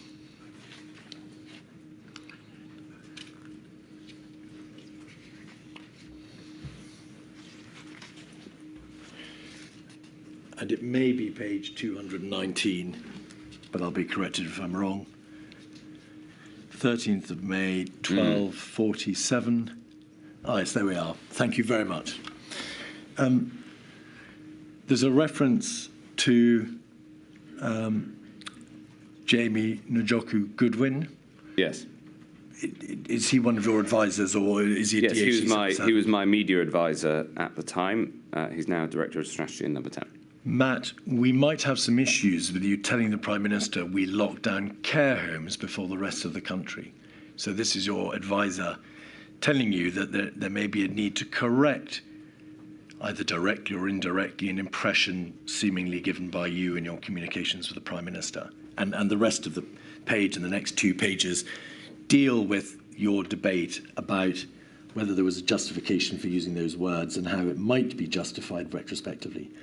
What was that debate about? In what way did the Prime Minister believe that, or your aide believe that by saying we locked down the care homes, you might not have been entirely accurate? Well, it depends on how you define lockdown. And if you just tell us the debate. In what way do you say you didn't say anything misleading, and in what way was it being suggested against you that you had? Well, it depends on whether you define the actions that were taken in the publication on the 13th of March, that guidance, as lockdown or not.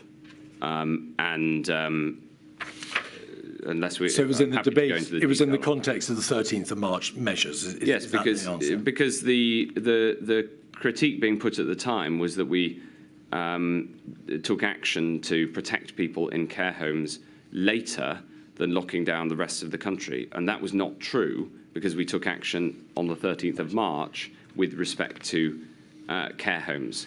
Whether that action was strong enough or not to call it lockdown, for instance, it included visitor restrictions, I think, that's the point of debate.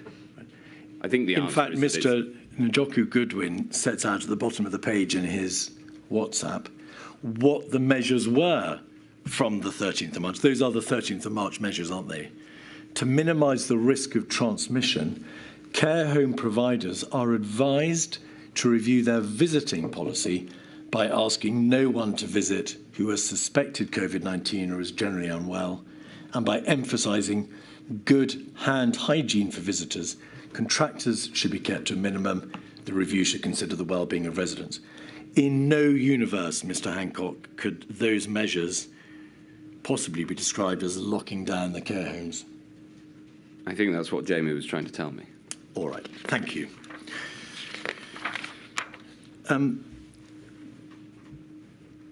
Another hugely, it became a very divisive issue again, was the moving of personnel between care homes. Yes. Your statement makes plain that you became aware of initial evidence showing that the movement of staff between care homes was the main source of transmission. Yeah. And I'd pause there simply to say, I don't intend to ask you any questions, and I would be grateful if you don't answer or try to give an answer about the degree to which the discharge of patients from hospital contributed to infections in the care homes as opposed to the movement of staff. That's for another time.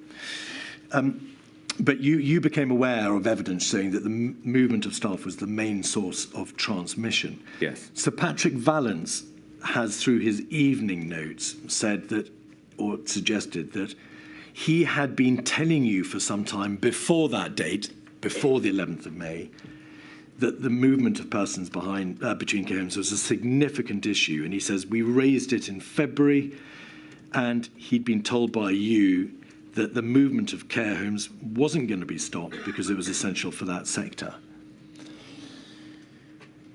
Would you just briefly say whether or not you accept the suggestion that Sir Patrick Vallance had been trying to raise the issue with you before but had made no progress, or do you deny that suggestion that you were late to this particular issue and only moved belatedly?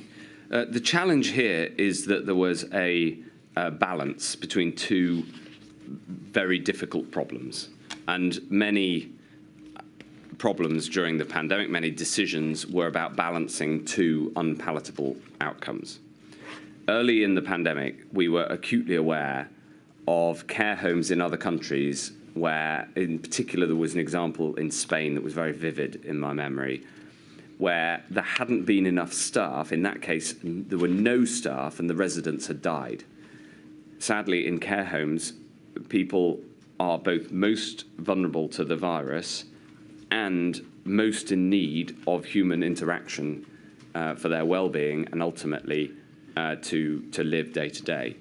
So we were very, very worried about not having enough staff to keep people alive, at the same time as being very worried about the transmission of the virus. Now, of course, it comes down to the assumption you make about asymptomatic transmission, and it comes down to the balance between these two awful considerations. By April, when there was more, when we had more time, and the care sector had time to get its to deal with the logistical problems of restricting staff movement, we then took action, which I think we announced in the middle of May. So my explanation for why Patrick might feel that way is that there is a scientific argument on the one hand, and there is an operational argument on the other, and some of his greatest frustrations were when the scientific requirement and the operational constraints were in conflict with each other, as they were in this case. Forgive me, the very difficult conundrum faced by government is obvious.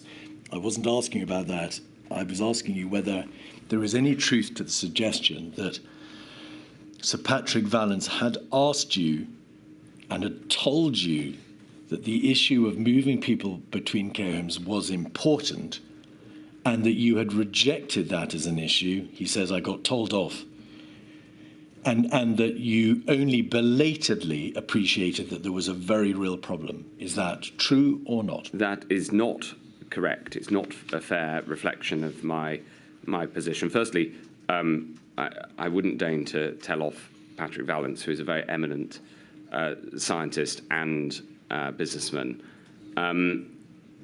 Also, my challenge at the time as Secretary of State, indeed our challenge both as a department and with the care sector, who we discussed these matters with, was this balance between the absolute need to have staff and the imperative to reduce transmission, which was carried by staff. And these two difficult considerations were in conflict. It is not reasonable to just take one side of that argument. You have to take both into account.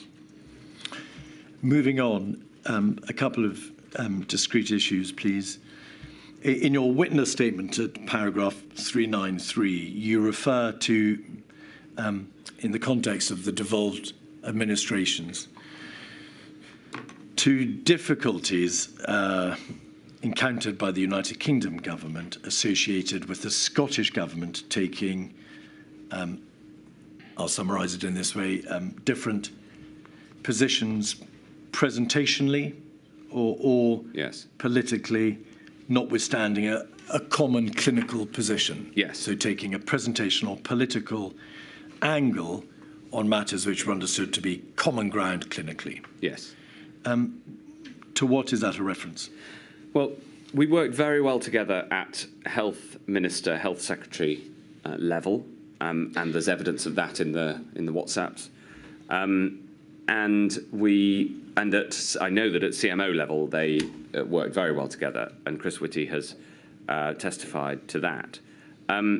The challenge was that when decisions went up from our level to First Minister and Prime Ministerial level, there would sometimes be an agreement on what to do, but someone would go ahead and announce it beforehand, causing confusion, or a choice to do something which was substantively the same but presentationally different or marginally different, which I thought in some cases was for the sake of presentation. My starting point was the scientific point, which is that we live on an island or a set of islands, and the virus does not recognise administrative boundaries, even ones that are centuries old, like the Scottish and Welsh borders.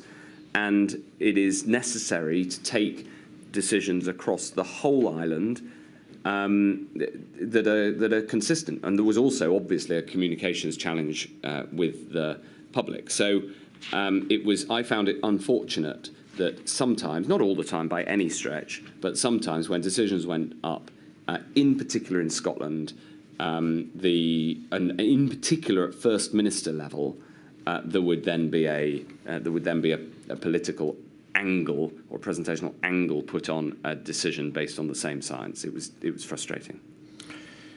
Moving now to the summer of 2020, without going into the detail of the plan to rebuild or the exit from the first national lockdown, it's plain, Mr. Hancock, that there was a vigorous debate about the speed at which the country should come out of the measures, and a debate about the speed at which the particular phases of the roadmap should be proceeded through. Yeah. Your statement suggests that you had significant concerns about whether or not step 3 of the roadmap went too far, because it was obvious that cases were rising again. And you also question the tone and ambition of government publications, in particular one of the chapters of the plan to rebuild. Can you remind me of the date of step 3? It's phase 3. I don't think I can assist on the particular date of that phase. It matters not because it's obvious it was in May that the cases started rising mid-July. That's when I really started worrying. Yes, but your statement says step 3 went too far as cases began rising again. I see. Yes. You also subsequently in July later expressed concern to the Prime Minister about the speed of release. Yes. I don't want to trouble you with the detail, but in this general debate about caution against speed of release, yes, you were for caution. Yes. To what extent were your concerns heard and reflected in the government's position thereafter? Well, they were heard and they were reflected, I guess, in as much as it might have been more. There might have been more opening had I not made these arguments. My entire strategy at this point was to try to keep R below 1. I thought that it was I was completely alongside Chris Whitty during this period on this strategy, which was summer is the best time to release. If R goes a bit above 1 over the summer, not the end of the world so long as cases are very low, but then we'll have to take action in the early autumn to get it down again. But the critical thing is to keep it under control. And in this period, I articulated what I regarded as the government strategy, which was we suppress the virus until a vaccine can make us safe. Now, after articulating that a few times, I then got asked by Number 10 not to say it because we didn't know we'd get a vaccine. But I was confident by this point that we would get one. And anyway, I couldn't see any other way through this without far too many deaths. When were you asked by Number 10 not to say it? I can't remember. It was in a press conference. We should be able to find the paperwork if we dig further for it. Just assist us roughly. It will have been in a press conference in July or August. Your statement says in terms that you believe that step 3 of the roadmap went too far, which tends to suggest that your concerns were not reflected in the outcome of that roadmap because step 3 had been promulgated. You thought they went too far, but it couldn't be reversed. Well, certainly not fully reflected. But as throughout the autumn, the Prime Minister balanced economic and health considerations, and I made the health argument as well as I could. And this was an early precursor to the much more involved debates over September and October. Do you recall ONS data being released on the 29th of July? Yes, I remember that the number of cases bottomed out on the 13th of July, and I remember the ONS, which came out a little bit later but was more robust. The ONS survey would come out shortly after that. The ONS data of that date showed, according to your statement, and it is, of course, right, that cases had risen, and to use your word, dramatically. Yes, from a very low base, but yes. Did you know in advance of the Eat Out to Help Out scheme? No, that was announced not ahead of its announcement on the 8th of July. No. In fact, cases were still falling at that point. Did you raise your concern when the scheme was announced? And of course, it was announced in advance of the beginning of August and meant to take effect on 3rd of August, I think. Tuesdays, Wednesdays, Thursdays for those 4 weeks of August? I didn't know about the Eat Out to Help Out scheme until the cabinet meeting on the morning of its announcement, and it was one of a package of loosenings. We were doing a number of things to bring back a bit of freedom over the summer. As the Secretary of State for Health, had you been told and had you been asked for your view, what would you have said? I don't know. Well, Mr Hancock, you've told the inquiry that there is in this debate between caution and allowing release, and it's a difficult debate, a public health view, which you as the Secretary of State are plainly on the side of caution. Yes. Because that's your job. What mattered in that in the opening then was that there wasn't overall too much. And in the end, there was overall too much. Which individual items of opening you did or didn't do is second order compared to the overall amount of openings. I was at the same time campaigning internally to get funding so that those who tested positive would isolate, which we eventually got put in place in September. And I thought that was the most important use of money.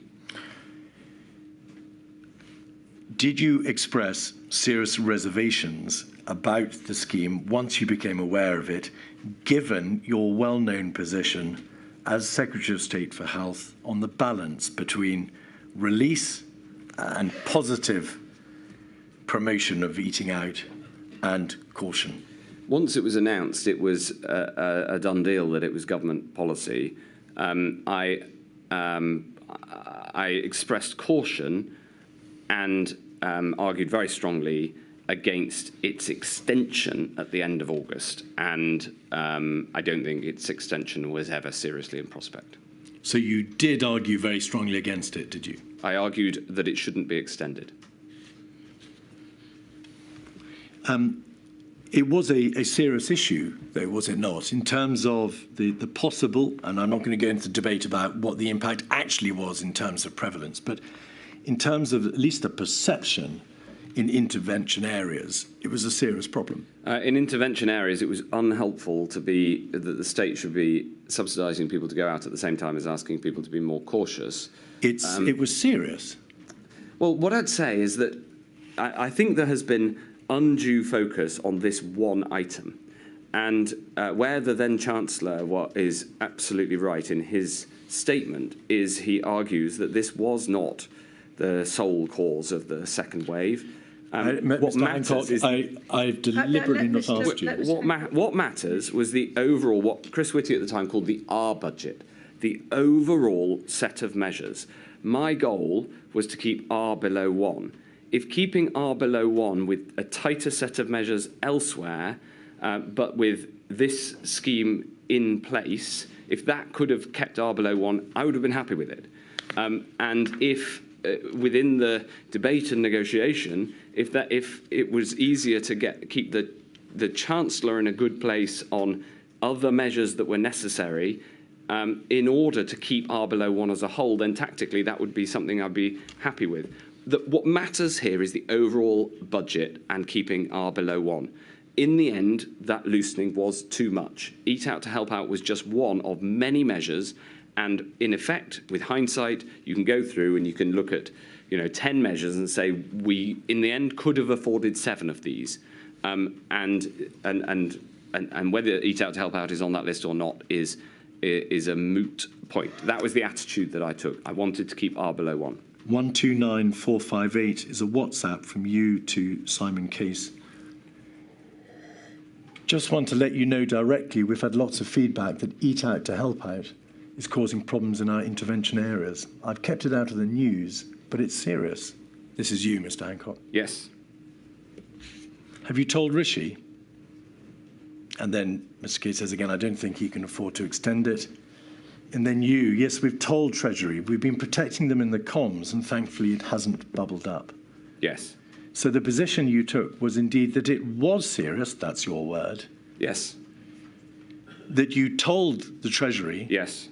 But whilst you did so, you protected the Treasury in the news, you concealed your concerns about the seriousness of the impact of this scheme, and you expressed thanks, gratitude, it hadn't come to light. That's because I abide by collective responsibility. And I was being encouraged by various journalists who would presume that I was against it to criticise the then Chancellor. But I believe that government is a team effort.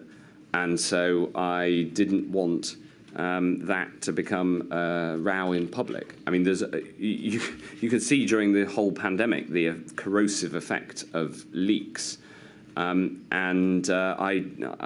was not part of that, and I don't appreciate government by leak, and hence I abided by collective responsibility on and off the record. That's what I'm saying there.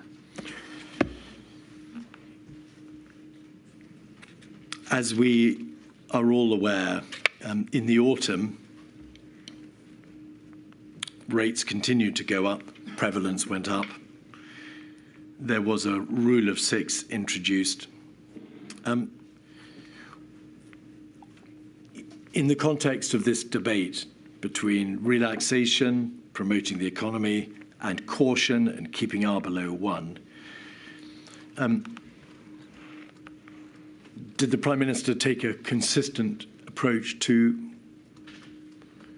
one or the other sides of that argument? I think it's fair to say that the Prime Minister felt strongly the arguments for the protection of health and the arguments for liberty and the protection of the economy. My particular beef was that I didn't think there was a trade-off at all, and there wasn't. It wasn't an either or. You couldn't choose between either. And my intense frustration was that economists at the Treasury and elsewhere couldn't see that although you could protect the economy by not locking down this week or next week, the consequence, the second round consequence of that, would be a firmer, more economically damaging lockdown in the future. And as a trained economist, and knowing some of them, the second round impact of a decision is what economics is all about. And I couldn't get them to see, it was deeply frustrating, that it was against the economic interest as well as against the health interest to avoid the action that was necessary. The Prime Minister saw it as both, and he felt very keenly the instincts on both sides. In your book, for the 26th of August, it purports to be a diary entry, but we now know that these are not diary entries. Not now, no. I was clear when I published it. For all our best efforts to avoid chaotic lurching, the Prime Minister has veered off. Do you recall writing that in your book? I do, and I remember that period. Yes. So the answer to the question I put, which is, did the Prime Minister take a consistent line, is not that he was conscious of the debate, both sides, but that you used your efforts as well as the efforts of others to avoid chaotic lurching on his part. And the clear impression you give in your own book, Mr Hancock, is that yet again he had veered off. What period are we talking about? 26th of August. So late August was frustrating because in July the Prime Minister had been extremely concerned that there was a second wave, and it's reflected in the various communications, and then came back from holiday and was much more concerned with not locking down, and I found that a problem. Mr Hancock, they're your words. Chaotic lurching. That's not entirely similar to suggesting that he was reasonably and sensibly taking a different view in light of new information or scientific advice. Is it? There are different degrees of diplomacy with which you can give an answer to the same question. In September, as you've indicated and as your statement makes plain, that the data shows that infection rates were going up, and in a very broad sense, the country was faced with a scenario similar to that faced at the end of February. That's what you suggest in your statement. Yeah. Actually, case rates were higher than at the end of February. Yeah. Well, that is your assessment. You say similar to that faced at the end of February. What, in general terms, as the Secretary of State, was your position in September?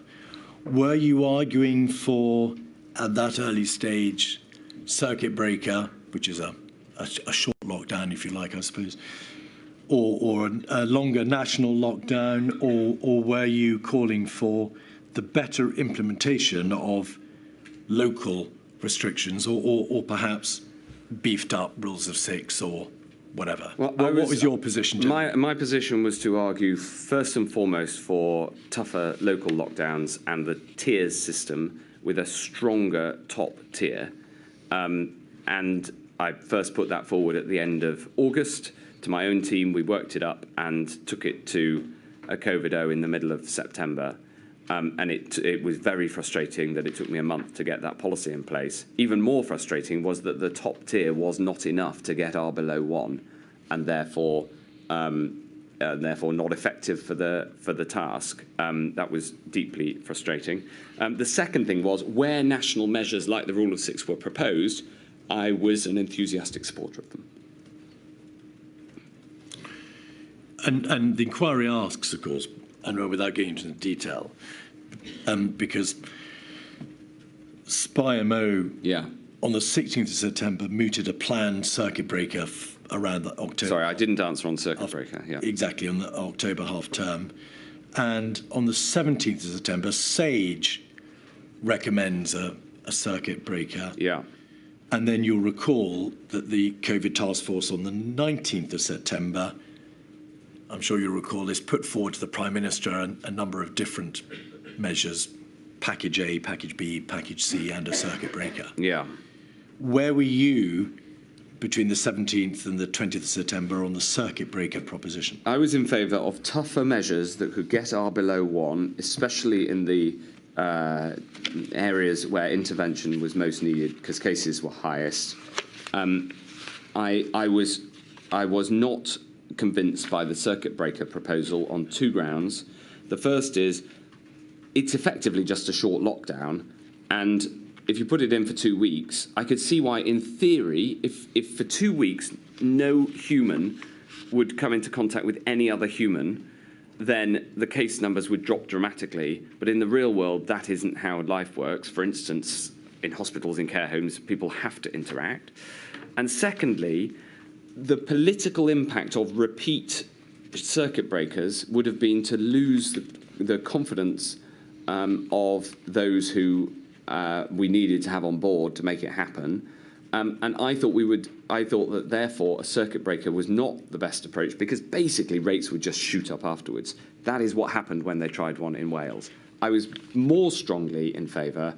The thing I wanted to see was action to keep R below 1. And the way that I thought that was best organised was a degree of national action and then the tiers system, making sure you could get the pandemic under control where it was most virulent.